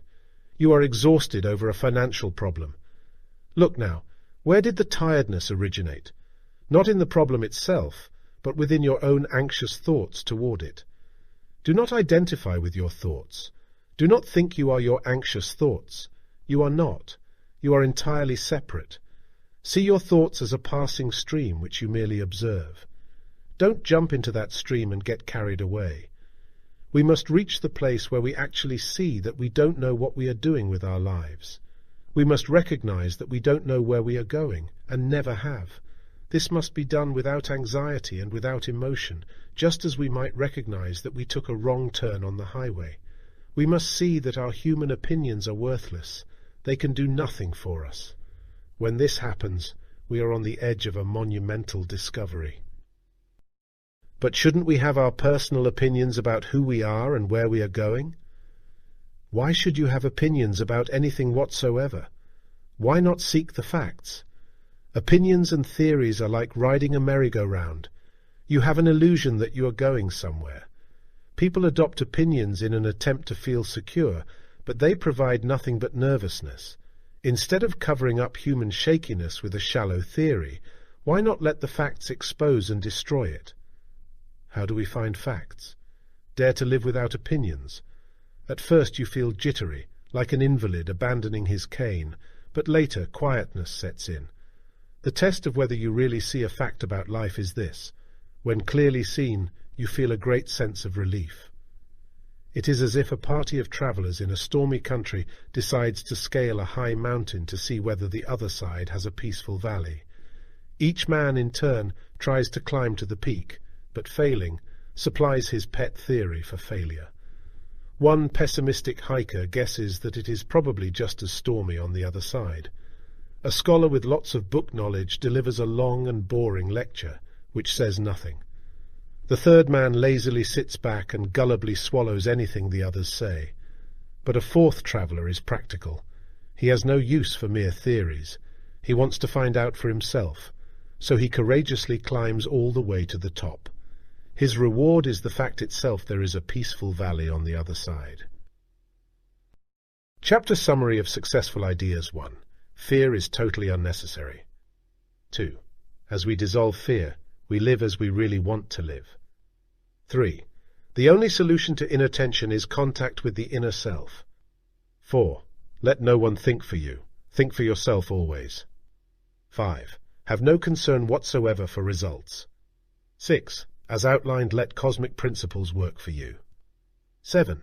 Fear has no power at all. See this for yourself by refusing a fear relationship with anyone. 8. It is impossible for a unified person to be anxious. 9. Don't accept emotional thrills as genuine happiness. 10. Regardless of exterior disorder, you can be inwardly carefree. Mystic Path to Cosmic Power by Vernon Howard. Chapter 10. The Mystic Path to Lasting Happiness. What is the brand of happiness experienced by most men and women? Buddha illustrated the sad state of affairs with a remarkably enlightening story. A traveller was passing through the forest when he was sighted and pursued by a tiger. He fled frantically away until stopped by a cliff. Spying a vine hanging down its side, he lowered himself downward. But the vine was too short for him to reach the ground. Just then he saw another tiger below, growling viciously. Tiger above and tiger below. What could be worse? Hanging there, the man saw a luscious-looking strawberry growing on the side of the cliff. Reaching out, he took the strawberry between his fingers, bit into its flavour, and happily exclaimed, "How delicious!" That is how it is with most people. Caught between the tigers of fear and despair, they find a distracting strawberry, a new excitement, more money, social success, and call it happiness. It need not be like that at all. We can get rid of the tigers. Then we can truly enjoy whatever strawberries life offers. We must see what happiness is not. It is not exterior activity. That is merely a distraction from inner unhappiness. What, then, is happiness? The answer is not complex. Happiness is simply a state of inner freedom. Freedom from what? With a bit of self-insight, every individual can answer that question for himself. It is freedom from the secret angers and anxieties we tell no one about. It is freedom from fear of being unappreciated and ignored, from muddled thinking that drives us to compulsive actions, and later to regrets. It is freedom from painful cravings that deceive us into thinking that our attainment of this person or of that circumstance will make everything right. Happiness is liberty from everything that makes us unhappy. Happiness is formless. It cannot be fitted into the frame of our demands. We insist upon this wife or husband, this career or achievement, this home, this security, excitement or distraction. Even if we get our demands, we are no happier than before. We have merely covered our unhappiness. It is still there, and it will inevitably show itself when change occurs. We must break the frame altogether and just let life happen. Then we enter an amazing new world whose existence we never before suspected. For a happy life is joy in the truth. Augustine. Quietly question every idea you have about yourself. Ask, it is possible that I am an entirely different person than I imagine I am. Suspect that it might be so. By doing this, you set a miracle in motion. It is an extraordinary experience of awakening to newness. You get a different feeling toward yourself. You cannot define it, nor need you try.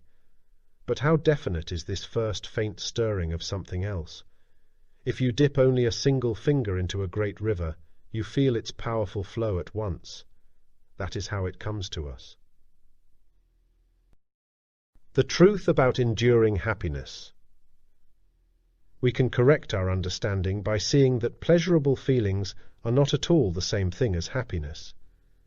Notice how feelings of pleasure alternate with pangs of displeasure, much like walking alternately between cool shade and boiling heat. Also notice the vague heaviness and anxiety that lies behind emotional excitement. Sensing its impermanency, we painfully know we must soon search around for another source of artificial stimulation. Pleasurable sensations are like greedy dragons, requiring constant feeding. But enduring happiness and bliss are entirely different from fleeting pleasures. Thus, we see that though the true aim of mankind is the avoidance of pain and the attainment of bliss, yet owing to a fatal error man, though trying to avoid pain, pursues a deluding something named pleasure, mistaking it for bliss. That the attainment of bliss and not pleasure is the universal and highest necessity is indirectly proved by the fact that man is never satisfied with one object of pleasure. He always flies from one to another, from money to dress, from dress to property, thence to conjugal pleasure. There is a restless continuity. And so he is constantly falling into pain, even though he wishes to avoid it by the adoption of what he deems proper means. Yet an unknown and unsatisfied craving seems ever to remain in his heart. All this does not deny us the right to enjoy life. It does not take away authentic feelings of delight. It does just the opposite. By not depending upon fleeting pleasures, we find lasting ones. No one and no circumstance can ever take away this inner gladness. As a matter of fact, people are much too serious. They mistakenly think that seriousness somehow indicates earnestness. Even their playtime is grim, just as if it is something they must do. Have you noticed the strange compulsion lurking beneath many so-called recreations? This playtime is heavy, not springing spontaneously from a free spirit, but from a burdensome sense of duty. We think we are somebodies who have a duty to keep our lives on the go, What a dreadful idea!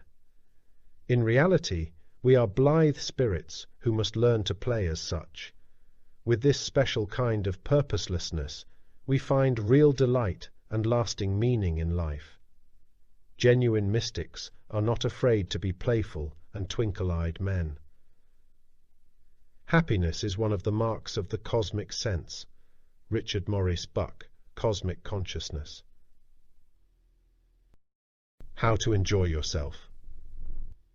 I would like to relax and enjoy myself, as you suggest, but I don't know how. There is no how in enjoying yourself. You just go ahead and do it without plan and without thought. Children have this spontaneity. They have not as yet been ruined by society. Why don't you just go ahead and have a good time? Why explain? Why try to justify it? Why not just run out and play? I don't know. Would you really like to know why you don't? Yes, I can take it. You are afraid of enjoying yourself. You have a false sense of guilt, which prevents you from letting go. You feel disloyal to your pretenses, that of being a very earnest and sincere sort of person who has no time for such triviality. Also, I must tell you this, you are not earnest toward life anyway. You are grim and gloomy, but you prefer to call this earnestness. You can be properly earnest only when you have found yourself. Only a self-unified and balanced man can have a good time. I'm afraid you're right. I never saw this before. The above ideas emphasize a major point of mysticism. Self-awakening must be the first and foremost business in anyone's life. Otherwise, he falls into one pit after another without knowing why. To awaken, we must first suspect that we are asleep and that there is another form of consciousness. Here is where shock and suffering aid us. They force us to realize that nothing is really right, in spite of all our claims and pretenses. That nudges us out of our psychic slumber. Let's see why awareness of an unhappy state must precede deliverance from it. Suppose we hear the advice, stop believing only what you want to believe. Accurate advice. But it means absolutely nothing unless a man first suspects that he is believing only what he wishes. Otherwise, he will assume that he is not harming his happiness by doing this. He will falsely credit himself with clear thinking. No, we cannot do anything for ourselves until we are awake to what we do against ourselves. Those who do not observe the movements of their own minds must of necessity be unhappy. Marcus Aurelius. Now that I've started to awaken a bit, I seem to run into new difficulties I never had before. Why this extra conflict? A man asleep in a canoe drifting downstream toward a dangerous waterfall feels no difficulties, but when he wakes up and sees his danger, he starts paddling against the current. All the false ideas of life resist the man who begins to awaken. This is a good sign, not one to fear. A single mystical truth like this, clearly understood, is 1,000 times more valuable than a head stuffed with vague ideas. If we seek quality first, quantity follows. It is like entering a strange mansion at midnight. We may fumble a bit in finding the light switch to the first room, but once found, we locate the next switch much easier. Each room becomes progressively easier until finally the whole mansion is illuminated. You are a receiving set. We cannot increase our basic happiness by altering exterior conditions like marriage, residence, career. Every attempt to do so only increases the sense of despair. It is the essential self that must be changed. Our level of consciousness must be raised. Since this is true, why does almost everyone still try to find happiness in exterior things? Because the truth is not deeply seen and understood. Also, exterior changes give an illusion of newness. But it always wears off.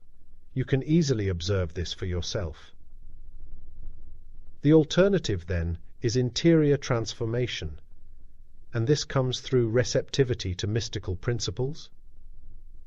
As your consciousness grows, you will see that you are not a sending set, as previously assumed, but a receiver. You have nothing to do but welcome the healthy impressions that seek entrance all day long. This brings relief from useless struggle and from false responsibility. Suppose a television set thought it was the sending station. It would be useless. When it plays its correct role of receiver, it functions normally. How can we be more receptive? A superb start is to become aware of our own resistance to life-invigorating truths. We always have contradictory reactions towards spiritual facts. Part of us is thrilled, but another part is annoyed, even hostile. You see, the truth disturbs us. It creates conflict between the false self, which doesn't want the truth at all, and the true self, which yearns for it at any price. Observe your own resistance. That in itself weakens it, makes you alertly receptive. Here again we see the need for being aware of ourselves, for observing what goes on beneath our surface activities. A person might think, for example, that he is very happy while at a picnic, but beneath his outer gaiety, he might have dozens of subconscious worries over his finances or worries about whether others like him or not. A clear awareness of such negativities would destroy them, for the sadness is in the thoughts themselves, not in the finances or in acceptance by others. We are enslaved by anything we do not consciously see. We are freed by conscious perception. People mistakenly assume that they could be happy if only this or that exterior condition would change. No. No man or woman is happy, regardless of his exterior prosperities, if he lives from his false self. The invented self is unhappiness itself. This is a fact which can never be successfully contradicted. Our daily griefs prove it conclusively. It goes like this. The problem: man is unhappy because he lives from his false self. The technique: he honestly observes himself. The result: he finds freedom with his true self. The new state: man is happy. Happiness along the mystic path. See the difference between thinking of the following ideas and thinking from them. It is thinking from that attracts your good. You are making sure progress toward authentic happiness when you 1. Sense that there is something far beyond your present experience. 2. Do not cling to the memory of yesterday. 3. Proceed upon the fact that nothing is too difficult for you to accomplish. 4. Get tired of being unhappy. 5. Determine to live your own life, not the one dictated by a hypnotized society. 6. Don 7. Run so much and so hard. 7. Make small but definite explorations toward self-awakening. 8. Become more and more willing to set aside long-cherished personal opinions. 9. Don't let your intellect stand in the way of your intuition. 10. Cease to blame others for your difficulties and see their source in personal psychic sleep. 11. Realize that mere physical motion does nothing to construct inner castles. 12. Become a more self-aware and self-directed individual. 13. Refuse to compromise with the truth. 14. Understand that all you really need is more inner illumination. 15. See that no one on earth can harm the essential you. 16. Honestly face your inner poverty as a means of discovering your inner wealth. 17. Realize that happiness can never be found in the mere rearrangement of exterior conditions. 18. Find yourself reflecting more and more about the inner life. 19. Prefer quietness to noise. 20. Glimpse that you cannot be without anything that you really need. 21. Take no thought for tomorrow because you finally see that you don't need to. 22. Do not mechanically go along with negative feelings that arise. 23. See that you get highly paid for working on yourself. 24. Take as a truth, you have tremendous capacities for happiness which need only day-by-day development. The opposite sex and happiness. I fall in love with every attractive woman I meet. It's miserable. I meet her and bang, I'm in love. Then the pain begins. I worry that she won't like me, or that I'll lose her. Why does it have to be like this? Why can't love be as nice and romantic as it's supposed to be? This is my secret unhappiness. What can I do? Would you like a frank discussion on this? I may have to tell you things you don't want to hear. Please go ahead. You have never loved any of these women. You are excited over the pleasure they give you. You feel proud to have an attractive woman at your side. You like the physical affection, or maybe you want sexual relations. You mistake these emotional pleasures for love. Maybe you are right. I don't know. Notice this. Whenever either of you gets tired of the other, the so-called love flies out the window. Indifference or resentment takes its place. Then it wasn't love in the first place. Well, that clarifies at least one thing. When you really love another, there is no disturbance whatsoever. The other person can be nice or unnice, take you or leave you. Your love does not depend upon them behaving the way you want. There are no conditions attached. Whatever happens, you are unaffected and unafraid. Love is a total understanding of yourself in relation to her. Real love has no selfish desire. You love another not because you want something from her, but because it is the very nature of the true self to love. Don't think all this is sentimentality. This is the answer. It is all so original to me. Could you suggest a simple starting point for grasping it? Try to see that love of pleasure from the opposite sex and actually loving her are two entirely different things. Seeing that much, you can now work to understand your own needs for distracting pleasure. Finally, you will never again suffer from this kind of pain. You will be happy with every woman, and every woman, on your own level of psychic success, will be happy with you. Why people run so hard?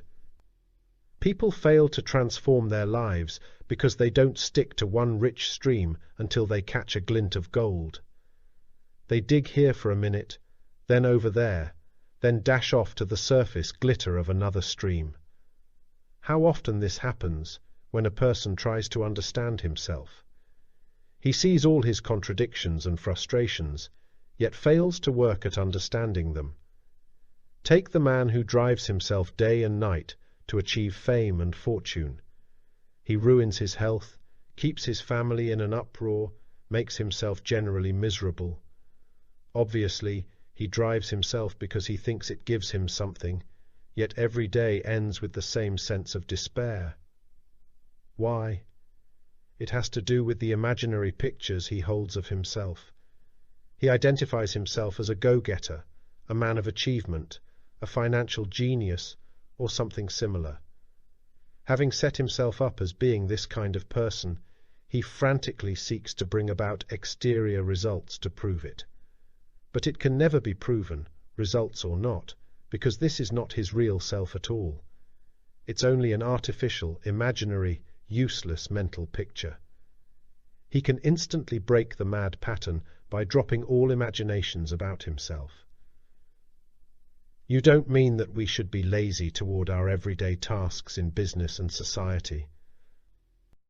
Not at all. I will tell you a secret worth billions of dollars to industry. I am not exaggerating in the slightest when I say billions of dollars. If employers and employees would shed their imaginary pictures of themselves, they would be 100% more efficient at their work. How come? Listen very carefully. Because imaginary self-pictures always induce reactions of despair, depression, carelessness, inefficiency. You see, a free man is not emotionally entangled with his exterior tasks. He handles his business life with perfect ease and efficiency. Nothing bothers him. His spiritual success makes everything just fine. You should tell corporation executives about this. First, their motive must be right. They must want to be free, not to save billions. Remember what we learned about the right order of things? But all this is a deep mystical mystery for you to solve. Spend extra time reflecting on it. The time of your life. Discovering the facts about time is like locating a fabulously rich treasure chest. The first fact is that there are two kinds of time. We have man-made time, as measured by clock and calendar. It is useful for handling affairs on the human level, for we need to catch the train on time, and we must bake the pie exactly 40 minutes. On the mystical and psychological level, the only time is now. There are no minutes, days, years, past or future, only the eternal now. This is a vast subject, so we must concentrate our study on seeing how time connects with human happiness. Make this revealing experiment. The next time you feel unhappy, take a close look. You will detect its link with something that has already happened or that you think will happen. With most people, the two terrible thieves of happiness are regret of the past and fear of the future. These thieves operate in the dark, that is, unconsciously. Your self-observation exposes them to the light of awareness. A child on a swing gets scared whenever he swings too far forward or backward. So does torment attack the mind when it needlessly swings into the past or future. When the swing halts at its natural position, we rest quietly. It is absolutely impossible to be unhappy now. The present moment is perfect freedom, as Alan W. Watts explains. The letting go or acceptance of your experience and state of mind as it is always the act of living completely and perfectly in this moment. For we have noted that ego consciousness is a bondage to time, being essentially a complex of memories and anticipations. All egocentric action has an eye to the past or the future. In the strict present, the ego does not exist. That is easier to prove by experiment rather than by theory, for in concentrating simply and solely upon what is happening at this moment, anticipation and anxiety vanish. Many masters of the spiritual life have therefore laid a special value upon the exercise of living and thinking simply in this moment, letting the past and future drop out of mind, for the ego drops away with them, together with its pride in the past and its fear and greed for the future. Spiritual time, or rather timelessness, connects with every area of life, for example, health. Thousands of patients on sick beds could get up and walk away by penetrating this secret. Psychosomatic illness of every variety spring from the pressure of living in the wrong time. Don't wander from the safety zone of now. During your day, observe how your mind slips backward to yesterday and forward to tomorrow. Catch it. Pull it back. Pull it back to where it belongs, in the here and now. How to change everything. I will put the question as simply as I can and would appreciate just as clear and concise an answer as possible. Why don't we see the reality that could deliver us? Why do we resist our own rescue? A man cannot see anything he is unwilling to see. He is unwilling because he fears that the loss of his false and fixed viewpoints means the loss of himself. He identifies with these viewpoints. He thinks they are him, which they are not. Now, the loss of his old nature is his very rescue, for it leads to reality, to his true self. But he will not plunge into the darkness, fearing that there is nothing beyond. There is, but every man must take the plunge for himself. Then everything is different. Everything is different once we glimpse at what our great capacities for happiness are. Ignorance of our true center limits our possibilities, much like a millionaire who cramps himself into one small closet of his 50-room mansion. We must follow the lead of Heraclitus, the ancient Greek thinker who declared, I sought for myself. Everything is different when we are different. Having seen that our conditioned thinking cannot penetrate spiritual heights, we cease trying. Though it is frightening and shattering to the ego self, we give up, not knowing what will become of us. That does it. The bubble we thought was so beautiful bursts before our eyes, and amazingly, we see beyond it to that which is permanently beautiful. Our inner transformation now extends itself to everyday affairs, transforming them completely. For example, we now understand that there are two ways of seeing other people, one of them harmful, the other one healthy. One way we see people, living in a hypnotized state of cruelty, hypocrisy, arrogance, and other negativities. If this viewpoint is an unconscious projection of similar states that exist in us, it is obviously harmful. This means that we unknowingly see others as we are. There is another way of seeing people in these negative states. We see them as cruel and arrogant, not as an emotionalized projection of our own unseen states, but simply as a fact. It is like seeing a tiger in a zoo. While knowing the tiger is vicious, this knowing is not a projection of our own unconscious cruelty. It is a fact outside ourselves. Only the man who has freed himself from the tiger within his own system can see the tiger in other people and not be bothered by it. Whenever we have an unhappy experience with another person, we must not complain, "Why did he do this to me?" That is the first reaction almost everyone makes. However, it misses the mark entirely. Instead, you must ask, "Why did I react painfully to what he did?" This reaction brings us back to our responsibility for abandoning ego-centered sensitivities. Then, anyone can do anything to you, and there is no pain, only a peaceful understanding. The pleasures of self-forgetting. Man's meaningless motions and agonizing appetites are nothing more than attempts to forget himself. Alcohol, social climbing, material acquisition, sexual excess, all are attempts to escape an unwanted self. What is this unwanted self?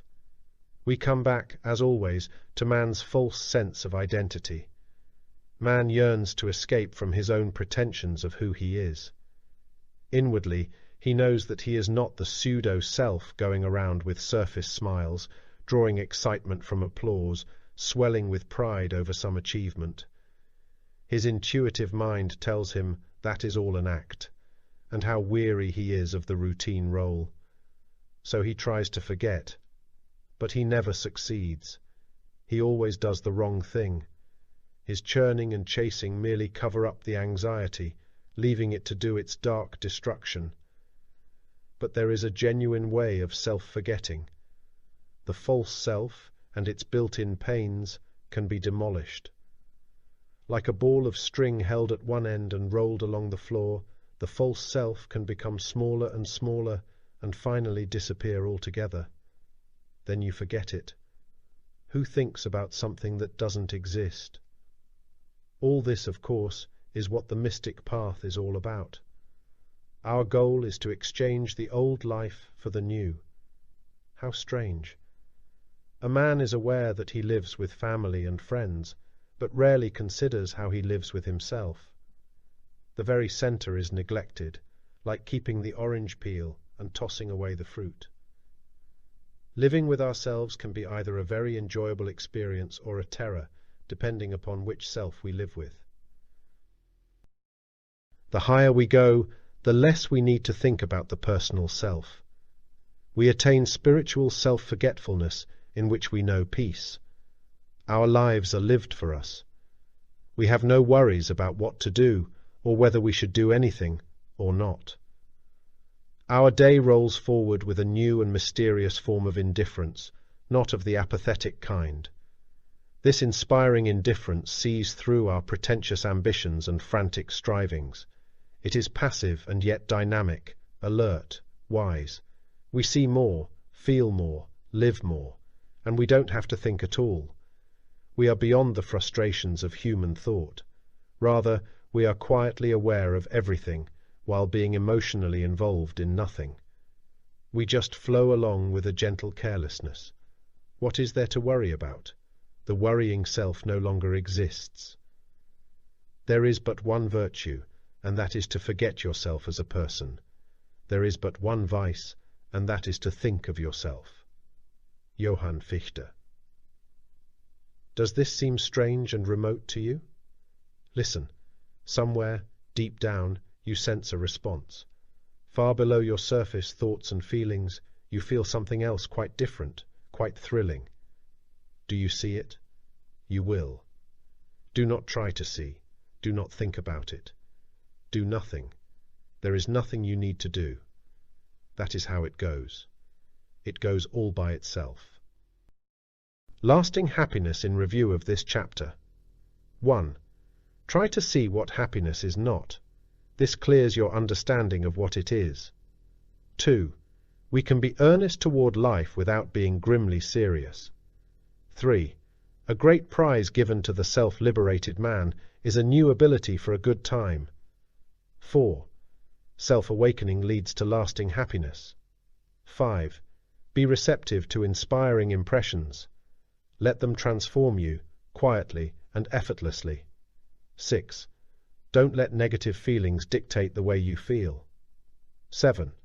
Remember that you now possess all the needed potentialities for happiness in the here and now. Develop them.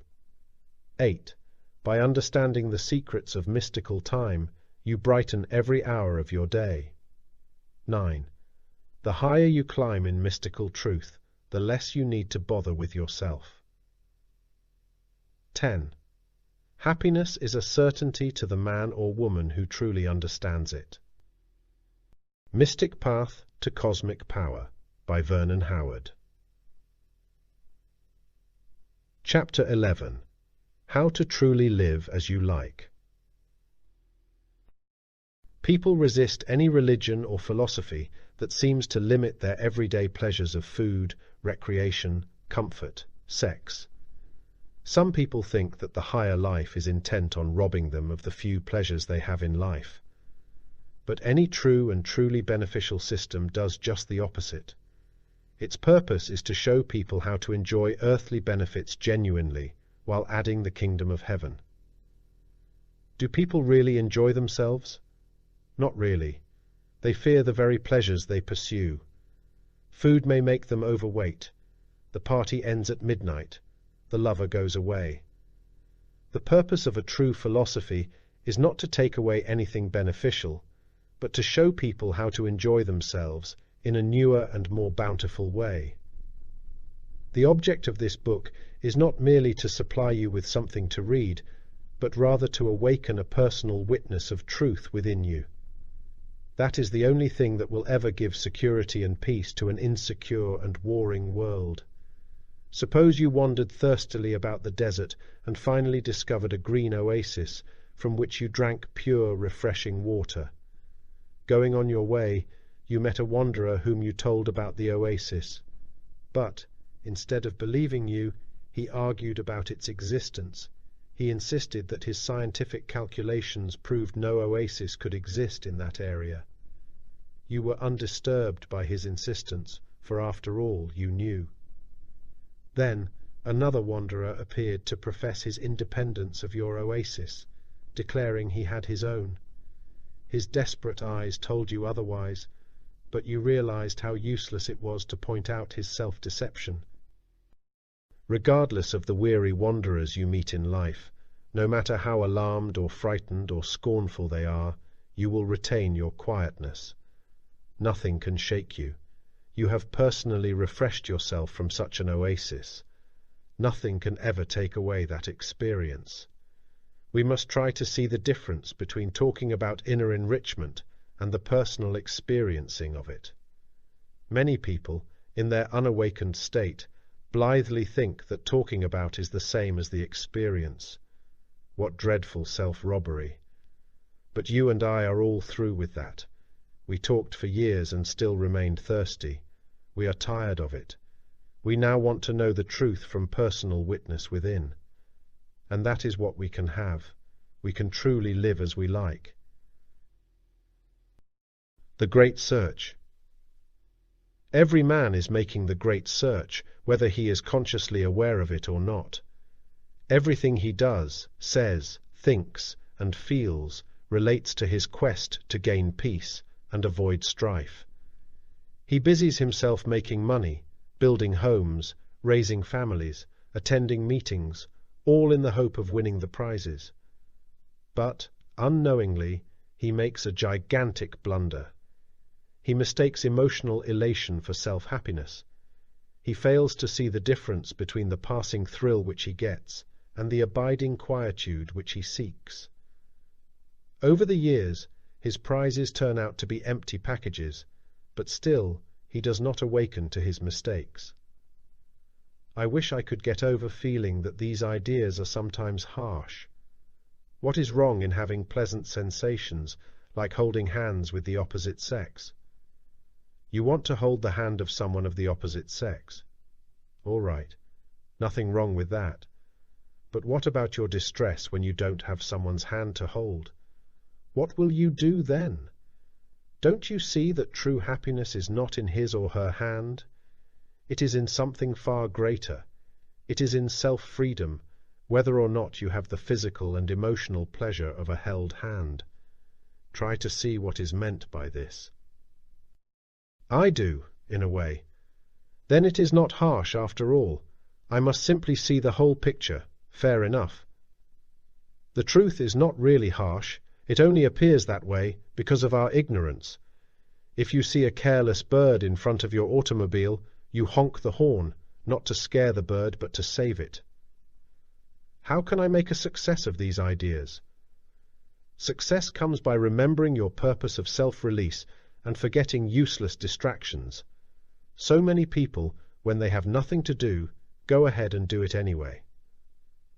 Become aware of the many false authorities, exterior and interior, seeking to distract you from the great search. Unfortunately, many human beings are like blades of grass, swayed this way and that by every chance breeze of public opinion. They only know what to think after advice is given by someone they assume is wiser than they. Their feelings for the next hour are determined by the last person with whom they spoke. Whatever happens, they bend in the influenced direction. Worst of all, when nothing happens, they anxiously seek out an external authority, almost always a negative one, for they feel that the worst possible thing that could happen to them is for nothing to happen. Higher authorities exist.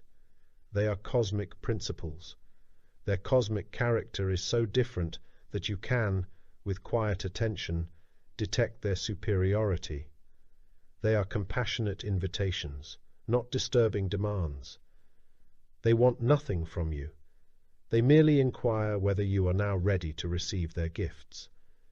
It is with these inner whisperings, these intuitive influences, that you solve the mystery of existence. You are unique. Shield yourself from distracting and false authorities by simplifying your efforts. Anything we can do to make things clearer and easier is wise. Over the years, I have worked at reducing profound principles to simple procedures. Let me pass on, for your use, a result of my work. You can call it the KB method, by remembering the first letters in the 3 steps. 1. Knowledge. 2. Action. 3. Brightness. Knowledge. Make it your energetic business to find out what you don't know. Action. Put your knowledge to work with experimentation, self-observation, a willingness to change what must be changed. Brightness. Remain cheerful and encouraged by realizing that you can go as far as you want to go. KB results in what Eastern philosophers call moksha, liberation. Let the principle of repetition help you. Repeatedly read, review, discuss life-giving ideas, but do so alertly, not mechanically. Reading words without grasping their mystical meaning is like examining the menu after being served your dinner. Do you understand that cosmic insight alone brings emancipation? Do you see that your aim is to rise above your present self? Do you know that you have a special uniqueness? Stop acting as if the other person is unique and you are commonplace. That is idol worship which produces pain. Act as if you are unique, not from human vanity, but because it is so. You are unique. To really see it, we must first extinguish counterfeit uniqueness based on egotistical imaginations of our own goodness. As the human self fades, the true self appears. That is what is unique about you and me, and we had better start living that uniqueness. Even if you do not understand a principle relating to the better life, you need not go on misunderstanding it. Leave the mind at rest, thus making room for eventual comprehension. Be patient. If you simply let things come in their own natural way, you can handle them with natural intelligence. It is our unnatural forcing of life that causes grief. We cannot hasten tomorrow by ripping a page off the calendar. Neither need we be concerned with our mystic progress. It needs no force. Eventually, you will let each day dawn spontaneously with the realization that it is right because you are right. Seneca, a mystic who served as prime minister to Emperor Nero, showed clear insight by remarking that men are happy when beyond the influence of fear and desire. No man in constant trouble lives as he likes. So to live truly as we like, we need plans for keeping free of trouble. There are such plans. By trouble I mean both exterior difficulties and the disturbances churning around our minds and feelings. People head straight for trouble, like a runaway automobile, because they do not pay attention to these plans, which are higher truths. When a higher truth finally sinks into mind and heart, you never again suffer the penalty for not knowing that truth.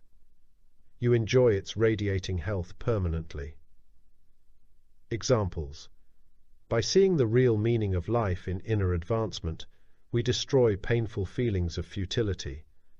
By refusing to limit ourselves, we expand far beyond our fondest dreams. By awareness of whatever may be false in us, we permit revelation of all that is true. By letting love be the perfect guide, we walk lightly. By union with our true nature, we never again suffer from a divided self.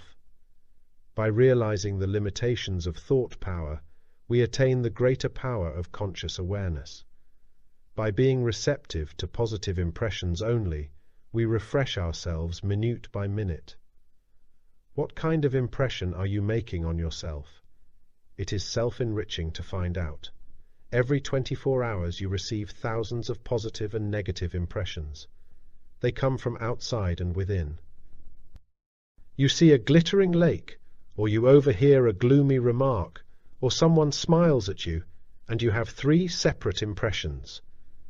You silently recall an incident from yesterday, or wonder about tomorrow's weather, and have 2 more impressions. Impressions flow in a constant stream. You need do nothing to invite them, and you cannot stop them. But the kind of impressions admitted to your mind make your life what it is. Upon reaching a certain level of psychic awareness, you have the power to receive only healthy impressions, the cheery and helpful ones. If negative impressions come your way, you will be able to stop them before they penetrate to make you sad or upset. Unhealthy impressions are like thieves in the night, who steal your psychic riches, leaving you poor and exhausted. You cannot stop them from trying to enter, but you can prevent them from actually penetrating. By becoming aware of them, by exposing the thieves in the night, you destroy them. It is as if you have the magic ability to dissolve a flying stone before it strikes you. There are millions of beautiful impressions, and they are all for you. There are enough to make you a supremely happy man or woman. You need only exclude the unwanted impressions and welcome the happy ones. How to live as you like with others. If we think that other people can do us good, we will also think the opposite, that they can do us harm. It is an esoteric principle that neither is true. It is a subtle form of idol worship to think that anyone of himself does anything good or bad for us. However, others can be channels for our good.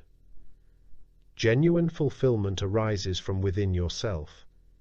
To feel alive only when we are with another person is false vitality, which we fear losing with the loss of the other. By extinguishing that part of us which feels alive only when with another is to live truly. I want to give you a profound principle which, when absorbed, enables you to live as you like with other people. You cannot establish a solid and satisfying relationship with another through human devices, such as gifts, promises, persuasions, threats, flatteries. You might temporarily get what you want, but the relationship will not be a happy one, and it will most likely break up. Satisfying relationships can exist only between people who are more or less on the same high level of psychic maturity. They can enjoyably exchange endless benefits with each other on the psychic level, such as love and understanding. They can also, without tension, enjoy all the benefits of the human and physical level, like conversation, companionship, sex. But two people on a low level of maturity can only anxiously exchange gifts on the human level, for that is all they have. This leads us right back to the same conclusion. Raise your own level of psychic understanding, of mental maturity. Then you automatically attract people on your new level, and with them you can have happy relations. Picture yourself standing opposite someone, with circles drawn on the floor around each of you. The two circles represent psychological zones of influence, his and yours. Now, when meeting another person, do not enter his zone of influence. This means that you do not abandon your mind and emotions to him. It means that you are unafraid of him. Stay within your own circle of self-influence. You then maintain your integrity and command the situation. This does not mean that you dominate the other person in the usual meaning of the word. It means you are in perfect command, because you have no need to dominate. Here is a mystical mystery for you to ponder and solve. The greatest power on earth is no power at all. Flatly refuse to let anyone put pressure on you. In some cases, this means a calm but firm statement that he or she must stop it. When done correctly, it is a favor to both of you. A bully might resent being told to knock it off, but at the same time he will like you, for he is secretly glad to find someone who isn't bluffed by his childish pressure. In other circumstances, perhaps in a husband and wife situation, where it is best not to speak up at the moment, you must refuse inwardly. This must not be done in anger, but in silent understanding of why the other person behaves so badly. The world is thick with tactless and overbearing people. We must, therefore, keep ready our inward refusal. Let no pressuring person make you feel pressured. You have the power to remain perfectly calm in every difficult and unexpected event in life. What to do with your day? I feel that my life is in the hands of other people. It makes me uncomfortable to realize that my peace is at the mercy of their changeable moods. No person has power to either give you happiness or take it away. Then how come I feel good with some people? Because you confuse happiness with pleasurable sensations. They are entirely different. Happiness is purely an inner state, unrelated to other people. Therefore they can neither give happiness nor withdraw it. Think of someone you were madly in love with a few years ago. That person is the same. You feel differently. But I still feel good with some people. Yes, but try to see that this good feeling is not the same thing as enduring happiness. It is a sensation which is at the mercy of changeable people. Do you really think that life is so unfair as to place your well-being into the hands of fickle people? Sensations come and go. Happiness endures. But I want to enjoy people. You will enjoy them in a new way once you see the truth about this. You now have a painful fear of losing the pleasurable sensations derived from others. That will disappear. You won't be afraid to lose anyone from your life. You have awakened something I never sensed before. Remember that real happiness never changes. Regardless of exterior conditions, it just is. Happiness is a state of psychic understanding, not of emotional feeling. We must understand who we really are and why we act as we do. With that understanding, we can safely let glad feelings arise as they will. Such feelings are legitimate. There is no swing of the pendulum back to gloom. When you attend a gay party, do not try to take happiness from the people and the distractions. Happiness does not exist in those things, and you sense it, don't you? Go to the party in a state of self-awareness, and you will enjoy it like no one else in the room. Unlike the others, your enjoyment will remain with you after the ball is over. In Balzac's mystical novel, Louis Lambert, the question arises as to why we are here on earth. Answer: because we have interior themes to develop and enjoy. So you see, you have much better things to do with your day than waste it in not living as you like. 4 steps to new harmony. You must never consent to a human relationship based in fear. This does not mean that you necessarily end the relationship, but you end the fear in it. Take these 4 steps. 1. Think of someone whom you fear in one way or another. You must honestly admit the fear, otherwise nothing can be done. Select someone with who you are in frequent contact. You will employ this relationship in building new courage toward everyone. 2. Act and think and speak toward this person in the way that you desire. Do not mentally submit to him or her. Crack your usual behavior pattern. Dare to risk offending him with your new independence. It is absolutely necessary that you dare risk offending him. You are afraid because you don't want him to get mad at you. Risk it. Let him get mad if he wants to. But assert yourself in very small ways at first. If you take too much at one time, you won't be able to make yourself do it. 3. As you act up, keep yourself emotionally uninvolved with whatever happens. Stand aside and observe the reactions and results, both within yourself and in the situation. Watch whatever occurs with an air of indifference to consequences. 4. Persistent practice will give you a new sense of independence, which, incidentally, you had all along, but didn't realize. Now, with awareness of your natural freedom, you can enjoy it. And you won't be afraid of any other human being on the face of the earth. As you do all this, you will observe a definite change in your attitudes and actions toward others. You are genuinely independent. You are not afraid of offending them as you used to be.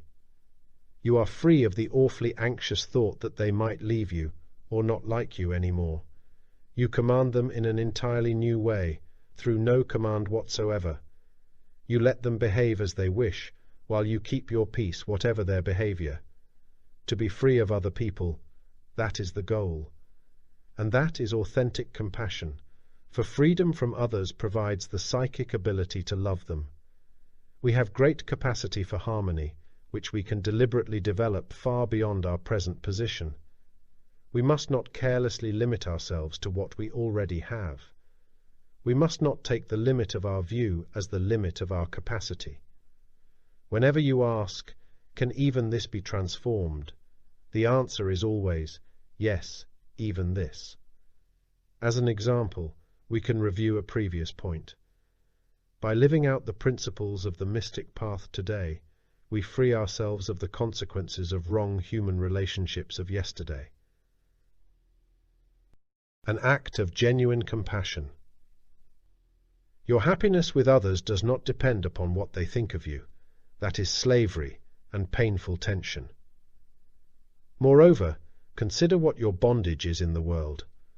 What do you suffer to keep the esteem of men you dislike? François Fenelon. Your happiness depends upon what you think of yourself. That is freedom and relaxation. To place your well-being in the hands of another is like wanting a painting of a colorful dawn, but meekly allowing the artist to paint what he prefers, perhaps a bowl of fruit. You must stop that. Even if it produces a temporary emotional crisis in you, which it will, you must stop it. You must please yourself as your inner integrity tells you to do, regardless of consequences. You must consent to nothing that compromises with what you know is right for you. And that inner voice is always telling you what is right, isn't it? I am annoyed by the shallow and often senseless behavior of friends and relatives. You say that the problem is my annoyance, not their behavior. I'd like to dismiss my negative reactions, but how? Don't believe that they can do any better than they do. A child of 5 can't behave like a child of 10. The same with adults. No one can possibly behave above his own level of understanding. Don't expect people to do any better than they are compelled to do at their present level. Your problem is in assuming that they should and could behave better. That is like thinking that a monkey should be as dignified as a deer. Understand this, and annoyance disappears. I get upset and confused when the people in my life get into trouble. I want to help, but don't know how. What is my responsibility? You must never take responsibility for another's mistake, and you must never sentimentally excuse it, any more than you excuse your own mistakes. A false sense of love or loyalty on our part robs the other person of the learning process. Even if the other person refuses to learn the lesson, that is his responsibility. This may seem harsh, but it is an act of compassion. Even Christ refused to take responsibility for those who refused his message. As you gradually awaken to mystical enlightenment, you will feel the urge to share your discovery with others. It is good and natural for you to pass along what the New Testament refers to as a pearl of great price. Because you will find others in various stages of receptivity, remember this. Never give more than others can understand and appreciate at the moment. This is cosmic law. To try to give what others cannot receive is like tossing a ball against a brick wall. It bounces back to strike you. Jesus explained this law by saying that we should not cast our pearls before swine, that is, before those whose incomprehension of truth makes them indifferent or hostile to it. But some will be eager to know more. With such receptive people, you will establish a radiant relationship unlike anything else on earth. You help each other to truly live as you like. When you don't know what to do. What questions are asked most often by seekers?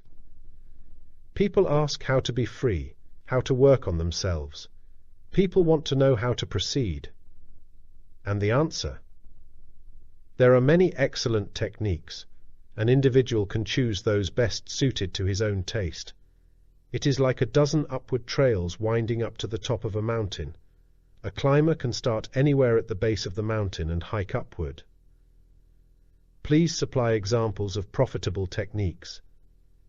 Observe yourself with the intention of seeing yourself as you actually are, not as you imagine you are. Read books by authors who have found the way themselves. Constantly realize that nothing stands in your way but your own conditioned mind. Get tired and more tired of not living your own life. Dare to think in new ways. There are hundreds of helpful techniques. Channel them into your single aim, self-insight, which provides self-freedom. According to the mystic path, what is positive action? Whatever is done consciously, with awareness, is positive action. Inner enlightenment is genuine action.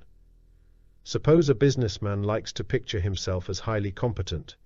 He may be competent in financial matters, but a family crisis leaves him confused. It is positive action for him to see that business skill cannot be transferred to family affairs. Seeing his weakness, being aware of it, his self-study can now add new profit. Then it is positive to notice negativities within ourselves, like weakness and guilt.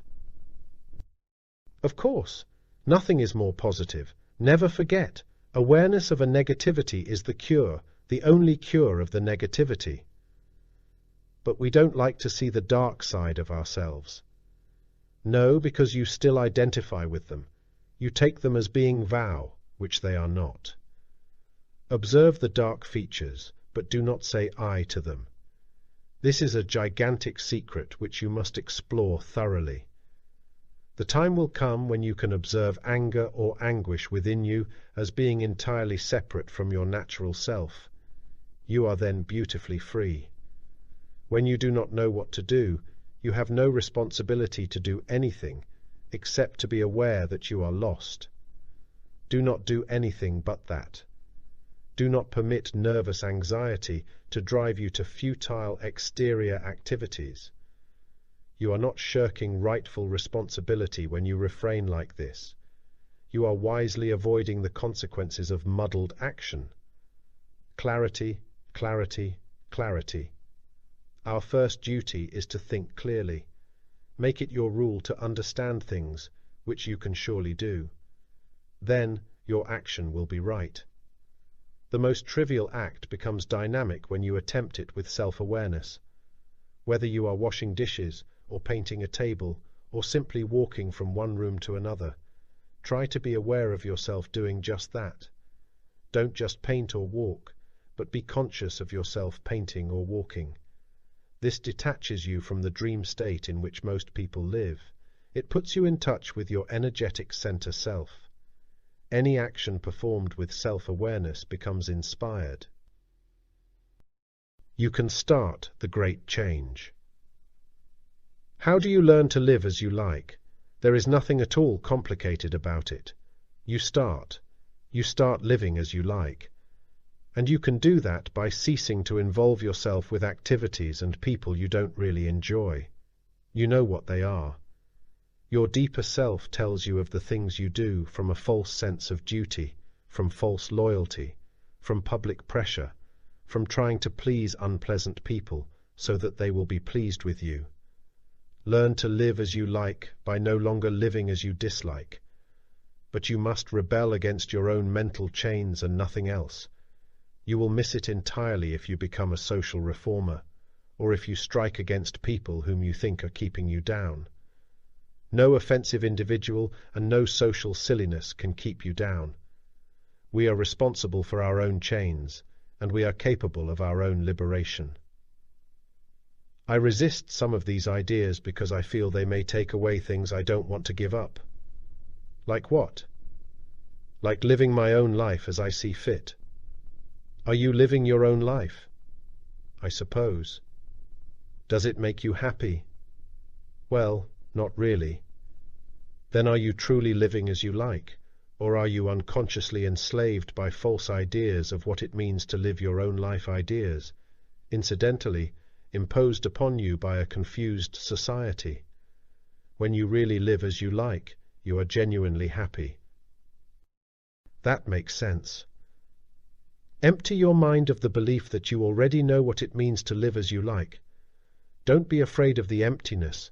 There is nothing to fear. Remain with it, and one day it will be filled with an amazing revelation. Suppose a law were passed denying us the right to speak or write any words containing the first 10 letters of the alphabet. Such a law would produce frustration and nervous tension.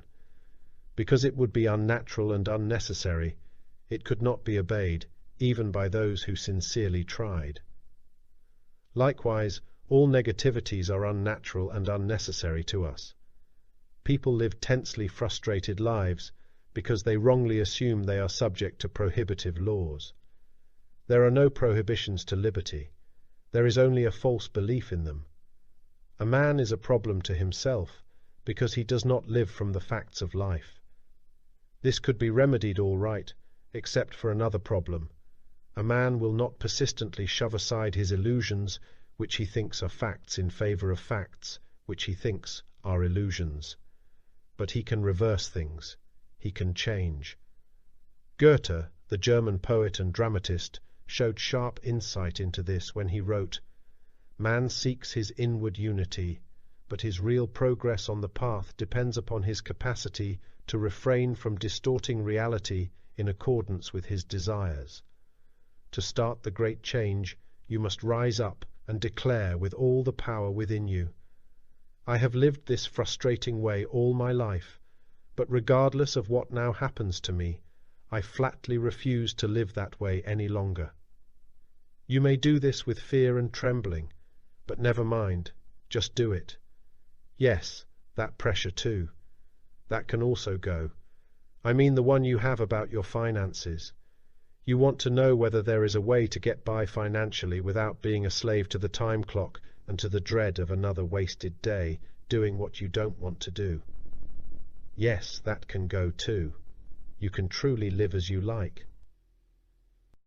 Special points to remember in this chapter. 1.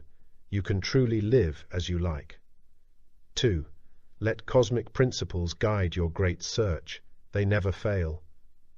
3. You find your genuine uniqueness by working patiently with the ideas of the mystic path. 4. We remain free of trouble when we learn to receive positive impressions only. 5. There is a right way and a wrong way to live with others. You are now studying the right way. 6. We have better things to do with our day than waste it in undesirable states of mind. 7. Do not mentally consent to a human relationship based in fear. 8. Please yourself as your own integrity directs. 9. As self-awareness grows, you become more skilled in human relations. Everything brightens. 10. Start the great change today. Live as you truly like.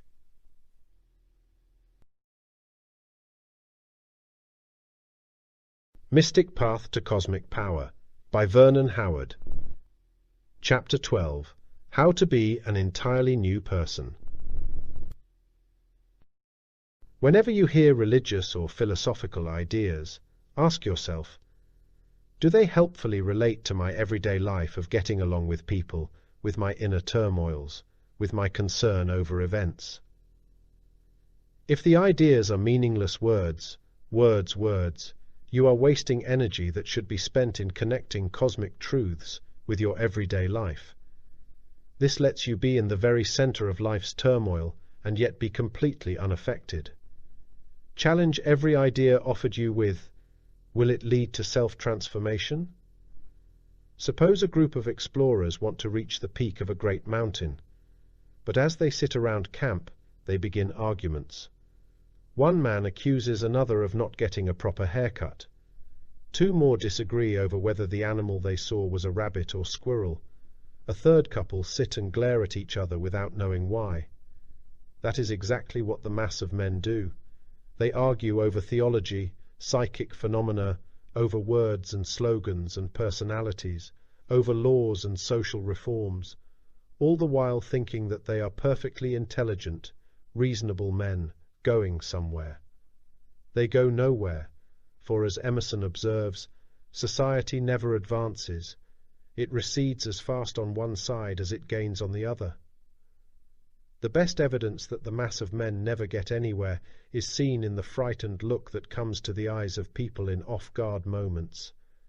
If a truly wise man happened to be nearby those explorers, he would shout, "Stop all that foolishness! Climb!" Not all would hear him, but perhaps a man or 2 would sense the message. He would see the futility of words and the need for personal action. He would decide to break away to become a true individualist. He would climb, and he would reach the peak. That is where you come in. But first you must want to be a genuinely new person more than you want anything else, more than anything. That leads to inspired action. Then you can climb, and with resolute persistence you will stand above the world. Use this method for making the most of your studies. Whenever you meet a striking idea, do not assume that you understand it fully. This common tendency must be avoided. Rather, assume that you barely glimpse its glitter. An explorer who comes upon a magnificent long-lost temple in the wilderness does not believe that his first glance includes the whole structure. No, he explores persistently and eagerly, room by room, treasure by treasure. Perhaps an idea in this book awakens your intuition. Make a note of its location. Review it once a day for several days.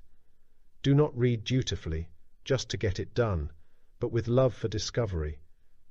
Have the joyful curiosity of the psychic scientist, which you are. Try to connect it with other principles. See its deeper meaning. Ask how it can benefit you in practical ways. It is safe to say that every new idea contains 1,000 times the treasure we first suspect. Let us get on to it. But, with all your studies, remember this. 1 minute of experiencing the free flow of life for yourself is worth 1,000 hours with books and lectures. You don't want to read the menu, you want to taste the dinner. Knowledge is needed, yes, but let it be the gateway to spaciousness. The magic power of wonderment. A man or woman painfully explains, "You know, in spite of all my busy activities, I really don't know what to do with myself. Oh, I have my television and social life. I don't mean things like that. I mean my inner self. It's all so empty and pointless. Yes, that's the whole problem. I just don't know what to do about my inner emptiness. It aches so badly." Of course it does. Such a confession by one man or woman is an honest reflection shared by millions of trapped people. They just don't know what to do with themselves. Their secret emptiness makes every day a new terror. They desperately hope to find enough artificial activities to get them through another empty day. You need not live that way. There is a new way.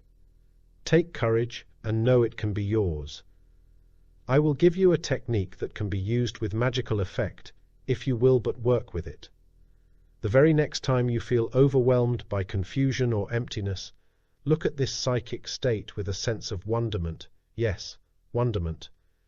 Don't react with customary fright or resistance. Calmly sit down and try to see what it is all about. Be cheerfully curious, just as if it is a new adventure in self-discovery, for that is just what it is. Something quite remarkable will happen before your eyes. You will see this state in an amazing new way. It will no longer be emptiness, but something else, something which I cannot describe to you, but which you can know for yourself. The darkness turns to light. The next time you do not know what to do with your emptiness, look at it with a sense of wonderment. Your resolve to change yourself will certainly arouse protests from your deeply entrenched habits, but you must flatly refuse to listen. Ignore their accusations. Stay with yourself. And especially, don't fear the consequences of breaking free. We must recognize this subtle enemy called fear of consequences. Unless we are alertly aware of its terrible tyranny, it keeps us its unconscious slave. By consequences, I mean whatever happens to you, inwardly or outwardly, as a result of your blow for personal liberty. Do not fear consequences from anyone or anything. Do what you must do and quietly observe what happens. Stand up in the face of reactions from other people or from your own negative nature. You broke away from that relationship because you can no longer live that kind of life? You acted heroically. You refused to compromise yourself by agreeing with someone simply because you value his friendship? Good. You dared to look within yourself and were shocked to see more negativity than you suspected? That is a positive act. Whatever the consequences, even if painful, let them teach you the lesson. They are trying to tell you of another way to live. They do their best to break you free of the monotonous life. Whatever happens, start each new day with wonderment, as if it were the very first day of your life. This should be done by anyone who doesn't want his future to be repetition of his past. Something you must realize. One psychic fact cannot be repeated too often. We will never break free to newness until we get utterly tired of old bondage. But to get tired of it, we must first become conscious that we are slaves to 1,001 things. We must see it deeply, even painfully, not superficially. We must be weary of worrying over finances. We must get fed up with being scared and lonely. Yes, we must get horrified at the tragedy of our life. This conscious facing of our emptiness makes us tired of living that way any longer. Now we are getting smart. Never ask, what is the alternative to my present way? What will I have in its place? To do so is to fall into a trap. To ask these questions prompts the conditioned mind to project what you desire this state to be in order to feel secure. Then, anything resembling that state will be mistakenly taken as newness, which it is not. It is merely another chair on the same floor of the building. It is not a higher level of the building. Have the trust neither to know nor care about your future. Your task is to leave the past. Do that much, and your future will unfold in a new way. Know that you are free right now, for that is a fact. Realize that the real self can behave as if it feared nothing, for it is simply so. Understand that you need not submit yourself to anyone on earth, for a dignified uprightness is your present possession. Recognize that tomorrow is already just fine, for this pre-recognition is accurate. Be aware that nothing can bar you from the abundant life, for abundance is meant for you. Such truths often puzzle people. They ask, but how can I know that I am free when I feel I am not? How can I say something that seems so untrue? That is a superb question, for it indicates an honest probing of a puzzlement. It is like sitting at the window of a train passing through a darkly dangerous jungle. You look out to see all sorts of fierce beasts. If your imagination runs wild and you fail to realize that you are on a safe train, you will be scared and nervous. We must be constantly aware of where we really are. We are on the spiritual train that carries us safely past the seeming threats of the exterior world. With that consciousness, we can serenely sit back to enjoy the trip. Freedom is your actual state at this very instant. You need only realize it with spiritual discernment. By doing this, you have liberty and strength unknown by those who are considered great in public eyes. They know nothing of this secret force, nor do they want it, for it means the end of their ego-centered life. To live from egotism is minute-by-minute slavery, as every slave knows. You will be great in a different way. You will be carried through every day with no worries and no hurts. You will personally know what every religious teacher has been trying to tell mankind throughout the ages.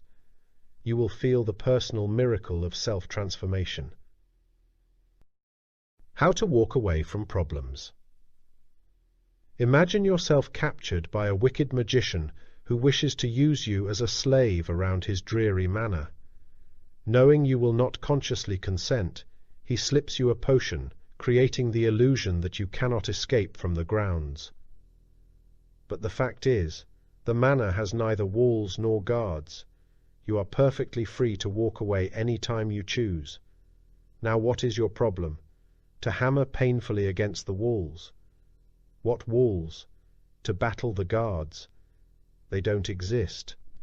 No, the problem is not to do something, but to see something. Seeing is the only effective doing. You are not walled in by either a trivial problem or by the most serious crisis you can imagine. You are free right now, at the very instant you read this line. See it.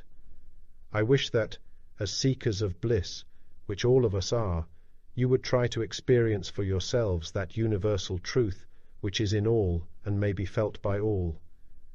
This state is not an invention of anyone. It is already there. We have simply to discover it. An intellectual examination of a truth does not free us inwardly. We may start with mental examination, but must dare to go beyond it to higher perception, for that alone brings about the new birth urged by the New Testament.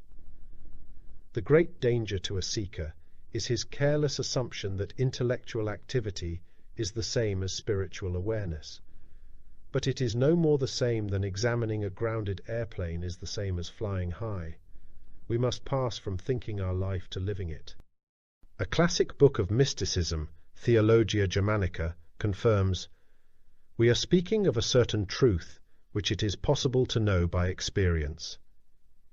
It is as if a polar bear tried to explain to his cub what it feels like to swim in the sea. The cub, being able to think only in terms of his present environment on land, could not possibly translate his parents' words into meaning. But as he plunges into the sea for himself, he knows. Remember, a truth that a man does not understand does not exist for him. Even though giving lip service, such as publicly declaring that inner values are all that count, he will secretly disbelieve or even scorn it.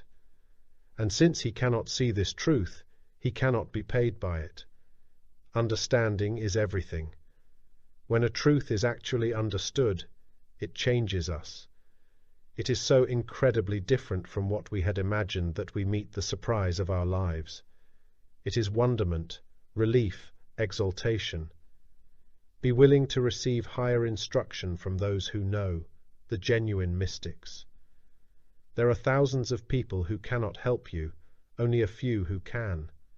Listen to them. It takes a lighted candle to light another. The self-confidence of a new man.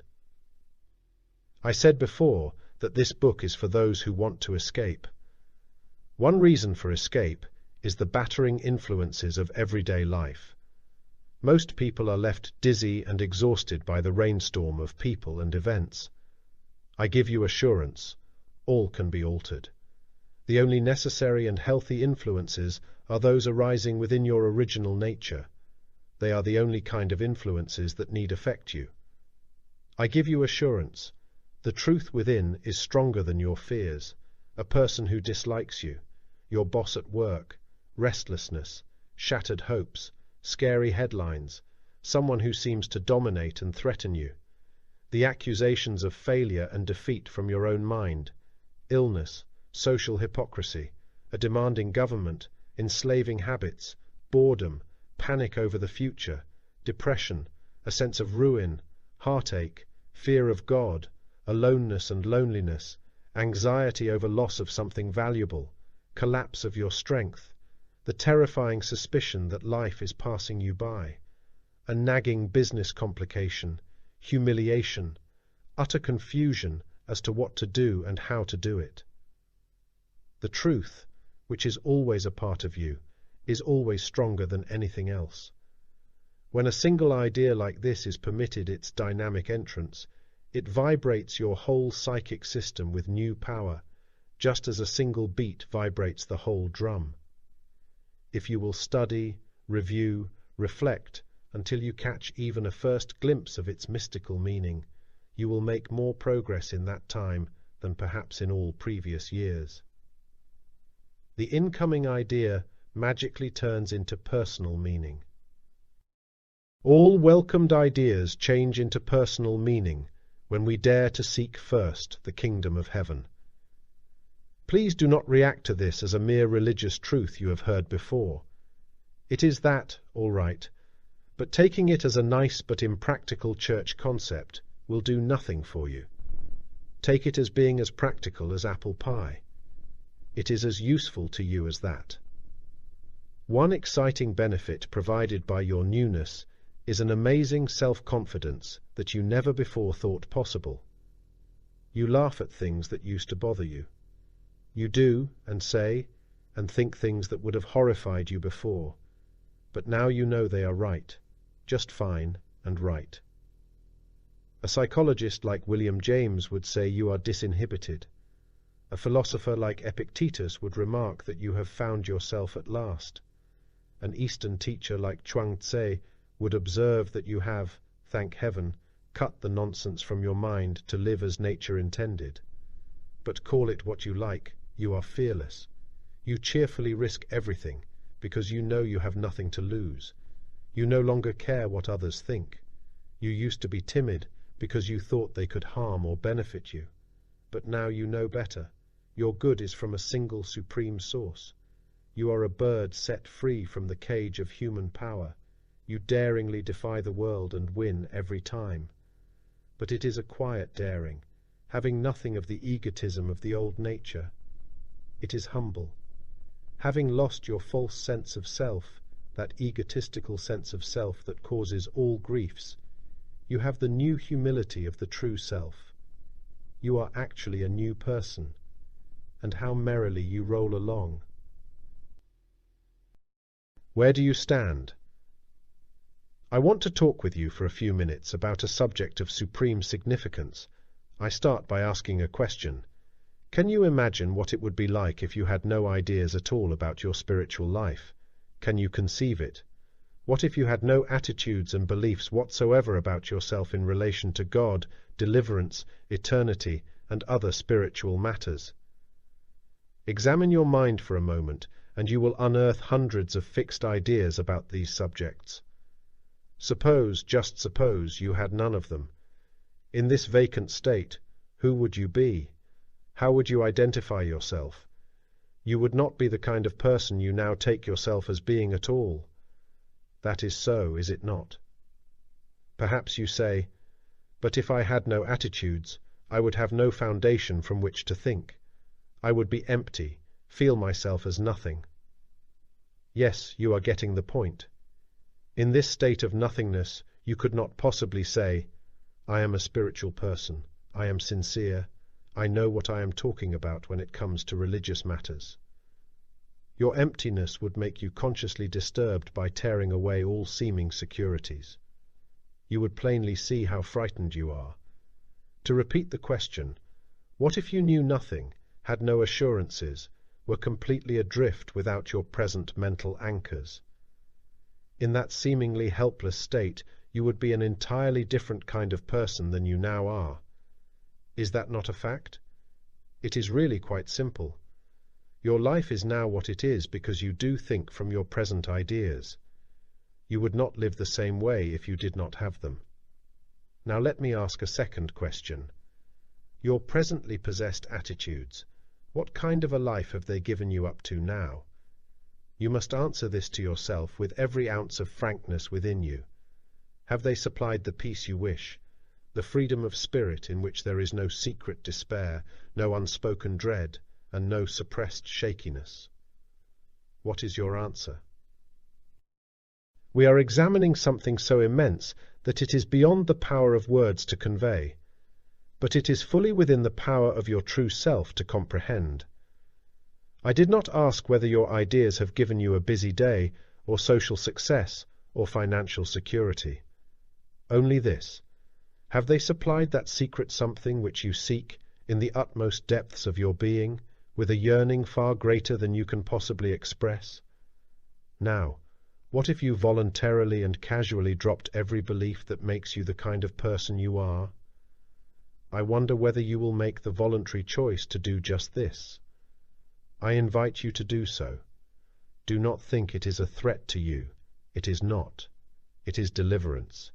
It is no threat to you, the essential you. It is a threat, be glad, to everything false and frightening. That is what you really want, the destruction of false foundations, cleverly disguised, that only appear to support. It is as if you were standing on a shaky platform watching a passing parade. While one part of your mind tries to enjoy the show, another part trembles with the shakiness beneath your feet. You sense the need to abandon the false structure, but hesitate for fear it will rob you of the passing show. It would not, of course, but because you know of nothing but that insecure platform, you are paralyzed in place. What is beneath the platform? Solid ground. Even if you are unaware of it as yet, there is solid ground upon which there can be no nervous tension. By standing upon it, you would have no responsibility, no need to do anything but relax and enjoy whatever comes along. I do not want to go deeper into this astonishing idea for now, not in this book. I want to leave with you just this much to think about. Where would you stand if every false platform, every wrong impression imposed upon you since birth were removed? What if you no longer stood upon them? In that case, where would you stand? If you feel you are missing out, one of the most powerful of all motivating forces in man is that he not miss out on something. We don't want life to pass us by. Properly directed, this force can turn a poor pilgrim into a wealthy resident. The non-enlightened man is missing out. Oh, what he is missing, if only he could see it. A man must begin to suspect that there is something else within himself, something entirely different from what he now experiences. You speak often of the need for self-transformation. I know this has nothing to do with exterior religious activities, but with inner change. How can I begin? By living from all these new principles that we discuss. This includes self-awareness, ceasing to waste energy in worry and guilt, being receptive to the inner voice, and so on. How does this differ from the way the average man lives? The average person lives from old, fixed, negative ideas. He is unaware that he is mechanically driven by frantic desires and habitual responses to life's challenges. It is a strangely tragic situation. For years you can tell a man that he is mechanical, conditioned, unfree, unhappy, and he will never believe you. He has so blocked his mind from seeing himself as he really is that he refuses to see his own chains. Then how does anyone ever break free? With most people it takes a severe shock of some kind. An intense suffering often makes them seek the light. Correctly used, shock and suffering can be the turning point toward a new life. But it must be correctly used, that is, constructively. Interesting. You say that an awareness of how unhappy we really are can start us toward genuine happiness. Yes. It is not negative to admit we have lost our way. It is an honest step in the right direction. Remember the parable of the prodigal son. It is never your responsibility to create success. Your part is to make an effort to awaken to your true self, whose very nature is success. You need only let it exist in your awakened consciousness. We must wake up. Fine. But how? We can take our answer from a thinker who was more or less ignored by the world of his day, but who has since been acclaimed as a mystic of profound insight. Danish author Søren Kierkegaard would declare, "You are in utter despair about yourself? Good. That is a needed step toward liberation. But you must face your despair fully and deeply, and not lull yourself to sleep with comforting doctrines or shallow escapes. Face the fact of being what you are, for that is what changes what you are. Far from being your shame and ruin, honest self. Observation leads to the very salvation for which you would gladly give everything. A city once built an expensive highway that went nowhere.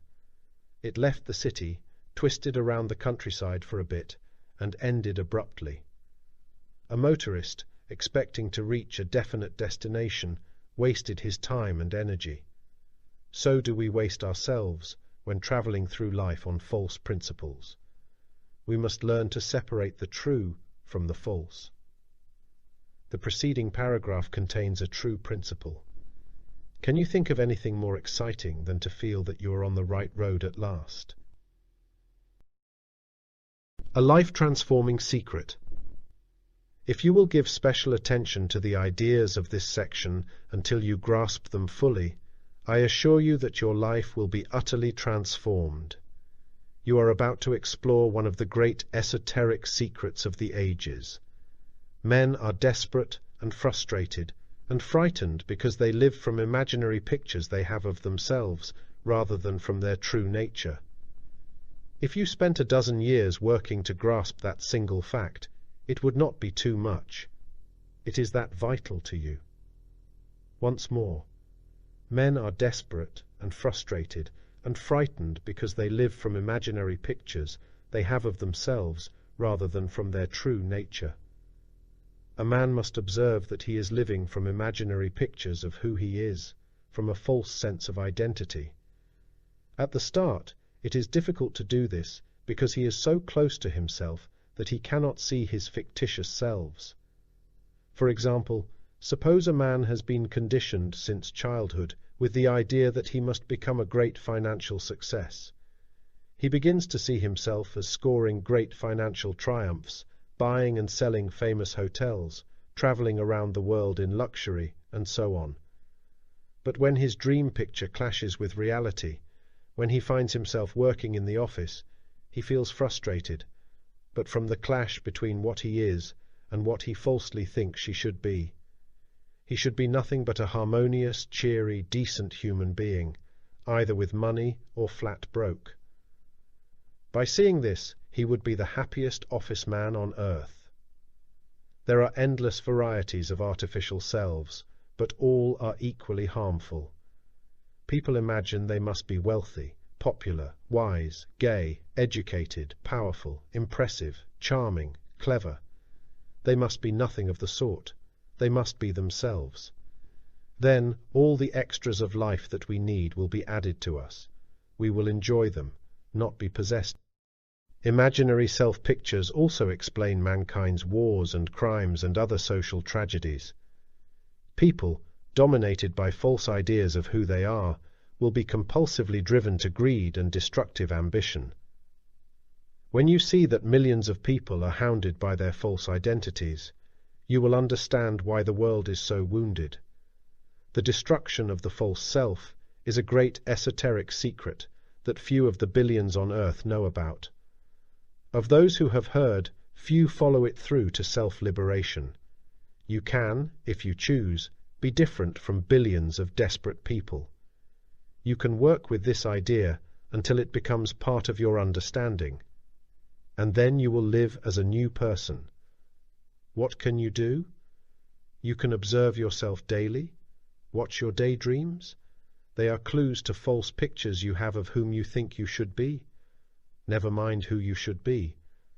That is a painful trap. Destroy your imaginary self-pictures with ruthless persistence. They are foes who prevent your newness. We resist letting go of our imaginary self-pictures because we fear our emptiness without them. We must courageously face the temporary uncertainty as to who we are if we are to discover our true spiritual identity. All the great religions, including that of the New Testament, tell about this stage of our development. It is like continuing through a dark tunnel to reach finally the sunlight beyond. You can choose newness. You have nothing to Joe. You have everything to be. People are so confused about what to do with their family affairs, love life, finances, health. And no matter what they do, nothing helps very much. Of course it doesn't. Nothing can be truly different until the individual is different, really different internally. Doing without being is a dreadful way to spend the day, as millions know. But you can be different. Suppose a man without musical training were to sit before a piano day after day and try to produce enjoyable music. No matter what he did, regardless of how hard he tried, nothing but discord came out. If he occasionally struck a harmonious chord, it was purely accidental and was soon lost in the next noise. Suppose he grew tired of discord and made up his mind to understand its cause. He consults a teacher of piano. I don't understand why I can't play the piano. Very simple. You must change yourself. In what way? You have to understand the principles of music. But I already do. No, this is your whole problem. You insist that you already know, but you don't. If you really understood, you would play harmoniously. It is as simple as that. So what do I do? Stop trying to do things with that piano. It will get you nowhere, as you have already proved. Instead, be someone. Be someone who understands the principles of music. Then, you have no problem in doing. It will be easy, accurate, enjoyable, rewarding. That illustrates how millions of people fail to produce daily harmony. Even when something goes well for a while, they fear future discord. They know it will come, because it always does. But it need not come any more. I assure you that it can be a thing of the past, gone forever. We need only make a sincere effort to be someone who understands the principles of life. They are available to anyone who really wants them. People say to me, "I think I have power to transform my life," but the beautiful bubble bursts, and I'm right back where I started. Where do I go from here? What power, if any, do I have to make things right? You can be certain of one power, that of choice. You can choose to turn your life in the opposite direction. You need not be strong about it. You need not know where you are going. You need have no security of any kind. You need not determine that you will endure in your choice, for at the beginning it is impossible. There are still too many negativities within you that don't want you to wake up. You need only choose to turn, then keep choosing as many times as necessary. That is all you need do. And it is certainly something you can do. Then, as you continue to choose, everything is yours, just as turning toward a lovely sunset makes it yours. Magnificent, if only you will grasp this. Do you see how you can now lay aside all your pointless duties, your false responsibilities, your artificial strengths? Do you see how you can be in love with life because you no longer fear it? Choose to turn in the opposite direction. Do it now. Do it, and the whole universe belongs to you. Steps in this chapter for becoming a new person. 1. Wish for newness more than anything else. 2. Walk the mystic path with quiet wonderment. It is a special type of energy. 3. You need never submit your integrity to anyone or anything. 4. We must walk beyond mere intellectual agreement to cosmic ideas to their total absorption. 5. When cosmic ideas are fully understood, they create a new man, a new woman. 6. Newness provides an amazing self-confidence. You are uninfluenced by anything exterior to yourself. 7. By daring to abandon shaky supports, you find yourself on the solid ground of reality at last. 8. You can use any present troubles to make yourself a new person. 9. Do not try to create life success. Merely let it exist in your awakened mind. 10. Choose to be a new person. Mystic Path to Cosmic Power by Vernon Howard. Chapter 13. Some pleasant surprises about yourself. Many years ago, a book published in the Arabian language swept over Europe to become the favorite reading of kings and citizens alike. Entitled Hay Ibn Yokdan, it was written by a mystic and physician named Ibn Tufail, who lived in Seville, Spain. So great was the demand for Hay Ibn Yokdan that it was translated into English, Spanish, French, German, Dutch. What made it so fascinating to everyone? It aroused the sleeping powers within readers, shaking and guiding them toward inner release and employment of their mystical forces. The book told of a man who found himself alone on a deserted island, completely on his own. Making up his mind to solve the secrets of both the spiritual and natural worlds, he went to work, and succeeded brilliantly. Without aid from people or books, he found within himself he needed for the victorious life. You have the mental and psychic energy you need for a triumphant day, every day. But to avoid wastage, let's take an example of useless thinking. It is when people worry, but what can I do about my accumulated difficulties? Never forget this simple but remarkable reality. The more you walk toward the mountain, the more you walk away from the desert.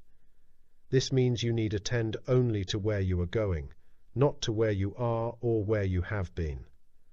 As long as you are headed for the mountains, What slightest concern need you have for the scorched desert? The desert is not your home. The mountaintop is your dwelling place. A tremendous gush of energy pushes you forward once you realize that everything you do is done for your own sake. The ordinary man does not really see this. What little work he does is done from an annoying sense of required duty, or because it satisfies his imaginary image of being a sincere seeker. There is no energy in this. On the contrary, it is a burdensome drain on natural forces. The gush of fresh power comes from sighting that we are actually working for ourselves. You have abundant energy now. Picture yourself surrounded by a number of small pools, each representing a different type of energy. A sign above each identifies them as emotional energy, mental energy, sex energy, social energy, physical energy, and so on. During the day, you draw from each as you feel the need. You use mental energy to complete a business project.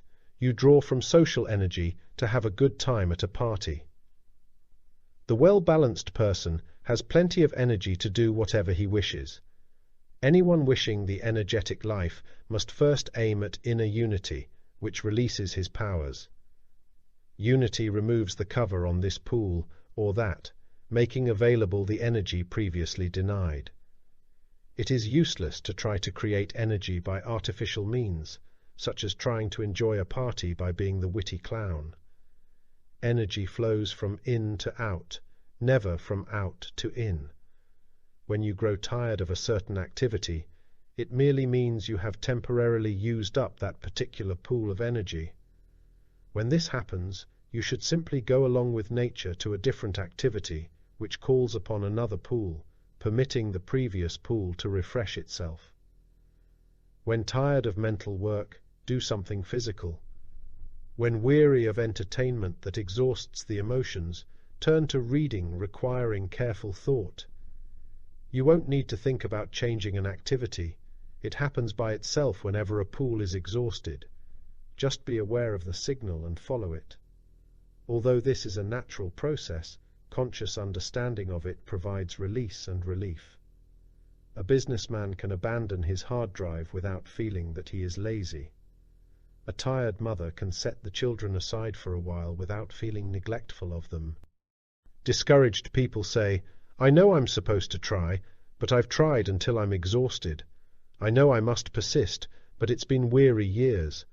I'm like a man who persistently tries to open a lock with the wrong key."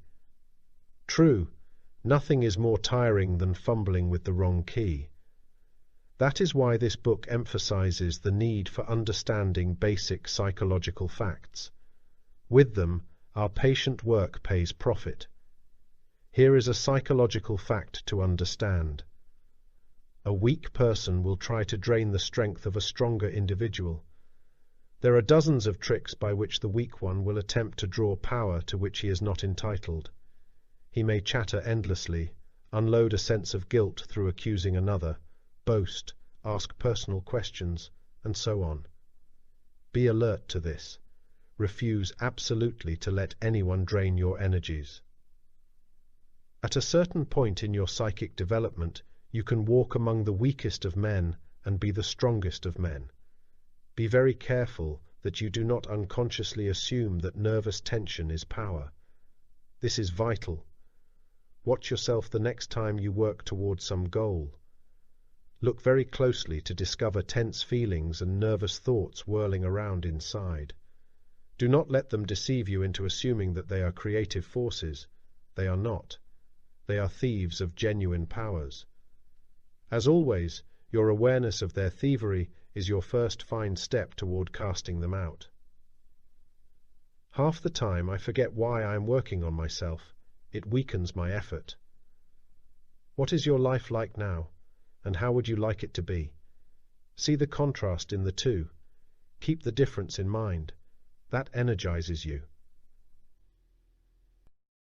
Why you should please yourself. Remember, every cosmic fact has 1,000 times more significance than appears at first.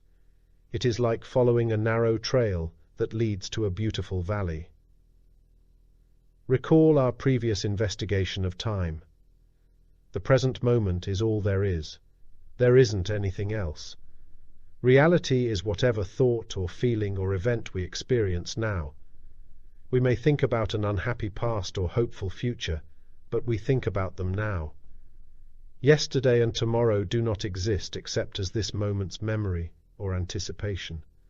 To try to live in them creates illusion and conflict. Happiness is truly now or never. Confine yourself to the present.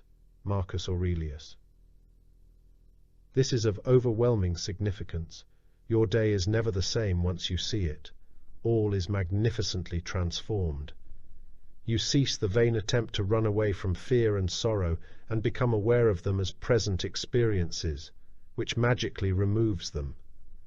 No longer are you anxious toward your future, for you no longer insist that it conform to past pleasurable experiences, so every new second is lived completely and carefree.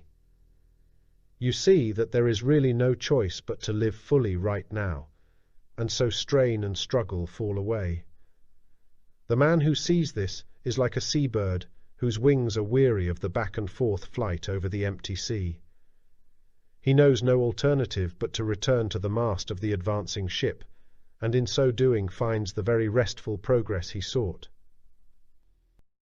The facts that free us to live richly are often shocking to our smug ego armor. None is more disturbing to some people than this one.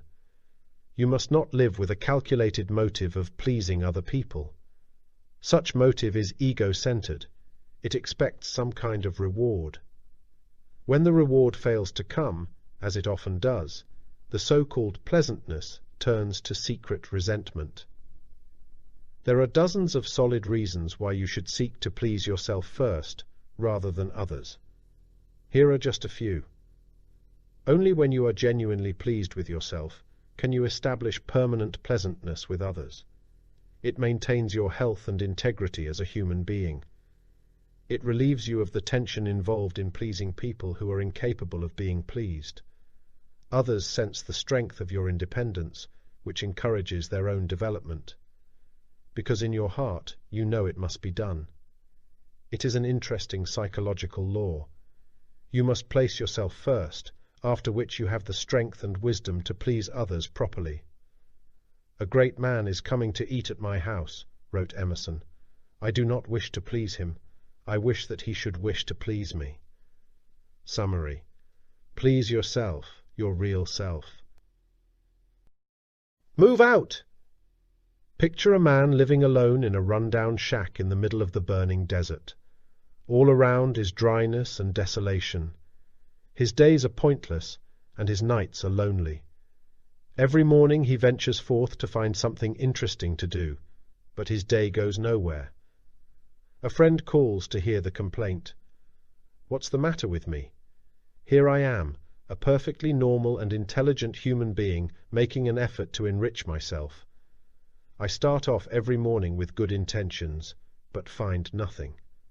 What's wrong? The friend replies, very simple. You start your search from the wrong place, the desert. You can't get water or fruit or friendship here. So what do I do? Move, change your headquarters. To where? To the rich valley over the mountain. Then all will be different. Everything depends upon where you are living from. How do I know such a rich valley actually exists? Go there for yourself. But I'm so used to this place. As miserable as it is, it's become a habit. Yes, that's your main problem. You prefer your comfortable misery. Shake yourself. Get going. Move out. What an adventure awaits the man or woman who does this. You see, everything depends upon the psychological headquarters from which we live. If we dwell in the desert of negative feelings and defeated thoughts, we then experience their barrenness. A man who frets over his financial affairs, regardless of what they actually are, is living from a psychological desert. So is the woman who worries over her youth or beauty. What kind of thinking gradually but faithfully moves us over to the bountiful valley? Examples: Genuine aid awaits you right now. There is no problem without a solution. No person nor event has power to harm you. Your entire life can change magically. Where am I living from? Ask yourself that question. If you don't like your headquarters, you can move any time you like. Break away. Don't tell anyone about it. Others will either smile tolerantly or mouth sanctimonious babble. Make your escape plans in secret. Never mind if you lose certain friends. You need to lose them, and the sooner the better. In time you will find others who also have dared. They will be 10,000 times more valuable to you. Half the battle is won when a man awakens enough to see that he does not live freely, but rather lives as a slave to his own negative emotions and to society's tyrannical demands. That awareness sounds the battle cry of freedom. Search out the truth for yourself. You are perfectly capable of doing just that. Don't believe something just because someone tells you it is true. Refuse glittering promises which have given you, as you well know, nothing but a broken heart. Stand on the integrity of your own mind. That is the only way in the whole world you will ever rest in inner tranquility in a troubled society. It is the sure way, and the way you really want to walk. The only reason you do not do great things is because you timidly cling to small things. Will you let loose of small things and bear the uncertainty of having nothing for a while? Do this, and eventually you will do great things. How to melt unhappy feelings. There is a way to make unhappiness a thing of the past. It works every time, if you will but work with it. If men and women could only see what negative feelings do to them. They are a terrible drain upon time and energy and health. They are thieves of your right to be a carefree human being. By negative feeling, I mean an emotion causing distress. It might be gloominess, a feeling that life is pointless, self-dislike, hurt feelings, nervousness, anything painful. Try to search out your own particular negativities. That is fine self-responsibility.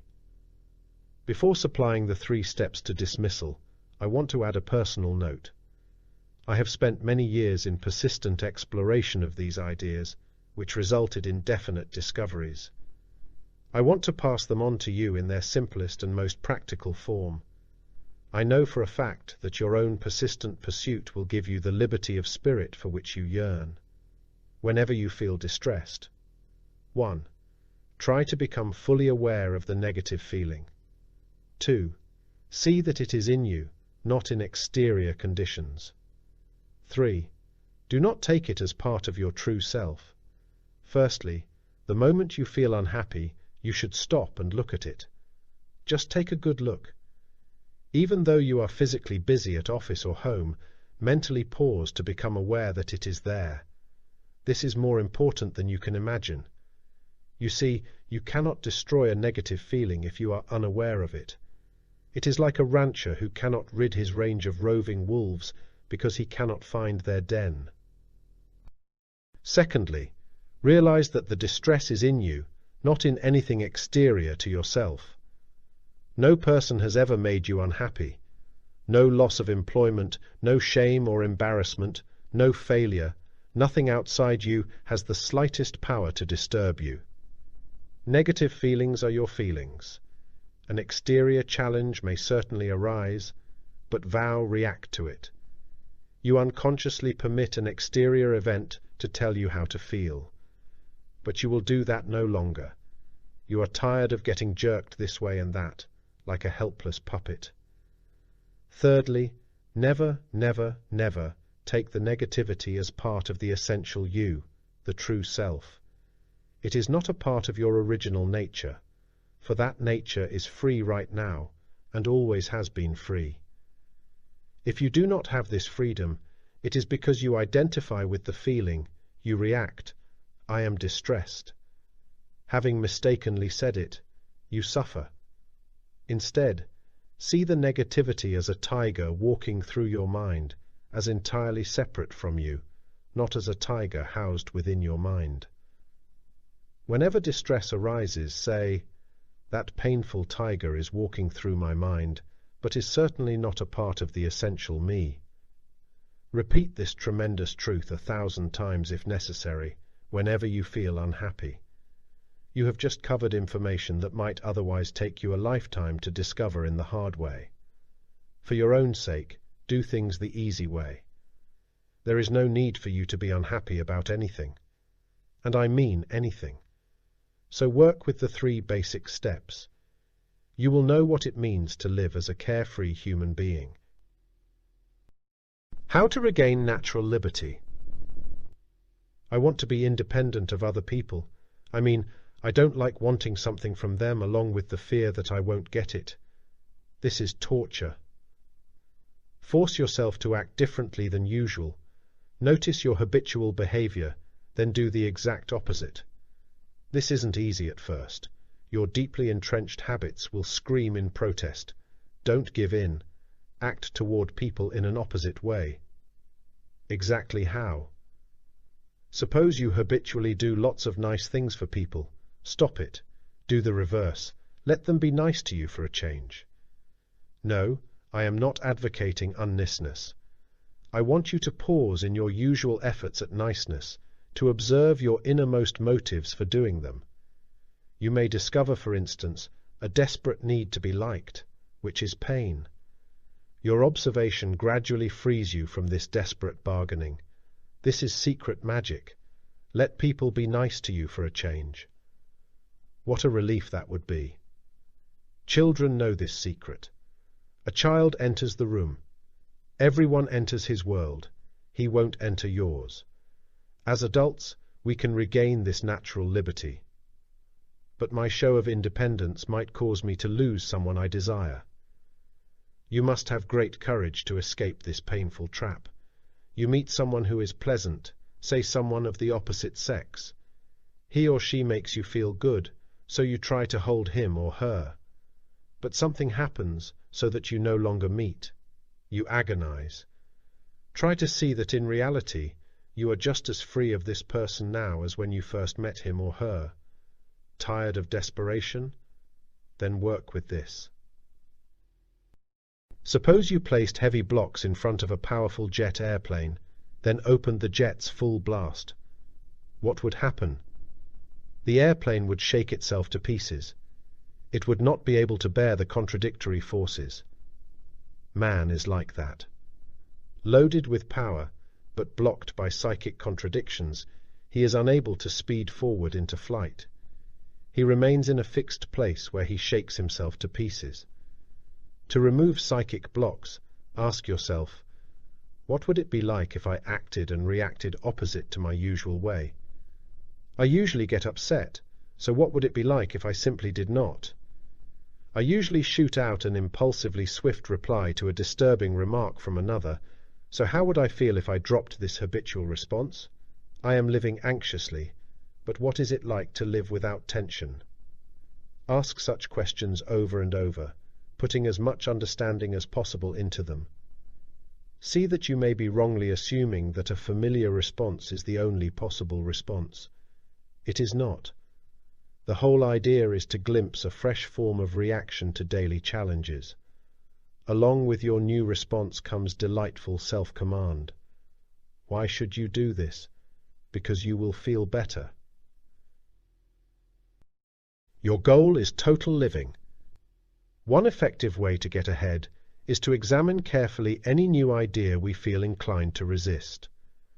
The reason for resistance is the ego self's fear of its own destruction at the hands of a truthful idea.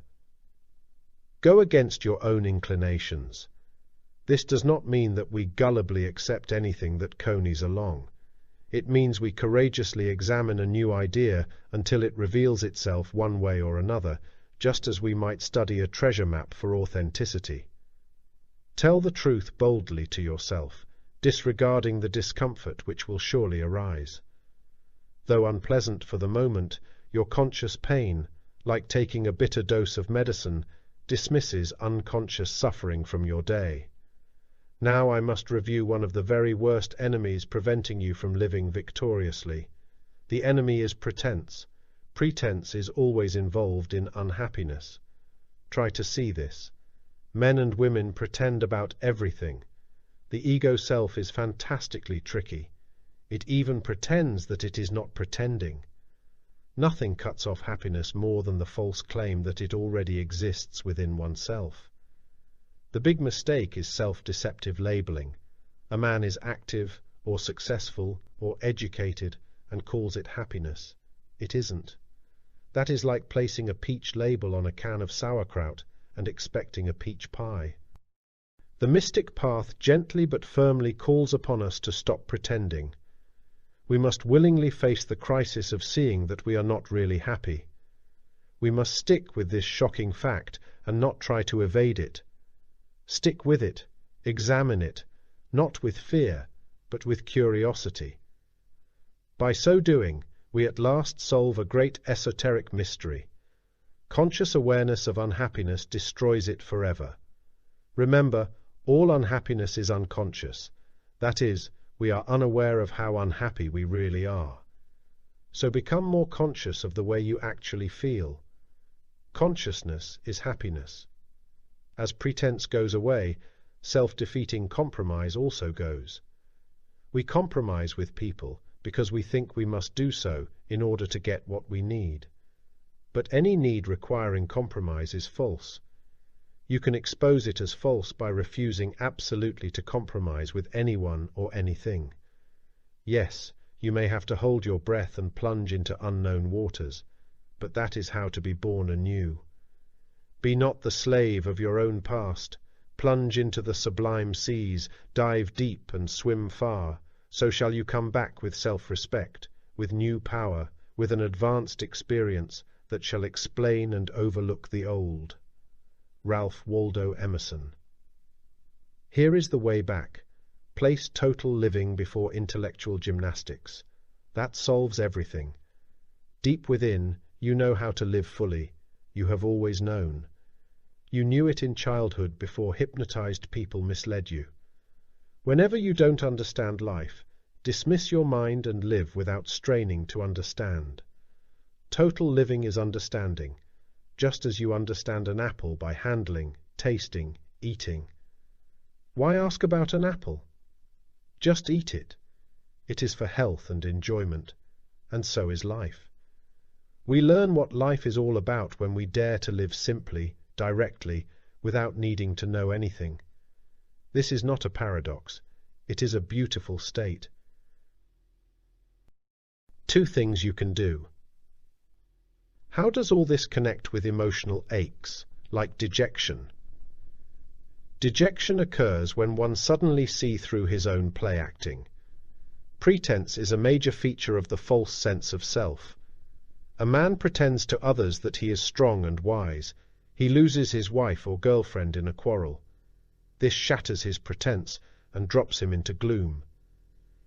Dejection must periodically break through as long as we identify with the false self. But it becomes absolutely impossible when falseness is dissolved in insight. It is as impossible as it is for a non-existent man to have a headache. We will never solve a single confusion, nor conquer a pain permanently, nor burst a point of pressure, until we see that all such problems originate in pretense, pictures of who we are.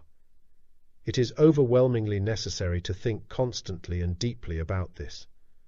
No matter where we go, regardless of all the books we read and lectures we attend, until we have at least a glimpse of this esoteric secret, we will miss the mark. You are not who you think you are. You are someone entirely different. That someone is the person you want to be, sunny, healthy, without the slightest concern about tomorrow, just like a child. Can a man honestly see that he is in psychological prison? That is the question. We cannot escape from self-imprisonment unless we observe it as a fact. Does he get upset when things go wrong? That is one cell of psychological prison. Does he harbor secret resentments and antagonisms? That is another. Is he bound by mechanical habits which he can neither break nor endure?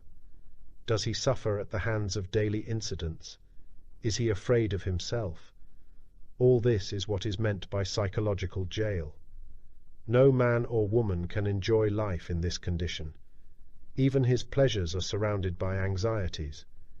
He is like a prisoner in a real jail who plays baseball in the prison yard, but who realizes that he will end up that night in the same cell. We can only enjoy the game of life when we are both consciously and unconsciously outside the wall. There is a way over the wall. If we can become alertly aware of our psychic imprisonment, that by itself moves us closer to freedom. The ending of unconscious imprisonment is the beginning of conscious liberty. When faced with the seeming imprisonment of life, you can do one of two things. You can sink in despair, or you can laugh. Most people sink. You be different. Laugh. You have broken through.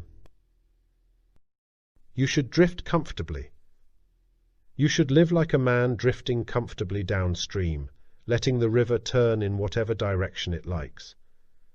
Such a man drifts in perfect comfort and security as long as he does not fight the river, unless he insists that it should bend left instead of right. This profound secret for easy living is summarized in the New Testament with, "Resist not evil." When this esoteric truth infills a man, he ceases to resist anything. He rests comfortably, regardless of the turns of life. We do not spend enough time in just drifting through life without plan or purpose. We have it all figured out, and if we find 1 minute of the day unfilled, we anxiously devise an artificial activity to get past it. That is the terror of the man who has not found himself. He is afraid to face his own seeming emptiness. Don't dread to drift through your inner life. Don't be afraid of having nothing to think about. Here is your very deliverance from all the strains and tensions of the day. An unplanned inner life will not harm your necessary activities in the exterior world. As a matter of fact, they will shine with new brightness. You need not plan your inner day. It is already planned for you, and delightfully so. Be willing to drift. It is what you really want. A willingness to wander reveals the true nature of things, as Taoism teaches. By getting our rigid human plans out of the way, we find, amazingly, that our life is lived for us, and we are glad at last. But I can't just drift through life. Why can't you? A man must have a purpose, a goal. What is your purpose? I don't know. It changes every day. I have never known what I want. Maybe the purpose of life is something entirely different from what you think it is. Have you ever considered that possibility? Maybe you are on the edge of a great secret. By drifting through life, you don't mean irresponsibility. No. You will want to take full responsibility for your family and finances and other everyday things. The point is to not live internally from fixed and habitual attitudes, but rather to be loose, flexible to change for the better. Then a man becomes a better husband, father, citizen. But what is the purpose of life? You can state it in several ways, but they all mean the same thing. The purpose is to find the true self, to grow spiritually, to develop into conscious and awakened human beings. When we seek first the kingdom of heaven, all other purposes are added to us, like loving someone and being loved. I sense you are trying to tell me something of great significance, but I don't grasp it as welcome it. Let it come. It will. Vital ideas in this chapter to think about. 1. Release your hidden energies by grasping the principles of the mystic path. 2. Remember your aim of self-transformation. 3. Please yourself properly. 4. Break away from limited living. You are capable of great achievements. 5. A carefree day can be yours. 6. Realize that there are new ways of reacting to life. Such realization is power. 7. Tell the truth boldly to yourself. 8. Do not strain to understand life. Just live. 9. A pleasant surprise of the mystic path is your newness as a person. 10. When you see what it means to drift comfortably through life, that's just what you do. Mystic Path to Cosmic Power by Vernon Howard. Chapter 14. How to Smash Barriers and Speed Ahead. People don't fail in their cosmic quest because they lack intelligence. The reason for failure can be illustrated by a case. A man living in an uncomfortable hut is told he has inherited a mansion, but if he refuses to leave his hut, he cannot occupy his new home. He may insist on a guarantee that the mansion actually exists, but his only guarantee is to see and occupy the mansion for himself. Cosmic growth requires that we first leave the old. We cannot occupy two places at the same time. Obviously, to get there, we must first leave here. This means we must take the first step, abandoning our habitual ways of thinking in order to make room for the new and powerful. To fly in an airplane above the storm, we must first leave the ground. Growth comes by daring to risk more of the unknown than we are willing to risk.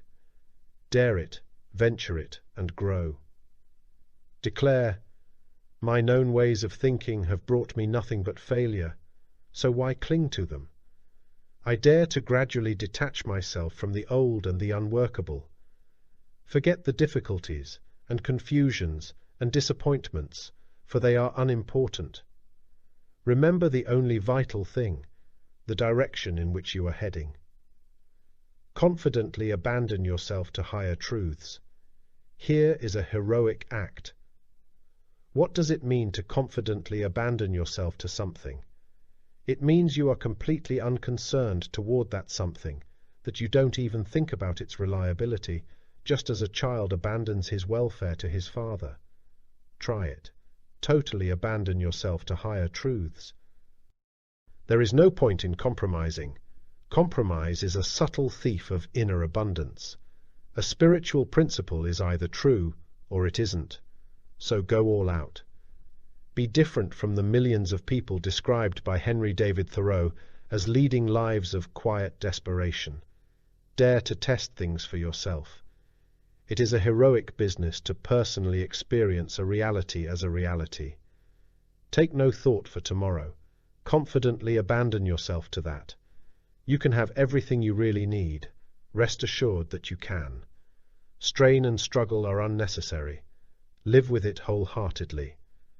Total security comes to the enlightened man. Dare to prove it. You have inner wisdom for perfect guidance. Stand on that principle. Factual knowledge of cosmic principles is not enough. We must permit them to change old life for new. The merely educated man knows the facts. The enlightened man lives them. The world has plenty of education. Enlightenment is the sad lack. Dare to think for yourself. Everything depends upon how badly we want to escape our binding chains. We must have a determined intention to crash through the ill fictions that bar us from healing facts.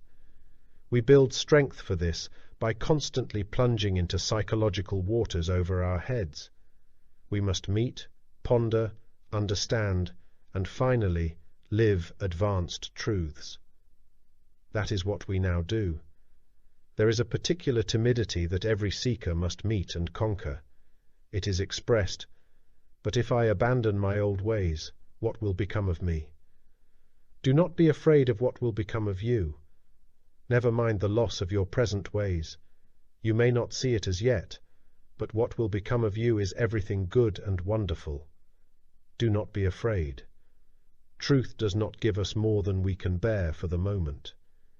It is gentle and patient. It allows us to rest on one level before urging us on to the next. Great progress comes from the simple practice of breaking through the habitual self. The next time you find yourself self-absorbed, abruptly break this hypnotic state by deliberately turning your awareness to an outside object, perhaps a painting on the wall or a tree bending in the wind. Notice the vast difference between the two states. In self-absorption, Nothing exists to you except that state. Therefore, it is limited, hypnotic. But, by directing your attention outward, you go beyond the cramped mind into a state of exterior awareness. Practice this from time to time. It turns you from a self-shackled person into a free and conscious individual. To wake up is everything. It is all very simple. We can live in ego-centered hypnosis with all its fierce competition and hounding anxiety, or we can extinguish the ego self and live peacefully. First, we must become as consciously aware as possible of our inner distress. Then we can attribute it to ego-centered living. Finally, we can work with life-liberating truths, such as the need for mental integrity. Don't compromise with your own intelligence by asking other people what to do. They don't know any more than you. I could not believe that I ought for a single moment to be satisfied with the opinions of another. René Descartes. Dare to make up your mind about puzzling matters, even if you make a mistake. It is necessary to exercise your own mind if you are ever to reduce and abolish mistakes. Don't let other people make mistakes for you. Have the courage to make your own. A small tree cannot grow to full height when sheltered by a large tree. You must first learn to think for yourself. When reaching a certain elevation on the mystic path, you are relieved of all responsibility for thinking for yourself. Your life is thought for you. It is like wisely investing your money in a prosperous firm, after which you let dividends accrue effortlessly. Remember this simple rule. Anything you win with strain and struggle is shaky and impermanent. You will fear losing it. Notice how people worry over their prestige and money and friends. There is a superior way. There is a struggle-less victory with rewards that you can never lose. They appear when we operate from the cosmic level, not the human. Many people start down the mystic path to cosmic power by facing their own doubts about spiritual truths. It is either true that you need take no thought for tomorrow, or it isn't. If you think it isn't, you must courageously face your own doubts and plunge on from there. If it is true, which it is, and I know it is, then you will eventually experience the liberating fact that you need take no thought for tomorrow. I sense something magical in all this, but I'm afraid I still live in daydreams. Daydreams take the place of actual happenings, when a desire exceeds what we think we can get. I want genuine magic. It exists, but discovery can come only when we first abandon beliefs in false magic. What is false magic? Looking for quick thrills and passing sensations. Arousing your emotions gives the illusion of life, but it soon vanishes, leaving you empty. It is like borrowing money. Sooner or later you must give it up, and what a dreadful rate of interest. You just can't afford it. I always come back to the question of what I should do to break through. Is there some simple rule to remember? Say yes to whatever aids self-discovery. Say no to whatever hinders it. The mystic path winds upward, like a mountain road, with many tunnels of various lengths. The traveller passes through the darkness of each tunnel to find himself on a higher level than before. Each tunnel represents a fresh crisis, which must be daringly met. A man must not stand hesitantly at the mouth of a new tunnel and rationalize his reluctance by pretending that he is already on the other side. In spite of all contrary feelings, he must plunge into its unknown darkness and walk ahead until he comes out, as he always will, on the other side, a finer, happier, more purified human being. What are these tunnels that the mystics urge us to pass through? Generally, they are anything stemming from our false self. Specifically, they are made up of prides, vanities, angers, envies, all negativities. Constantly ask yourself, what level is above this one? This makes things different. Take personal problems, for example. Problems are not solved by choosing between this and that. The very need to choose indicates misunderstanding. Problems are solved by outgrowing both this and that. Buddha compared the world of men to a lotus pond. Some of the lotuses are deep in the water, others struggle to break the surface, while more are above, untouched by the pond. Every man and woman is at a different level of development, but all can grow upward. The one sure way to bliss. How to grow. Suppose you look out your window during a storm to see your neighbor rush from his home with some firewood and matches. To your amazement, he starts a fire, then miserably huddles over it in an attempt at warmth. You shout, "What are you doing?" He shivers and calls back, "Trying to keep warm. Can't you see the storm?" You reply, "Don't be foolish. Forget the storm. Just warm the interior of your home and stay there." A neighbor would never behave like that in a real storm, but that is exactly what millions of men and women do when attacked by a psychological storm. One of the most widely known of all esoteric truths is that inward rightness corrects a man's exterior affairs.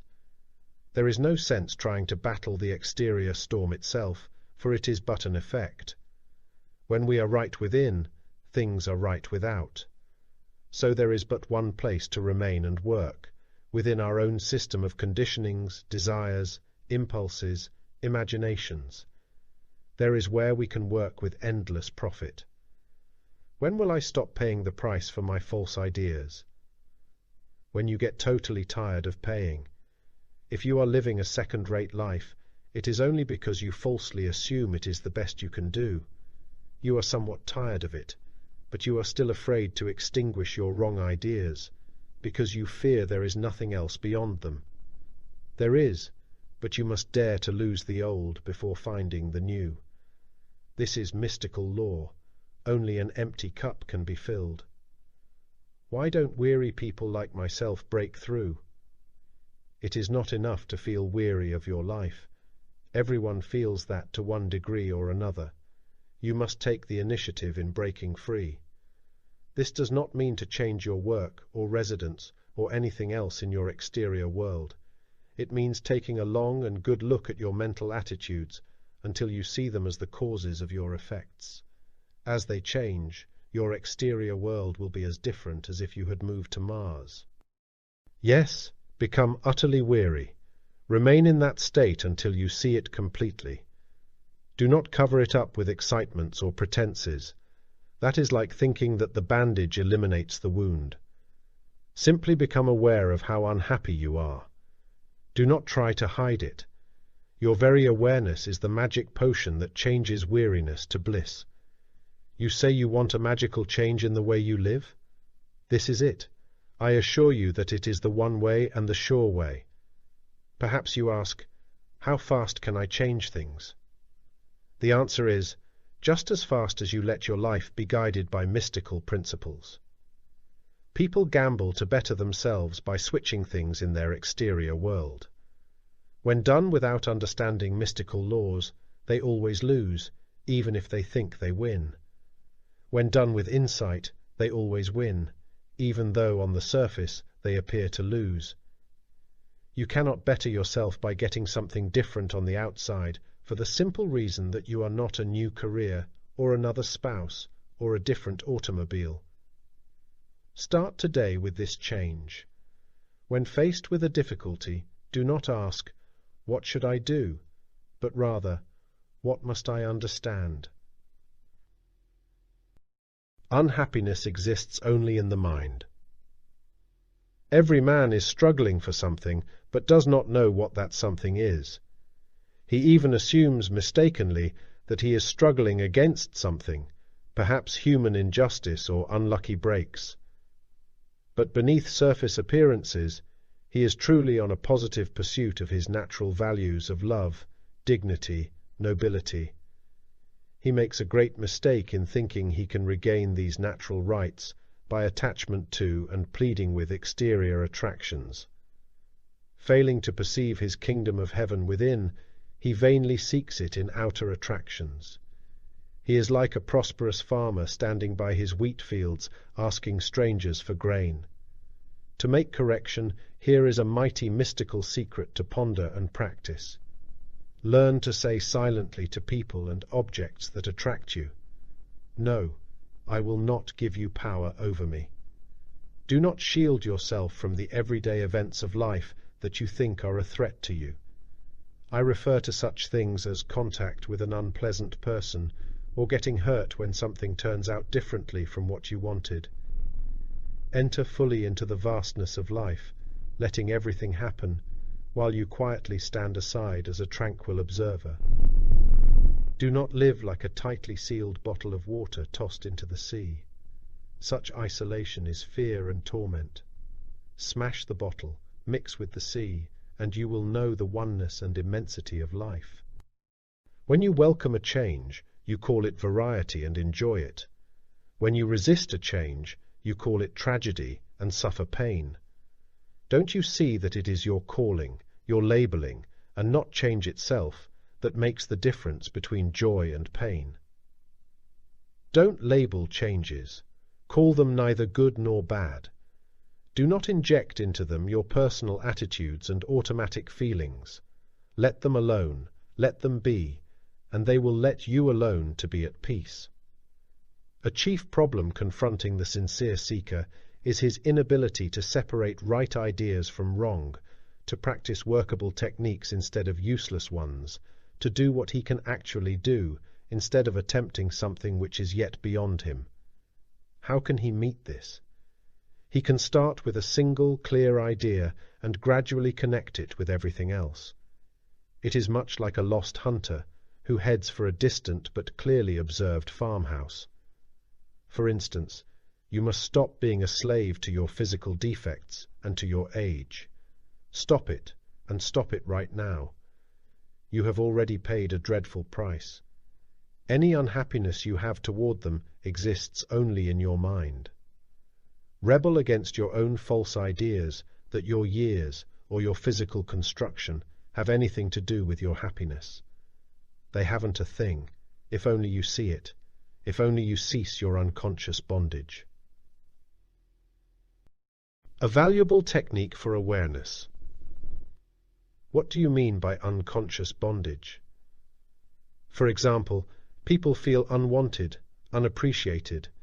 They yearn for others to come to them with surprises, gifts, phone calls, letters. They find great delight in unexpected pleasantries. But this is unconscious bondage. It keeps them anxious and frustrated. Awareness could free them. With all the pain caused by such negative emotions, why do we cling to them so stubbornly? I know people who actually enjoy depression. They can hardly wait to tell you all about it. Yes, it is a strange feature of human nature that people harmfully love negativity. It gives one a false sense of aliveness, of vitality. Take hatred. Although it bums up the hateful one, he gets a perverse pleasure from it. This proves that all self-harm is unconscious. That is, a man doesn't see what he is doing to himself. No one consciously hurts himself. This is why the goal of your life should be more consciousness. But we are also attracted to positive feelings, like gentleness. True, a man's better self wants them, but is usually smothered by his accumulated negativities. As he works, his desire for the harmful goes down, and attraction to the good goes up, like elevators passing in opposite directions. We have covered self-awareness so much in these pages that it is good to review. Let's take the simple instance of exterior awareness. As you finish reading this line, become aware of the expression on your face. Is it tense, relaxed, sad, curious, just what? Take a mental look and see. What are your facial expressions when you chat with the family, as you go about your work? Try to be conscious of what they say, how they change, what inner feeling prompts their exterior appearance. Also, alertly but casually watch the expressions of others. You will find it much easier to study theirs than your own. Did that man laugh at the joke mechanically, not because it was funny, but because it was expected of him? Did that woman tighten up defensively to a criticism? Just notice the passing drama. This is an excellent start for developing intuitive understanding of your moods and actions. It awakens you. You can then plunge deeper and deeper into your self-structure until you finally become the person you want to be, someone who knows what it is all about. Everything counts for gain when we are cosmically awake. Nothing counts unless we are awake. No enjoyments last, no successes satisfy, no gains have meaning unless accomplished in a state of wakefulness. Only that day dawns to which we are awake. Henry David Thoreau. If you would spend each possible minute and every spark of energy to become aware of what it means to be an awakened human being, you could wave a magic wand over your day. But do not think you must immediately grasp the full nature of this richer life. Do not let the gap between where you are and where you want to be discourage you. All you need is the desire to go on. You need nothing but a sincere desire. Forget all else and walk ahead. How to get right results.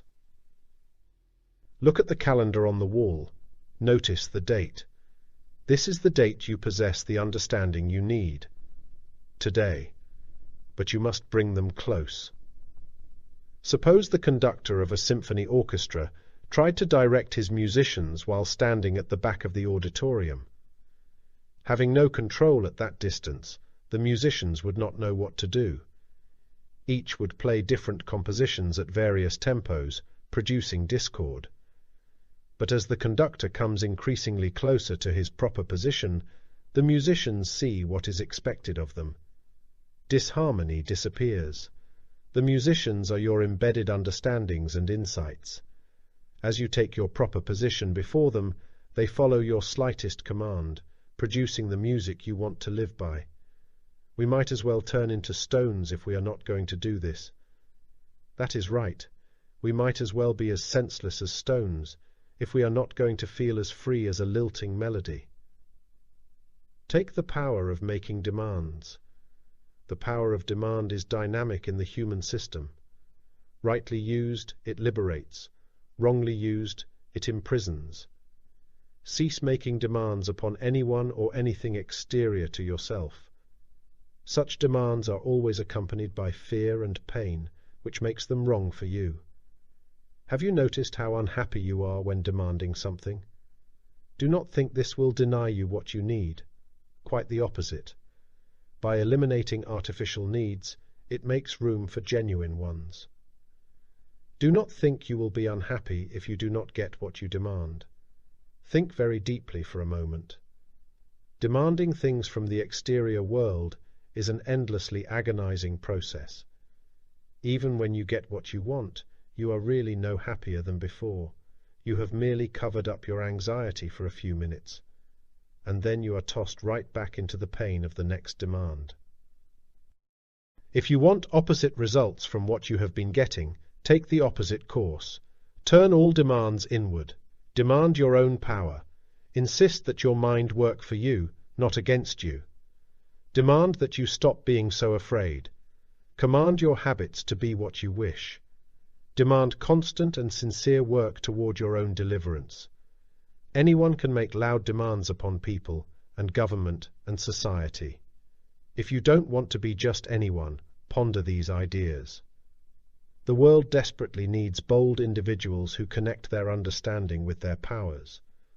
By boldness, I don't mean public arrogance and loud talk, springing from cunning egotism. We need men and women who are not afraid to be themselves, who bravely battle for inner conquest, those with a glimpse of the new life which impels them to turn their backs on shadows and their faces to substance. When you attain a degree of self-transformation, you need not tell others about it. If you really have, they will know. You spontaneously send out radiations which they intuitively sense.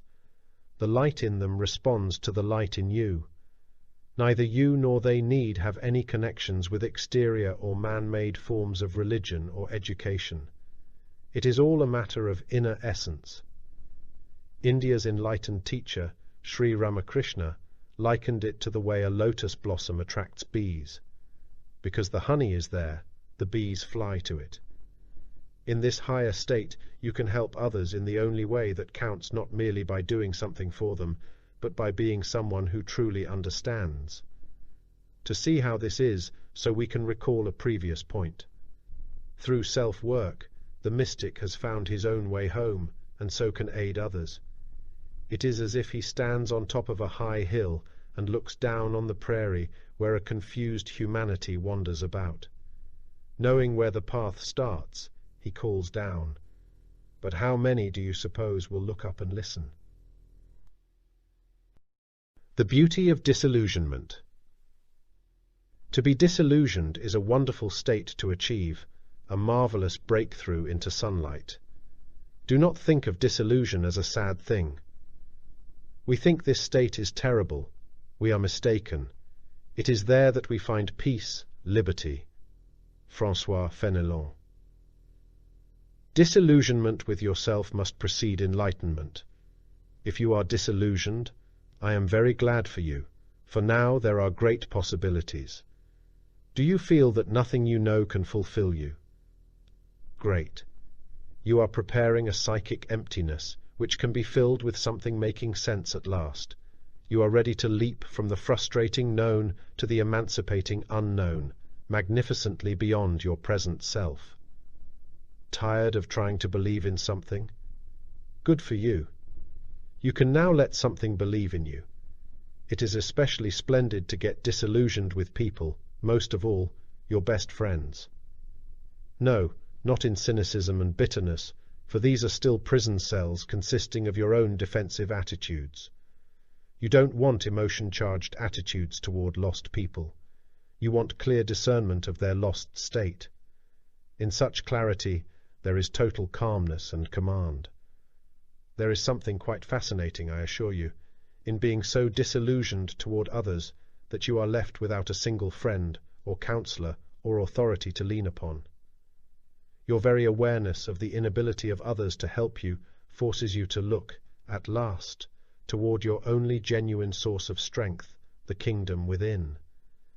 It is as if a weary wanderer, refused lodging, turns to leave, and in so doing, sights his inherited castle. The whole idea is to see ourselves and others as we presently are, for upon the ruins of our disillusionment, we build a castle we can actually occupy. You build swiftly when you make these insights of French philosopher La Rochefoucauld your own. We assume the look and appearance we want to be known for, so that the entire world is a mass of masks. We offer praise only that we may benefit from it. Only strong natures can be sweet ones. Those that appear sweet are usually only weak, and may easily turn sour. It is severely damaging for anyone to pretend possession of a virtue which, in fact, he possesses only in imagination. If a person thinks he is already loving, he cannot go on to find the genuine article.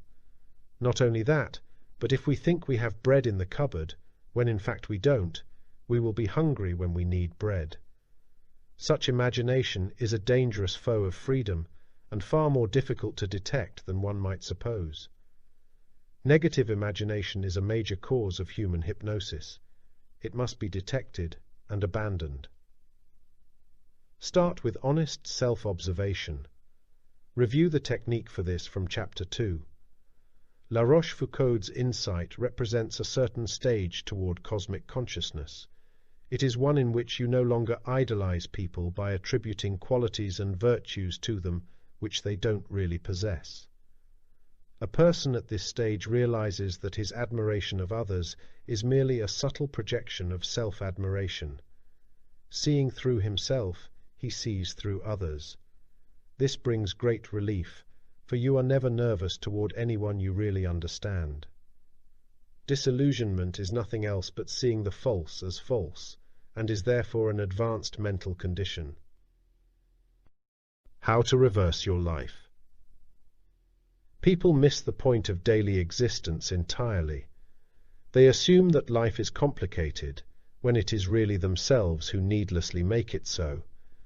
They are like a starving man who won't eat dinner until he first knows the cook's name, whether the bread was baked in a brick or steel oven, and how many times the soup was stirred. Don't ask, "Does God really exist?"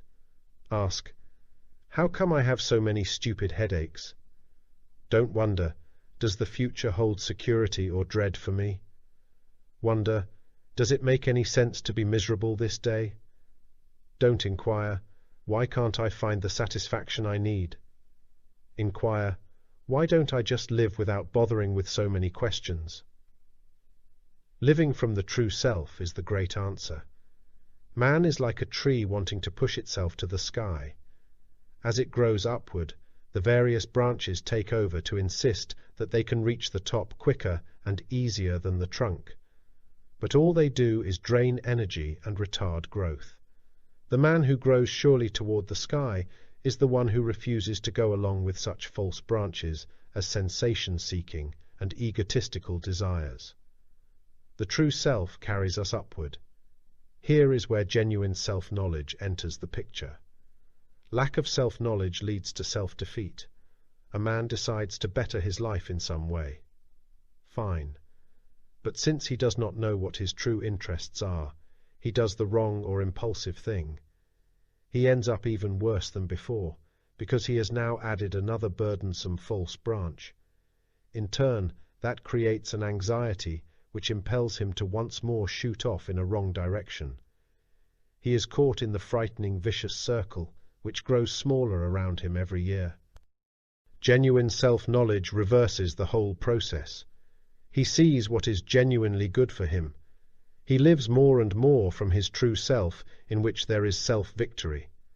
The man is skyward bound. There is a simple but sure test as to whether or not we are living from truth. To the degree that we are free from conscious and unconscious suffering caused by living from illusion. Millions of people do not use this test to advantage, even though Christ could not have made it plainer. You shall know the truth, and the truth shall set you free. It is just as simple as that.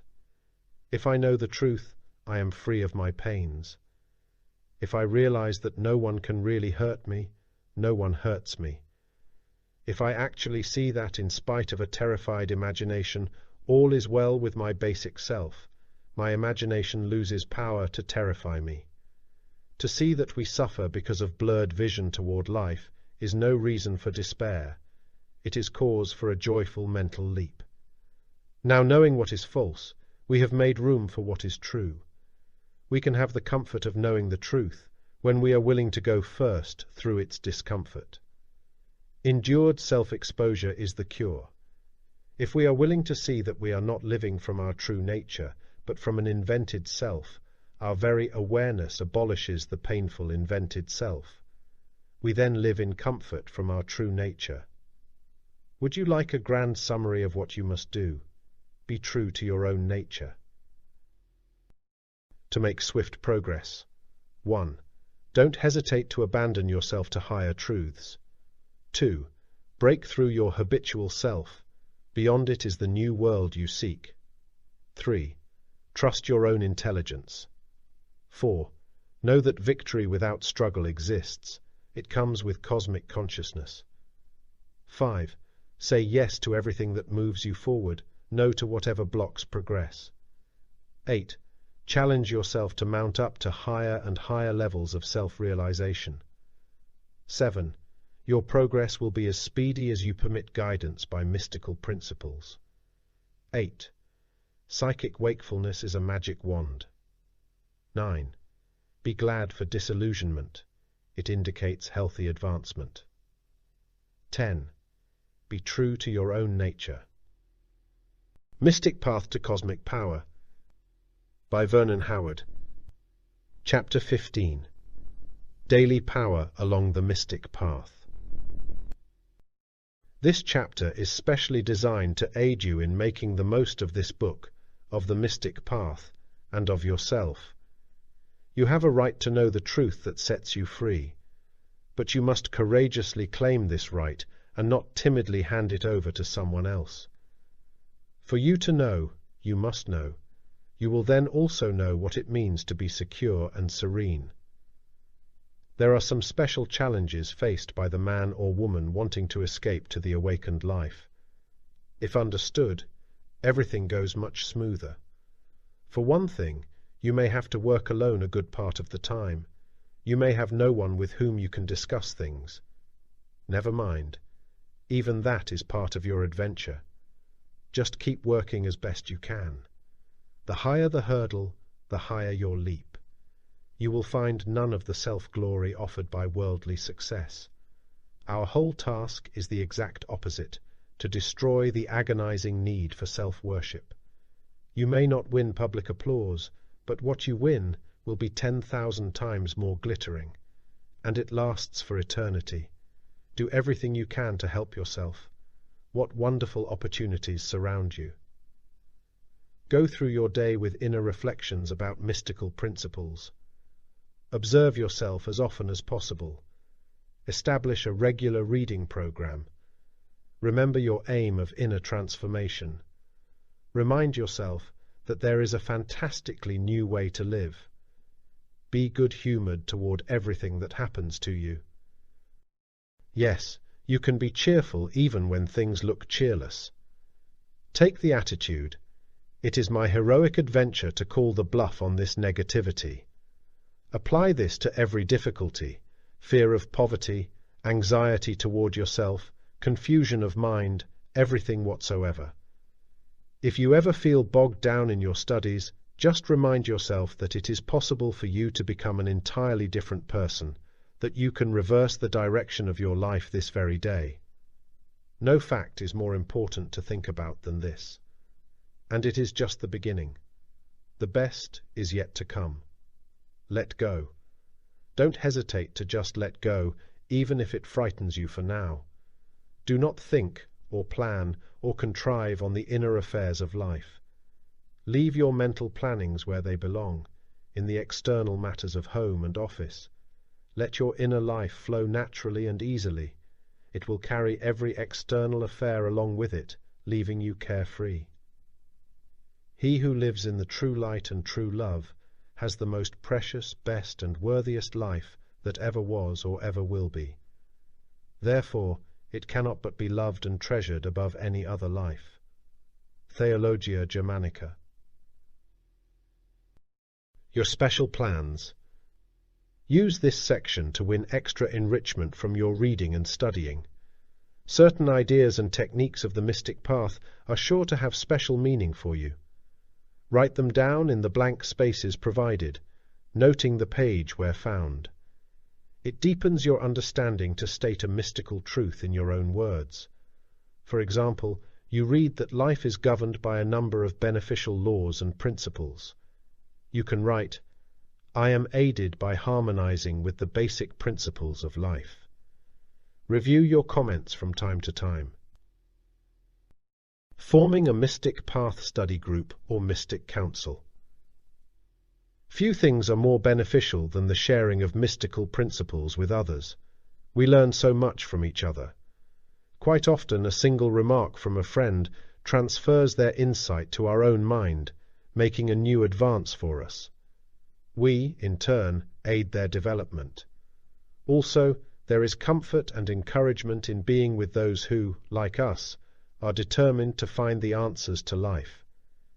They help us see that we are not alone in the quest, that others also feel the urgent need for something better than glittering but empty packages offered us by the world.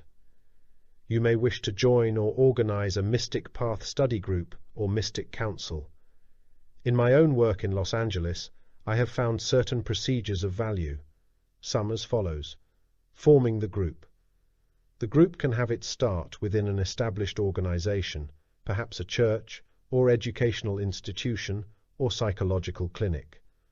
Or an entirely new organization can be established within a community. Encouraging facts. Before proceeding to more methods, ponder this. Healing truth should be allowed to arrive in its own time and manner. All should have a quiet spirit of welcome. It is as if the officers of a great king announced that the honored monarch would be visiting one of the villages. Because the citizens loved their king, they set aside their usual duties to await the royal visitor. His arrival gave everyone new cheer and strength. See a study group as a place to welcome noble impressions. Time and place. The group can meet in a home, clubhouse, church, wherever most convenient. Small gatherings in the home of a member can produce fine results. Weekly meetings at 8 p.m. are standard. The program. The leader can give a talk on some special feature of the mystic path, one he has studied in particular. He might discuss its practical application to everyday living, or he could explain the esoteric meaning of love. The talk should be of moderate length, perhaps 15 or 20 minutes, followed by answers to questions. As a third phase, the leader can open and direct the meeting in a general discussion. The purpose. Everything must concentrate upon the great purpose, individual inner change into the new life. Knowledge of mystical facts must turn into living experiences. Outlooks and actions must be transformed. There must be an awakening to a new consciousness. This requires constant patience with others and with ourselves. It takes personal and persistent receptivity to what we do not presently perceive. Vital questions and answers. Question. Why do the objects of my happiness cease to satisfy after a few days or weeks? Answer. Because you cannot be happy with something. You can only be happy. When your happiness has an object, whether a person or a worldly goal, it is an insincere flirtation that always wears off. True happiness has no object. Does sunshine need an object to shine upon in order to be warm? No. Sunshine is. Happiness is. Question. I want to walk the mystic path, but wonder whether I have enough courage. Answer. Start with what little you have. It will grow. It takes courage to realize that you can no longer live in the old way, especially when you cannot, as yet, see that a new way exists. It wonderfully exists, but you must walk the royal road without demanding the security of foreknowledge. Question. Please supply an example of how unawareness causes grief. Answer. Never sacrifice your integrity to another in order to get something from him or her. It is completely unnecessary.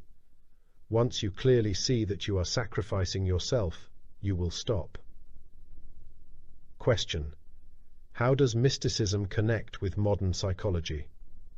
Answer. Mysticism includes psychology, but goes far beyond it. As an example of their blending, take hatred. Both urge us not to suppress or fear our hatreds, but expose them to the purifying light of awareness. This is called growth into mental maturity by psychology. Mysticism says it is a fine step upward toward love. Question. I want to give these principles to my children. How can I best proceed? Answer. What an opportunity you have for doing them good. Center your teaching, but especially your example, around a few basic principles. Teach them self-responsibility. Show them there is nothing to fear. Encourage them in the old-fashioned virtues of honesty, decency, simplicity. Repeatedly point out that they need not be defeated by anyone or anything. Teach all this as the grand fact of life that it certainly is. Question. What does the mystic path say about human immorality? Answer. The basic immorality is refusal of truth, to insist upon living from the false self. All human immorality springs from this. Most people connect immorality with observable faults, or with sex. But the terrible immoralities are the cunning ones hiding behind masks of morality, such as exploiting people while pretending to help them. Question. The mystic path says we must cease to invent emotional excitements. Won't life become boring? Answer. It will become the exact opposite. You will have genuine excitement that won't swing over to boredom, as is now the case. This new kind of excitement cannot be described, but you can experience it for yourself. Question: why don't your lectures on mysticism include psychic phenomena like telepathy and flying saucers? Answer: if a man suffers from heartache, what difference does it make whether flying saucers exist or not? Let's stick to the point. People are always looking for miracles. The great miracle is a changed life. Question: mysticism says that the birth of the new self cuts us free from guilt and shame of past follies. How? Answer: you clearly see that the follies were committed by a confused and foolish self who was not the real you. Question: what qualification do we need for teaching mystical principles to others? Answer: it might be helpful to really know what we are talking about. Otherwise, we are like a man without an airplane who invites his friends for a ride in the sky. Question: what is the very heart of successful human relations?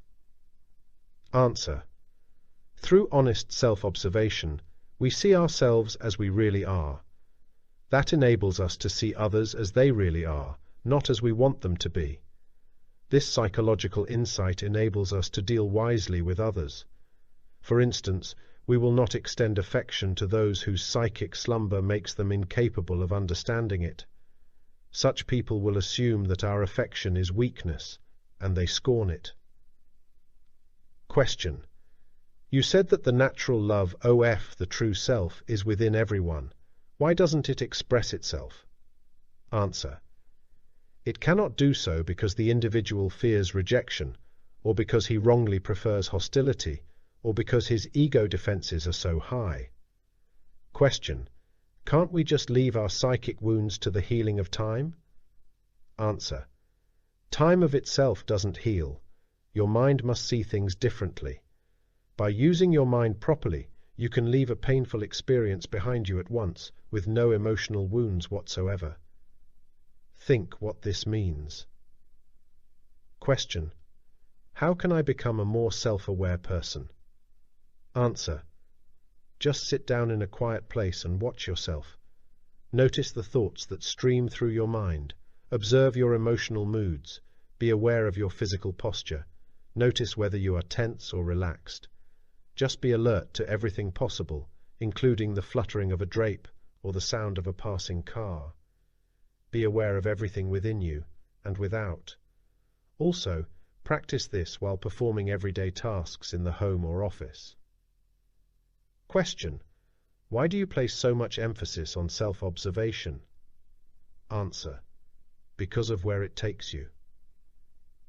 You can get to the place where you are no longer involved in inner or exterior disturbances. You will merely observe them, just as if they were happening to someone else. Question: can I end my nervousness? Answer: by understanding one of the most subtle of all fears.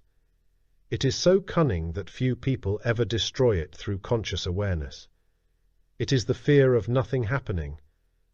We become nervous when we feel that we should be accomplishing something, but don't know what it is. So we usually invent foolish activities. Don't be afraid of nothing happening in your life. What peace it brings.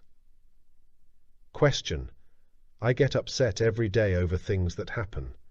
How can I prevent this endless distress? Answer: we never get upset over what happens. Never. We get upset because of preconceived ideas as to what we think should happen, what we want to happen. When our preference clashes with the reality, we get hurt. Rid yourself of all preconceived ideas as to what should happen. You are then at peace, whatever happens. Work with this mystical truth. Question: what if a man has his own ideas about life and personally disagrees with the principles of mysticism? Answer: it is not a question of personal agreement or disagreement. The only question in the whole wide world is whether or not he wants to be a whole and a happy human being. Your personal viewpoints cannot achieve this. Only the truth can set us free, and truth is not a matter of personal viewpoint. Question. You said that a hypnotized man has no real choice to live as he wants. It seems to me that most people live the way they really want. Answer. A man living from his false self can only choose between two negativities, for example, to show his anger or to hide it. But he cannot choose not to be angry in the first place. Can a hawk choose to behave either as a hawk or as a dove? No.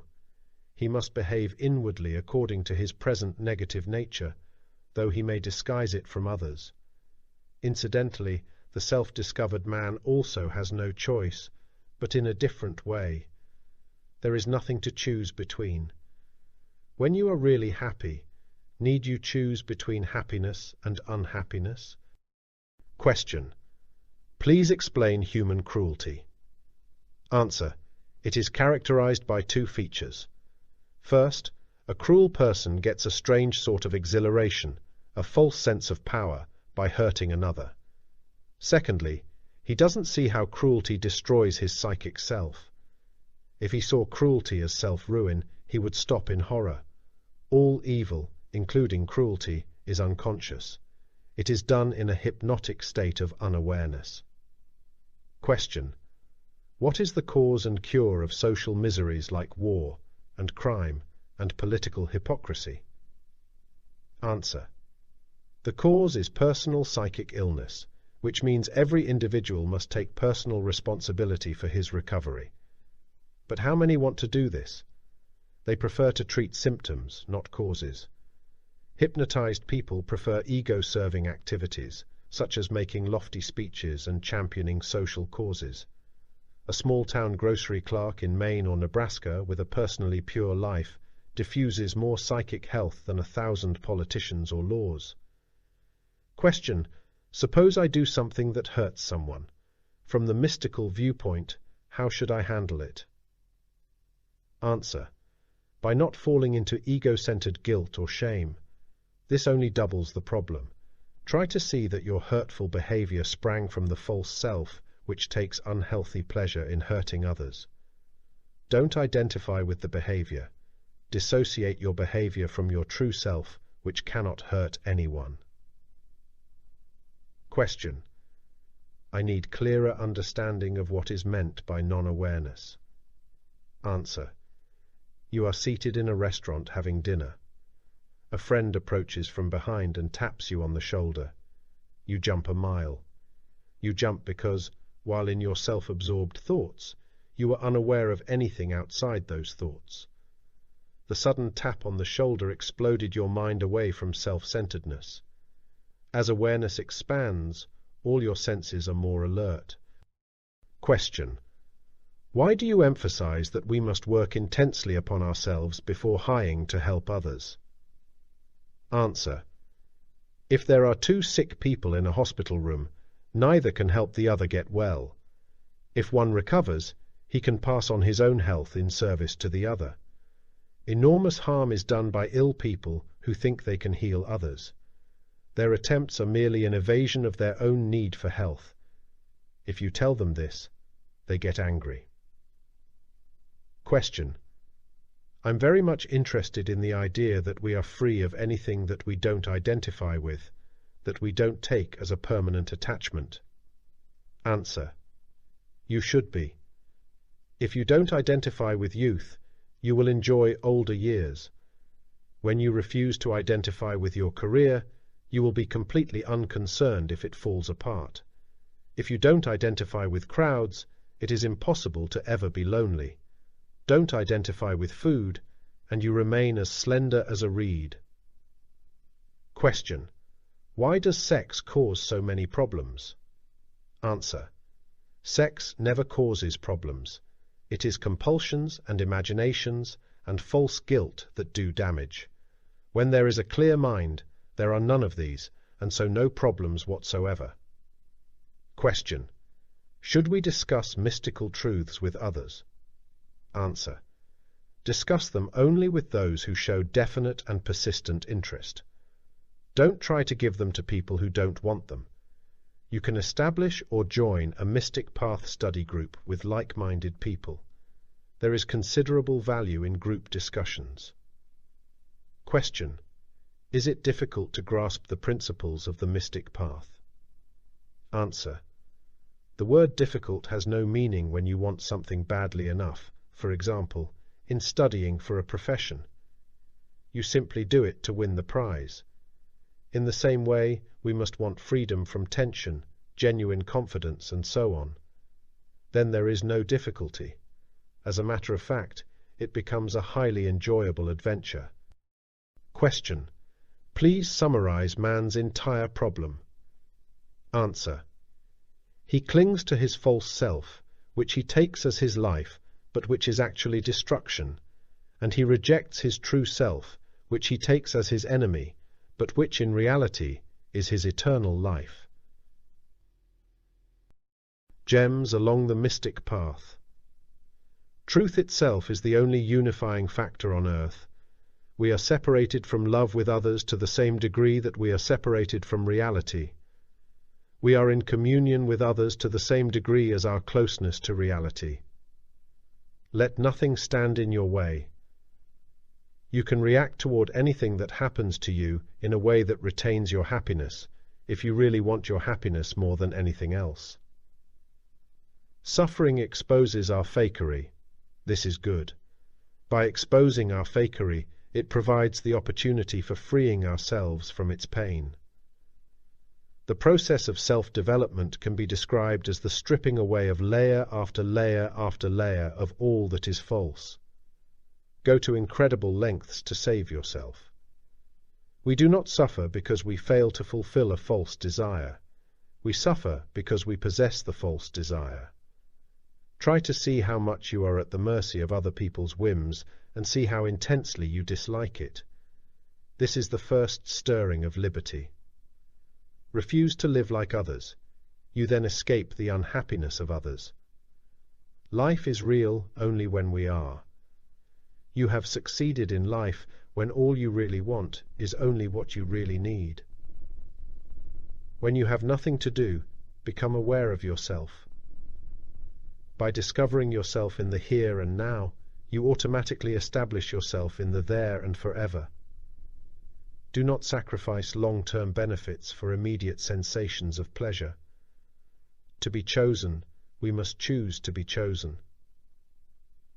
Unhappiness occurs when a desire for a certain result clashes with what actually results. The one man in a million, the always happy man, is the one who examines his desire rather than the one who blames results. Fear is caused by our insistent clinging to the false self. As we become conscious of this, our fears fade fast. Every time you gain insight into a new truth, you are a bit stronger than before. Here are two sides to the same mystical coin. No one on earth can do you good except yourself. No one can harm you except yourself. Those who endure will be sure of themselves. Nothing can ever take away this certainty. Our suffering is trying to tell us something. The test of genuine spirituality is this: how spiritual can we be without anyone knowing about it? Take the viewpoint that you walk the mystic path to discover what is true and what is not. Don't be discouraged over anything. Turn every difficulty into increased determination for the light. You can walk beyond fear. There is no such thing as sad days or happy days. There are only sad people or happy people. It is a fantastic situation. The only thing that stands between us and buoyant happiness is our own unconscious resistance to it. If the ideas by which we live bring distress, the only sensible thing is to methodically exchange the unworkable principles for effective ones. The two shallow substitutes which people unconsciously take as happiness are activity and acquisitions. Don't postpone happiness. Learn to do what you really want to do, not what you feel compelled to do by inner compulsion or by social custom. Our conscious awareness of these chains frees us at last. Be gentle toward yourself. If we work on ourselves when things go right, we will know what to do when things go wrong. Everything can be different. Self-liberation can begin by getting weary of our mechanical efforts to be good. By sensing the falseness of compulsive goodness, we track down the real thing. Never relax your guard against self-deception.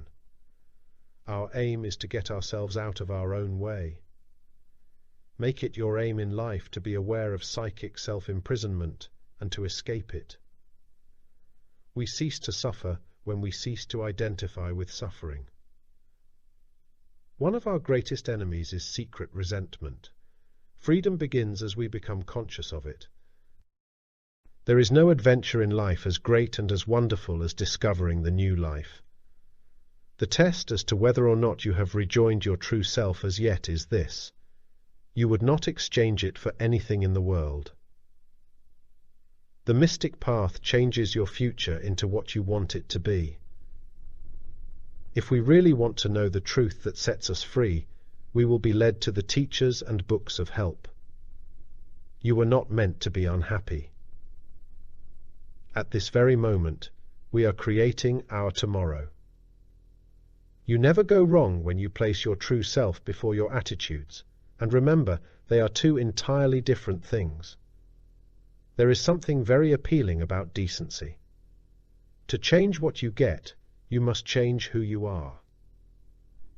1 ounce of personal spiritual experience is worth tons of hearing and reading about the experiences of others. Don't be offended by the truth. Love it above all else. Your love will be returned. It is the truth that sets us free.